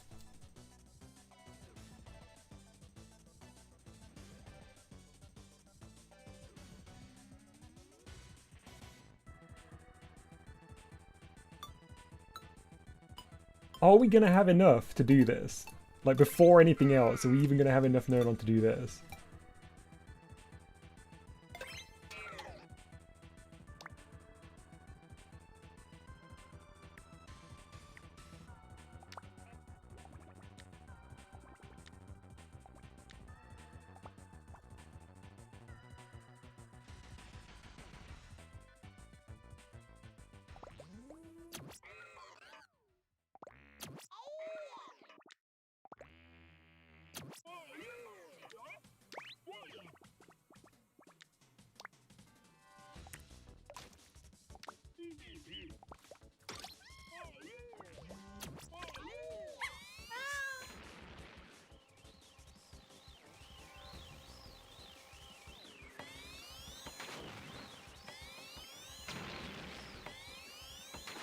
Can't tell if that's even working.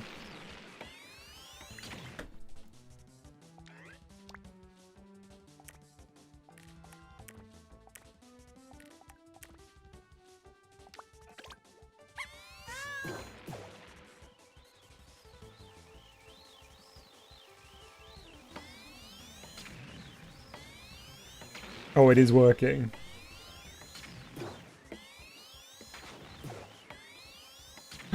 Wait! Instead of a timer, what if we use the output that we're sending to the pitch? So it happens, it gets faster and faster.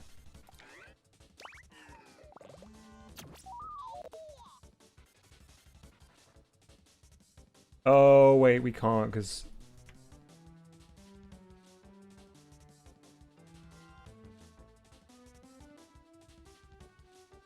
Wait, there must be a way to do that.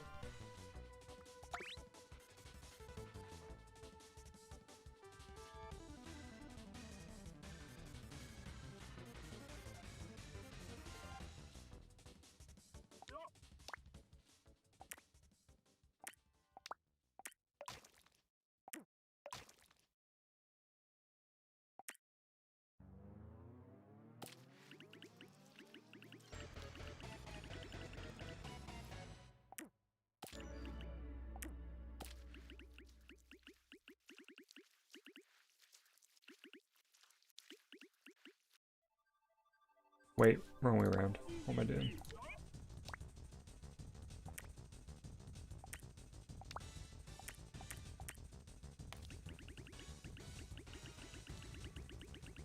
There we go. Well, you need the timer, or you could use a counter. This one? Could I use the existing one that we already have here?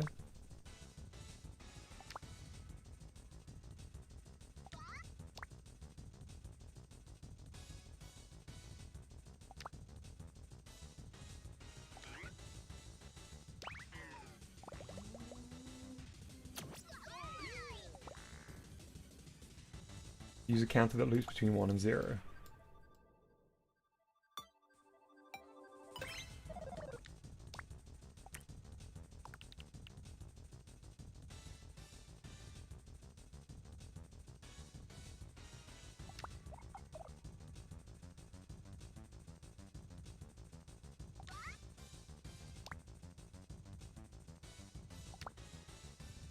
Oh, remap the pitch change output to make it really small.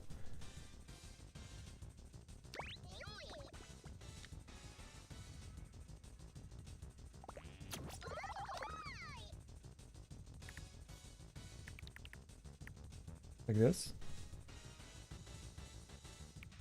I'm not really sure. I always have this moment of like completely having to relearn maps every time I use them.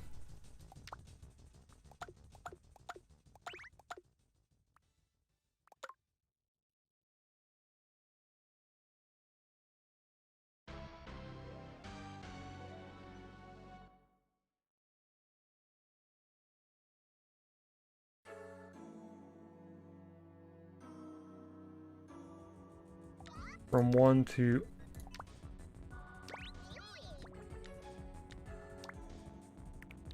two, and 0.05, this is just a guess, to 0.1.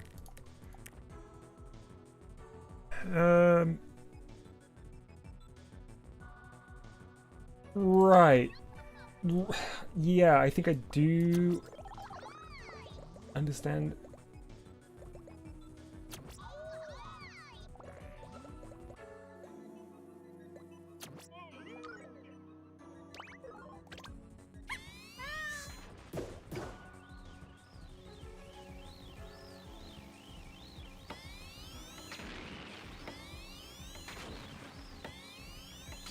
That's not small enough.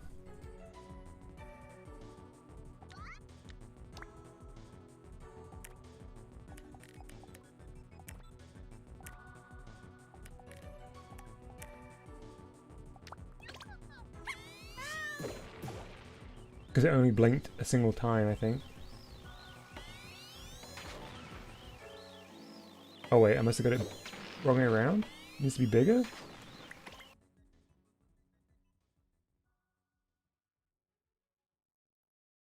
Plug the map into the new map. I see, okay.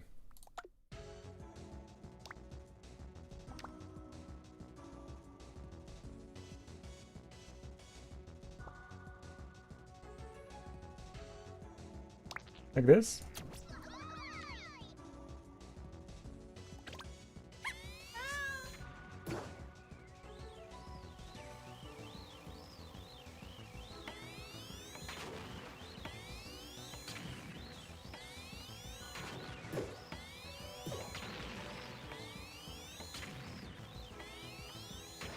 Must be something about the map that I got wrong.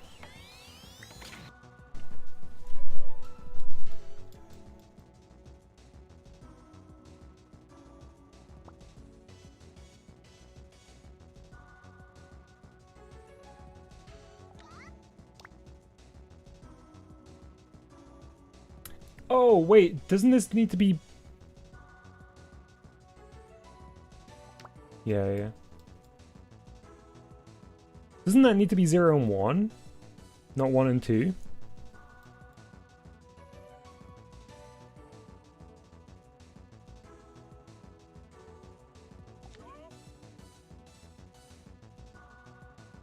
Let's make the...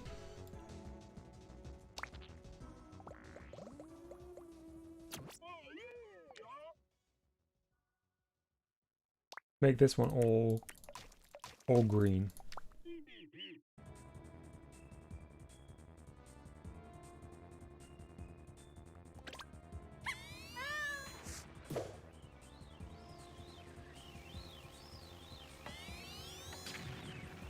Okay, so that's just...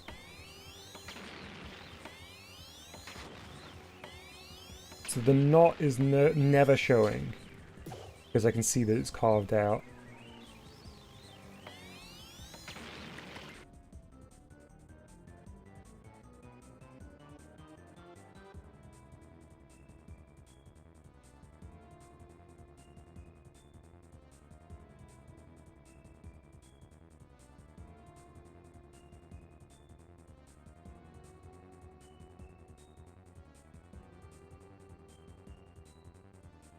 So I'm just reading back through.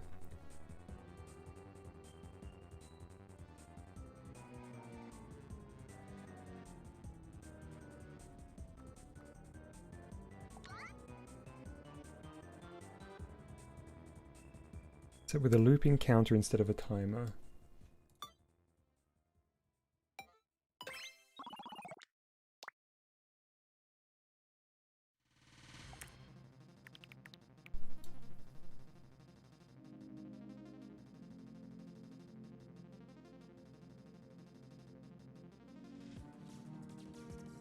Oh, that's really cool, Elite. I really like that design.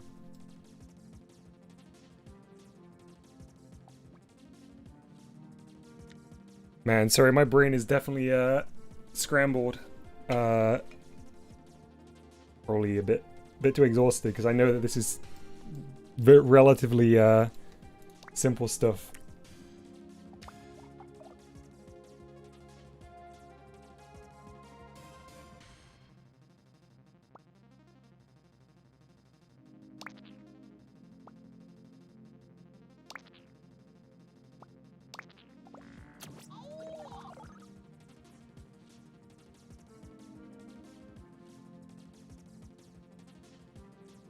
Yeah, Voxy, if you feel okay, give it one more try, and if, as in to explain it, if I still don't get it, then I won't put you through that ordeal again.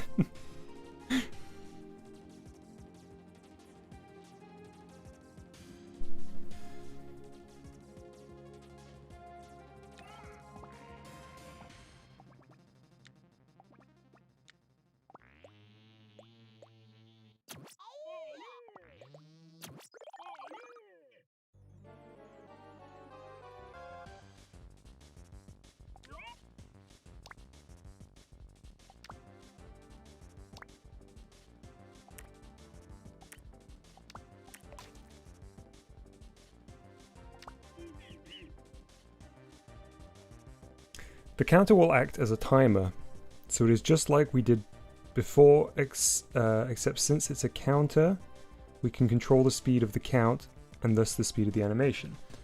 Gotcha. So the input here will be able to control the speed of the animation. Yep. and we've got it to bounce, so it will bounce back and forth between 0 and 1.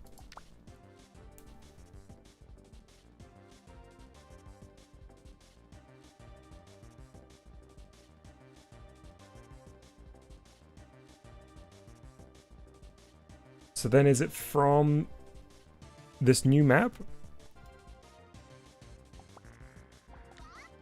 Which has got a very, very small output range, so I guess that's the timing of the back and forth.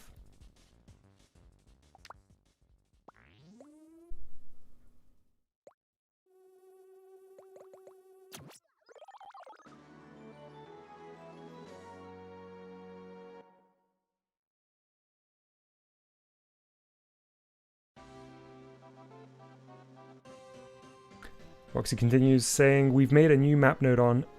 That map node on converts the 1 to 2 value that makes the sound effect pitch rise into a value small enough to control the animation correctly. Right. Do you think it needs to be even smaller? Oh, wait, but it's because I'm looking at the programming screen, so that's its slowest speed, of course. Alright.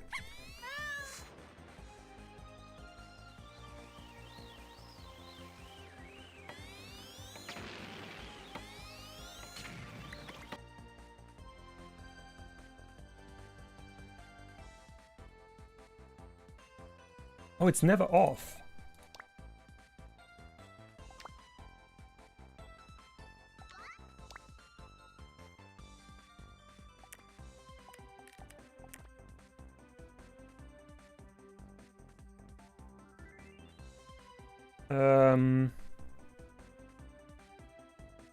If we just plugged it into the first map node on, it would count super fast and would barely be able to see the animation. As in, if we plugged it into that one. Right, yeah.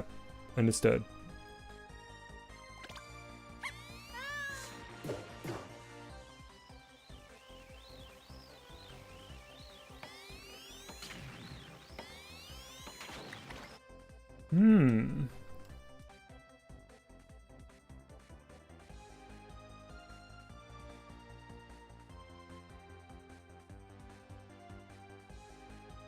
Is it only displaying for such a brief period of time that we can't see it?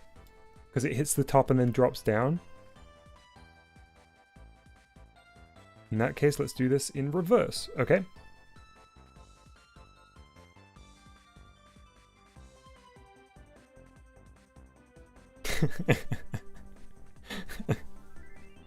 Flight says, remember what Jay said, dap.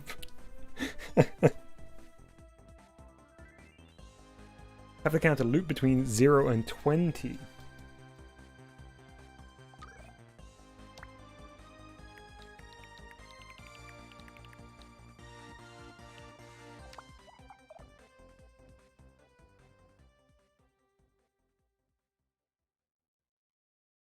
And remap the counter instead of the map node on.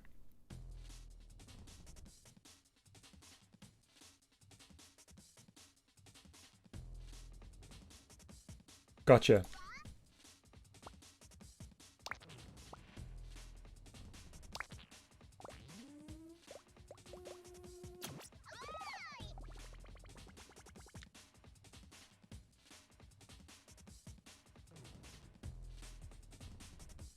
I think we can discard the knot. Right, that also makes sense.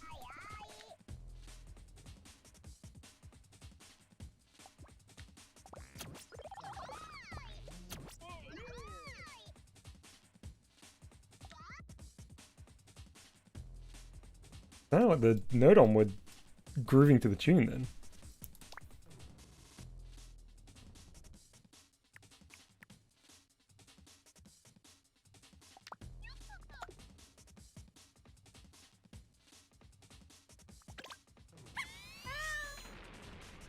I wonder whether that map still holds.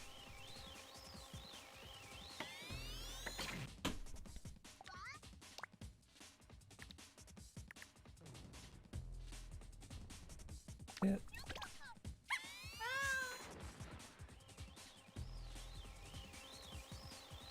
Ah, okay. Boxy has said remapping 5 to 6 to 0 to 1 to enable range restriction.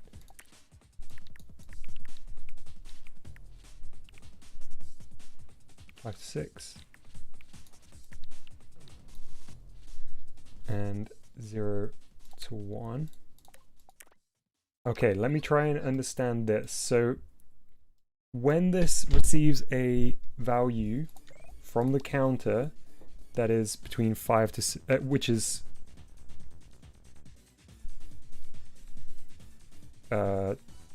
6, it will output a 1.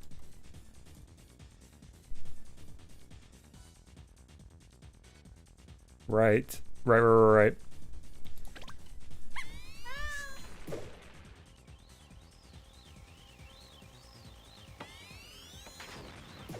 Oh, it's good. We do need to...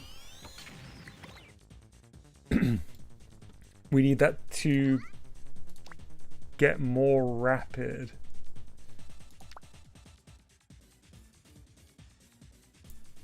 While it's between 0 and 5, it'll be remapped to 0, and while it's between 6 to 10, it'll be remapped to 1, effectively turning it on for half of the cycles.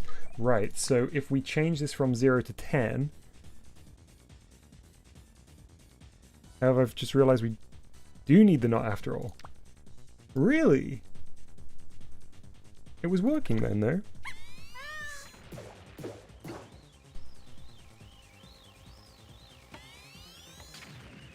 Yeah, it was 100% working. I think I just need to cut down the count from 0 to 10. So that it starts blinking faster and gets even faster after that. But I'm eagerly awaiting your comment.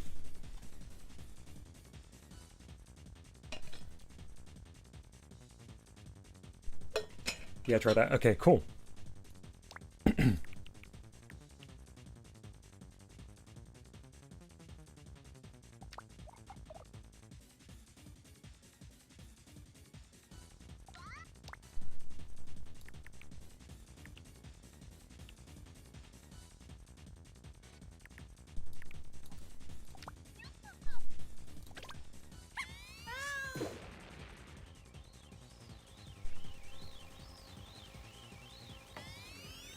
Yes!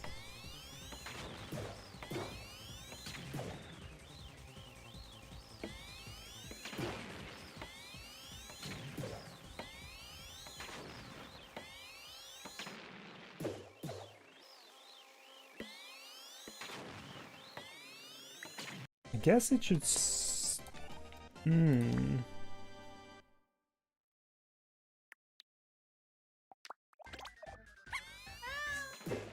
Can I send it a minus here?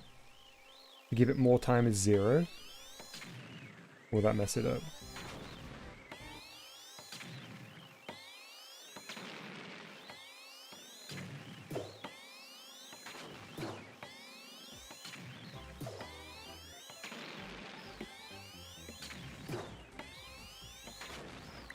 Yeah, I need the tunes off for a sec.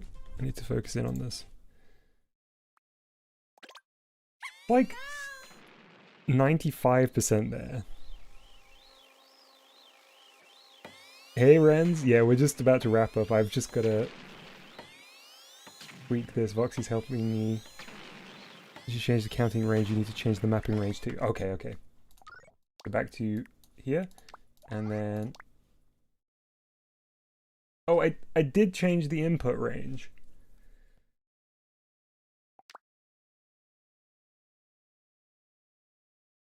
That's the base rate of change.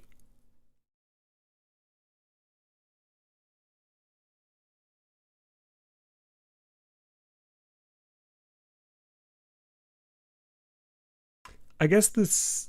Let's try with the not. Okay, okay. Straight into... Yeah.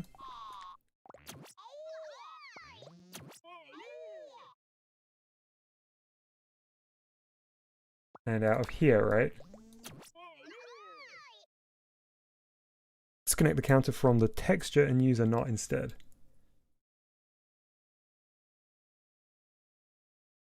Yep.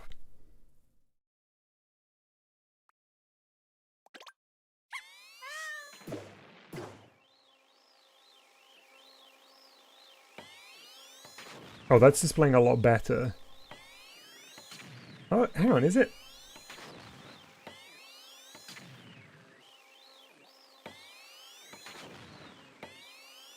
I feel like I can't perceptibly see the speed up factor.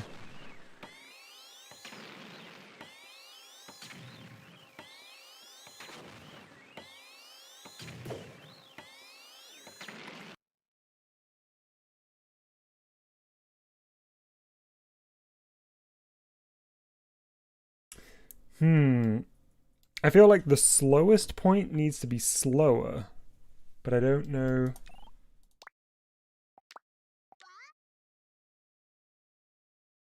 Yeah, okay, let's do the texture change. I'm gonna save one of these. I can't. Okay.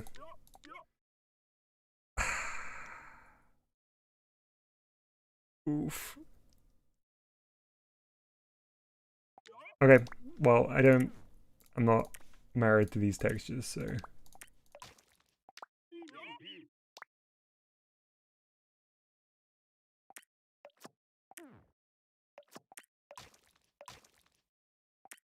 Oh, how did I manage that?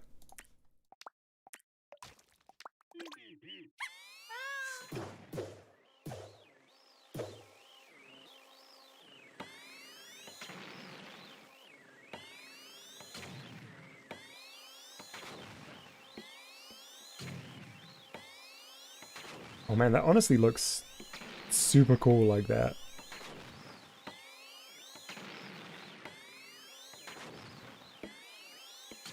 Yeah, I still feel like the time that it's slow, like it maybe is flashing so fast that it's basically uh imperceptibly fast.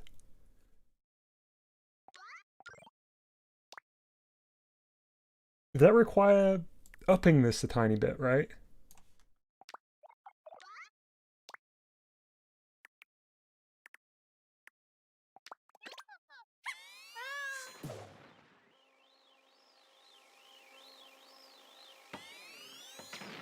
That's it.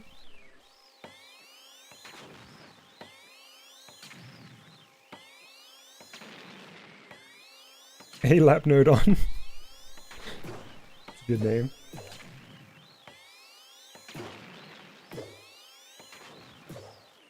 Yeah, pulling down the top flash. I mean, Chalupa, I don't plan on having that much of the surface area flash, but I do agree that having it slightly...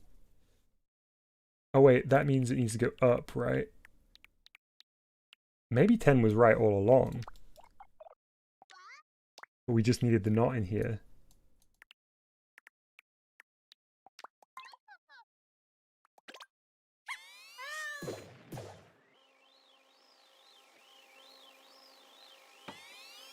Okay, what did I just do? Oh, okay, that's what I did.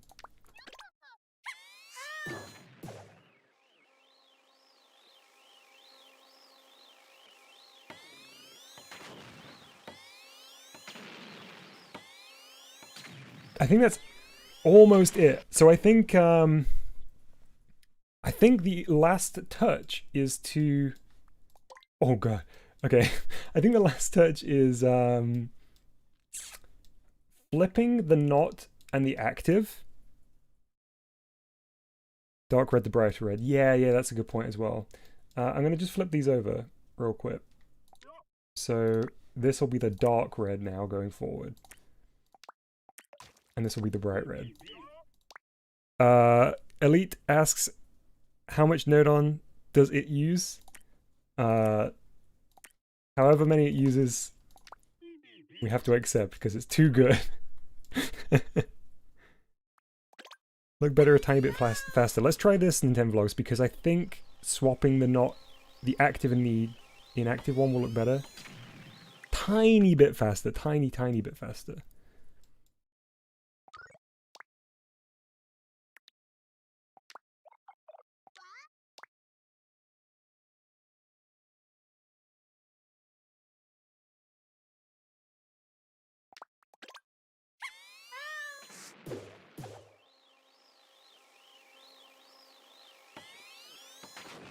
Hmm.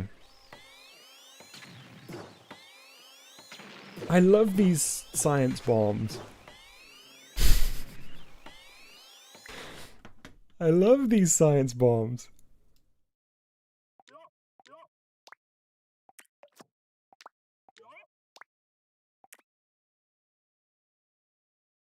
Oh, there's one new message in. Mousies. 1, 2, 3, 4, 5, 6, 7, 8, 9. Node on. Let's see. I think this is cheaper. I think it's cheaper because it's 2 frames. And we already have the info from this. 1, 2, 3, 4, 5, 6. Yeah, I think so.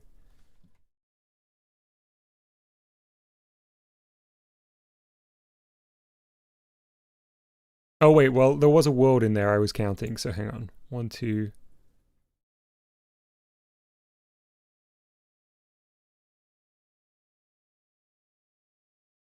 1, 2, 3. 1, 2, 3, 4. No, it's yeah, that it's one node on cheaper, the one we've got currently.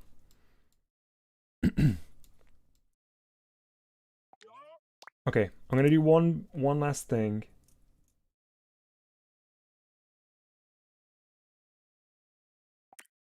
I'm gonna do one last thing, and then I'm gonna go. Because I've been on for way longer than I intended to. But this has been so much fun.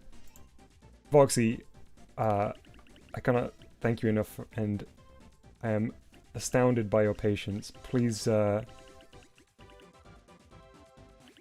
yeah, I'm very, very grateful, but I also am sure it's like pulling teeth, having to explain stuff that you know so well to me. But you do an excellent job at it, and I'm so grateful.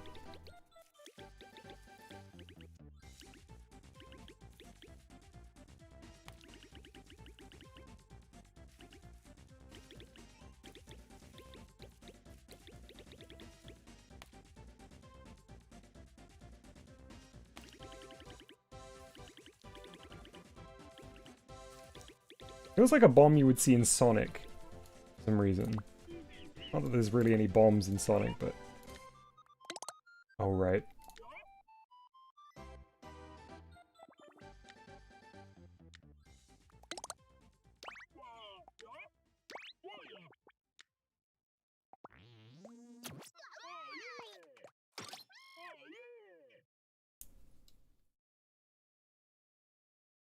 Can we reach 5 hours? I suppose. I suppose we can go to 5 hours. Voxy says, happy to help. Well, I really do appreciate it, Voxy. Yeah, so much.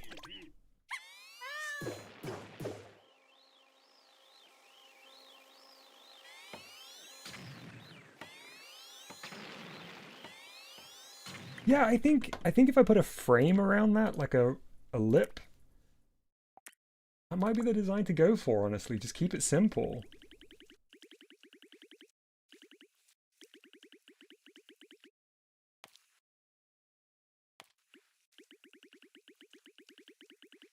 I will tidy this up.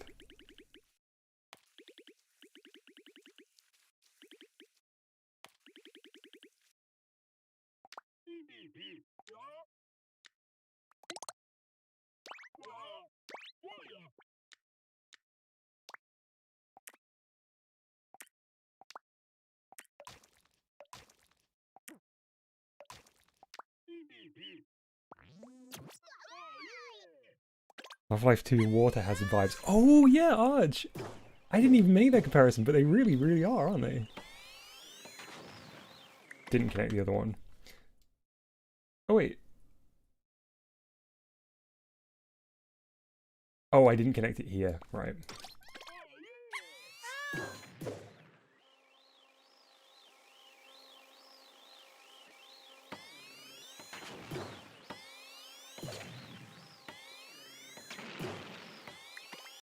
Yeah, I honestly think I love that. Let me try something. I don't know whether this is going to be too much detail. It will take away from it.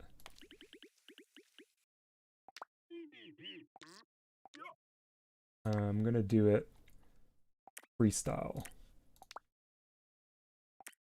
for now.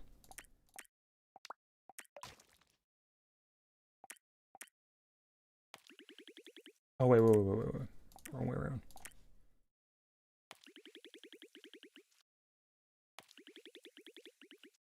Gonna be unnecessary detail. Let's see.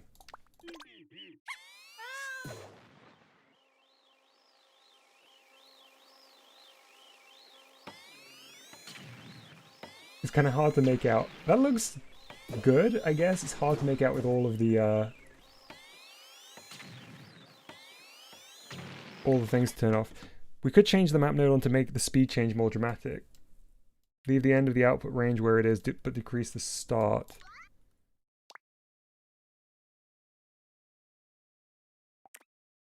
But decrease the start of it. By how much?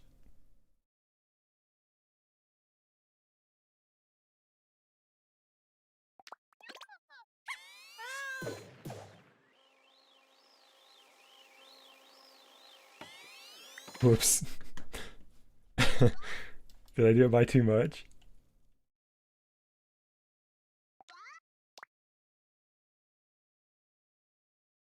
The map that goes into the counter, sorry. Oh, right.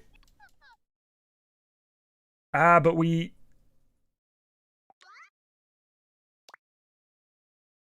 Is this not going to affect the pitch sound effect?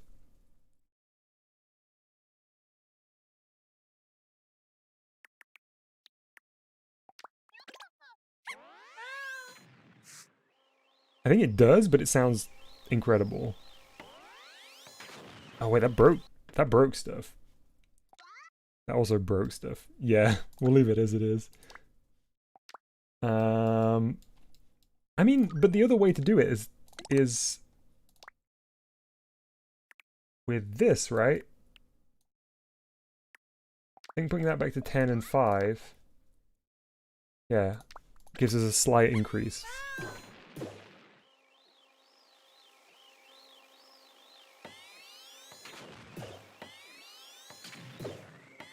Why do I feel like it's blinking at a slightly uneven rate?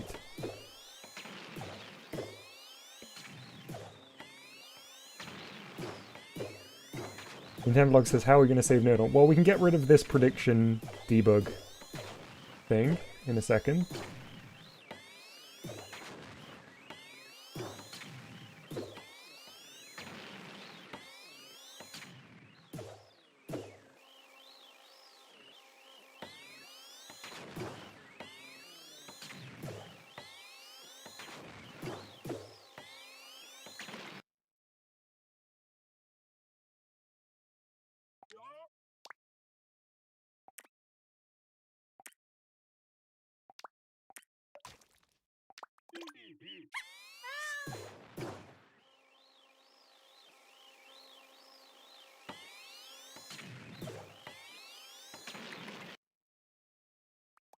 All right, let's start turning off some sensors, some visibility here.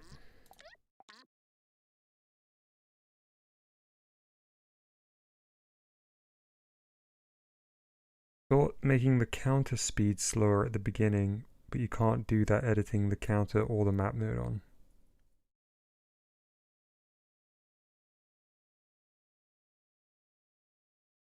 Right. Will textures be on final stream? I would imagine so, Nintendo Vlogs. That seems to be the most likely, the likeliest order of events. Okay, I'm gonna just turn off some visibility on these sensors, and then I'm gonna call it. I'm so tired. I kind of pushed through, like without realizing, not intentionally, but I kind of pushed through the tiredness because I was having so much fun with this.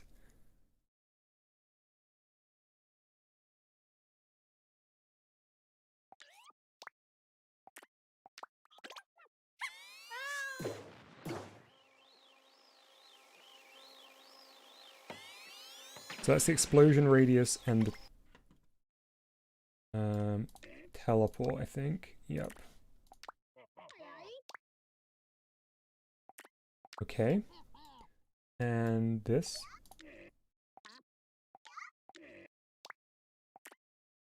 I think that's already off. Yep. So that should be everything off on the bomb.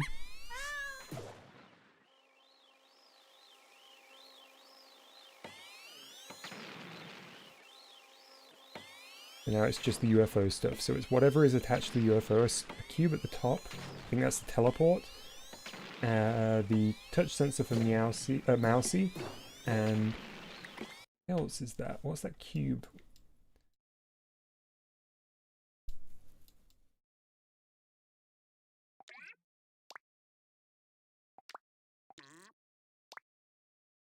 Is one of them the light?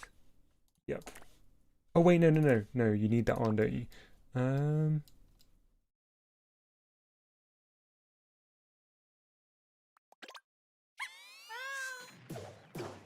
Oh, Voxy, I'll have a look in one sec.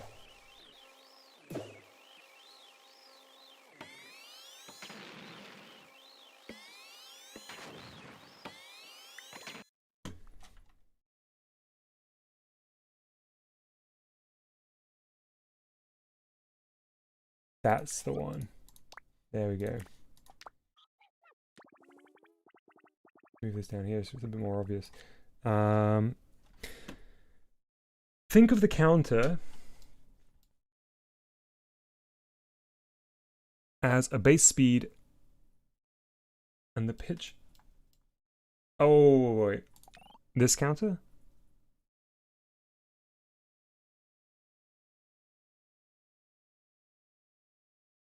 Oh no, this counter and then that as our multiplier. Okay.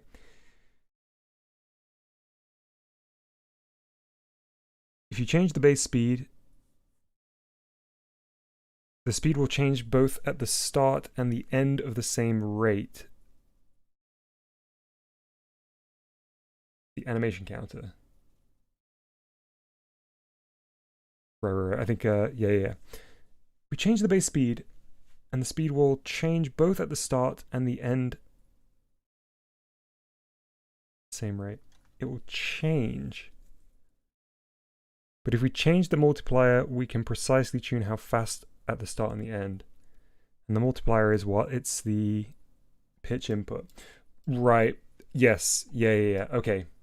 I understand. So by changing this, this setup here,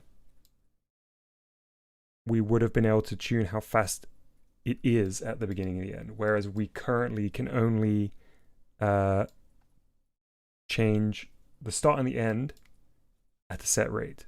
Got it. That makes sense. Chalupa, yeah, I'll finish up in just a second. I'm just going to turn off the visibility on these, but I really appreciate it. And it is definitely, I'd say, a little bit past time to finish up.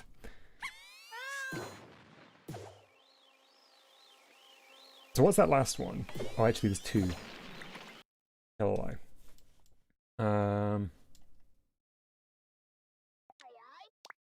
This needs to be on, right?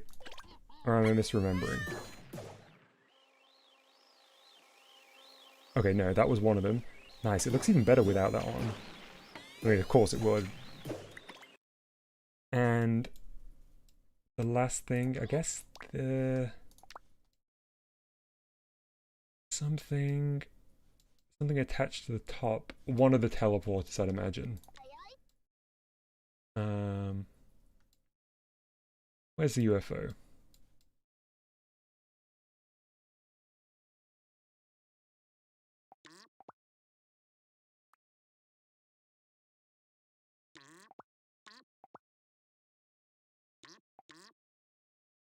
Not gonna be that. Oh, here we go. Gonna be this. Hey, Kirby. Yeah, random cube. The next dev stream will be about cutting down as much as possible. What a nice little summary, Voxy. I think a really nice way to remind ourselves of how much we've done today. So we have the premise of a boss stage, predictive AI, banger sound effects, and cool animations. I forgot what happened during the first hour though. Oh, we did some bug fixing. We got some like genuinely important bugs fixed at the beginning. So it was the like the stage 3 progression was all busted before today's stream began. So if we get back to the start and we get Mousey into position. Yeah, applied. Really good progress. Oh yeah, shall we get rid of the... Do you think it's time to get rid of the predictive thing? I don't know, maybe we should keep it on there until the stage is done. Ooh, did you see that touch sensor visibility was still on? Not the poison. Jump pads are the right height now because they were causing problems previously.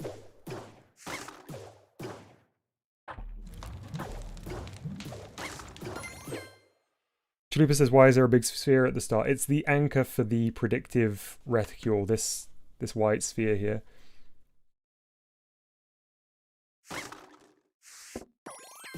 That works again.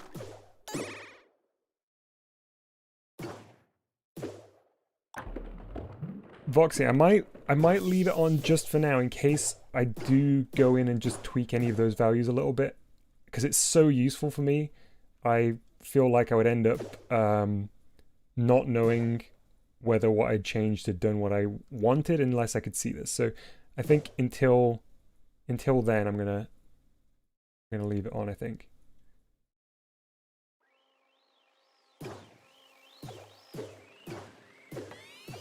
Man, this rocks.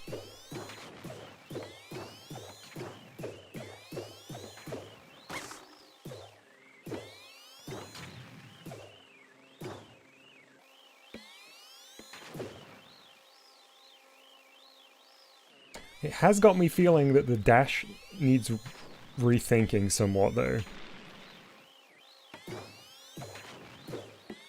Is the giant sphere on the door is the one connected to Mousey?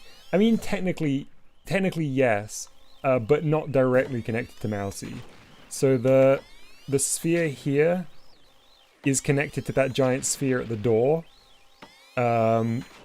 which is tracking the movement ahead of Mousey, which Meowsey is using to decide where to drop bombs. Oof! Oh, chat, we've done some amazing stuff today. I'm gonna have a rest, and then I'm gonna have a think about what's left to do on this last stage. I'll update the to-do list, which is pinned in the Mousey's Dev Days thread, and I think we're getting there.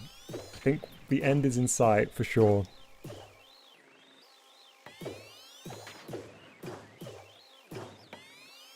The sound effects on the UFO feel so right. I kind of forgot that there were even sound effects. Voxy, right back at you. Yeah, your support, your help today was instrumental in making this possible. Like, truly. Yeah, Chalupa, it's so funny that you say that. I was thinking about that just as I bopped that one away. I was thinking like, oh, there definitely has to, like, not in this, absolutely not in Mouse's Cheese Maze, but in like a, you know, a hypothetical follow-up, you would definitely need to push these into something to bust a wall open. 100%. Although, since they become spheres, I do feel kind of sad that we can't inhale them. Are there any other spheres? Are there any other spheres in the game? Don't think there's a single one, right? Oh wait, we should be able to attract. We should be able to attract them. Oh, it's not a sphere. It's a golf ball.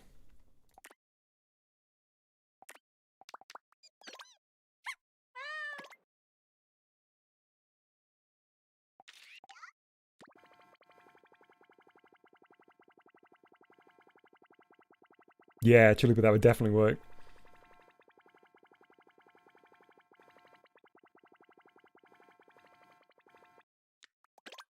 Alright, check this out.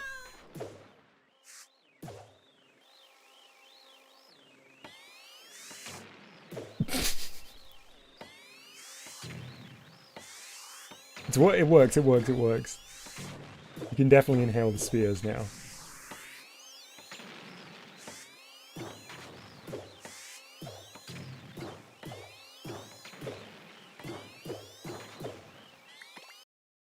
Alright, one last final tweak, which is that this needs to shrink just the ever so slightly. Alright, we are done. We're wrapping. No more.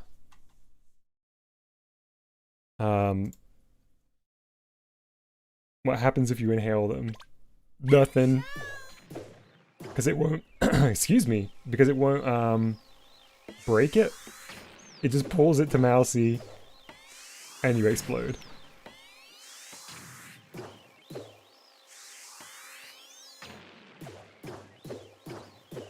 We're just saying goodbye to random generator codes, but hey, good to see. Mousey 2 cheddar than ever. Terrible and wonderful. Oh, I know what I was going to do. I was just going to reset Mousey back. Yes, 100%. Voxy says, is it like a cartoon where it explodes inside his mouth and he burps up smoke? Yeah, definitely. Lead-lined stomach.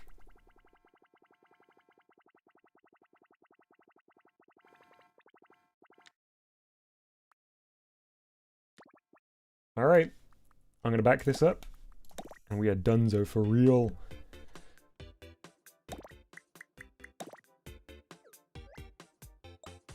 Okay, so this will be line 1.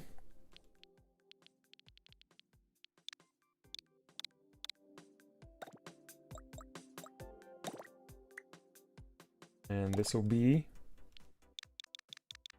back up.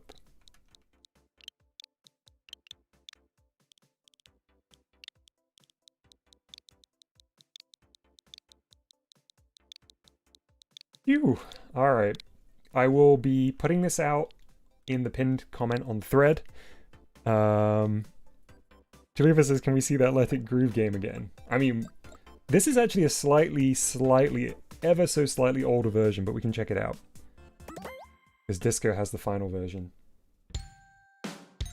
So for those that didn't see, Disco made a wonderful rhythm game called Let It Groove and asked me to collaborate and do some of the artwork for it.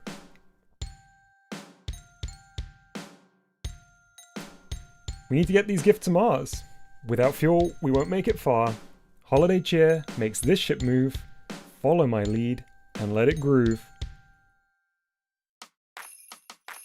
Let's test your rhythm with A. Test your rhythm, press A with the bells, okay?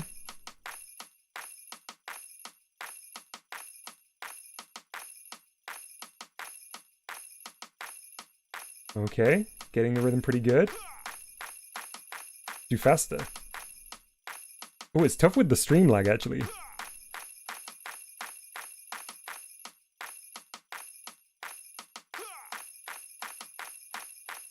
Oh no, it's really tough with the stream lag.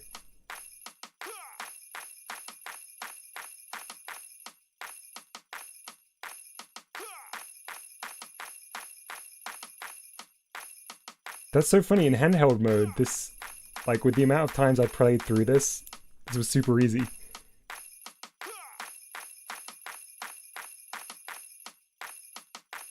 We're gonna be stuck in the tutorial, we won't even make it through. Oh, okay, here we go.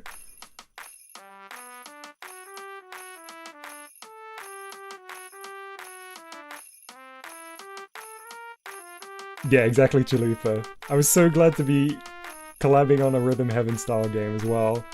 I mean, it was already a pleasure to work with Disco, but on a Rhythm Heaven style game, even better.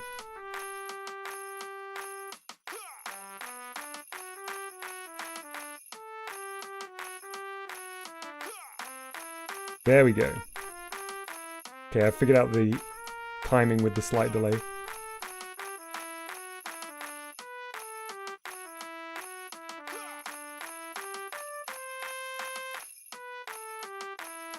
Have we broken some kind of law by playing a Christmas song after Christmas, by the way?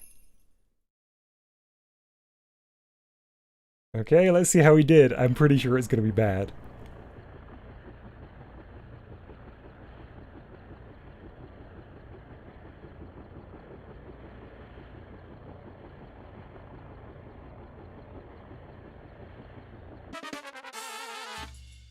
pretty bad. What's your favorite Rhythm Heaven game? Mine's Screwbot Factory 2.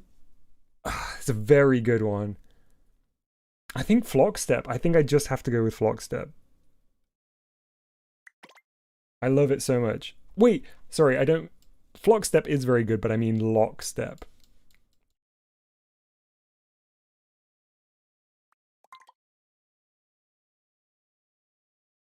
Alright. I think this has been the best end for a pretty great stream. Some pretty great progress, I should say. Thank you, everybody, for joining me. Let's get this thing done. I will be back very soon. Continue development of Mousey's Cheese Maze.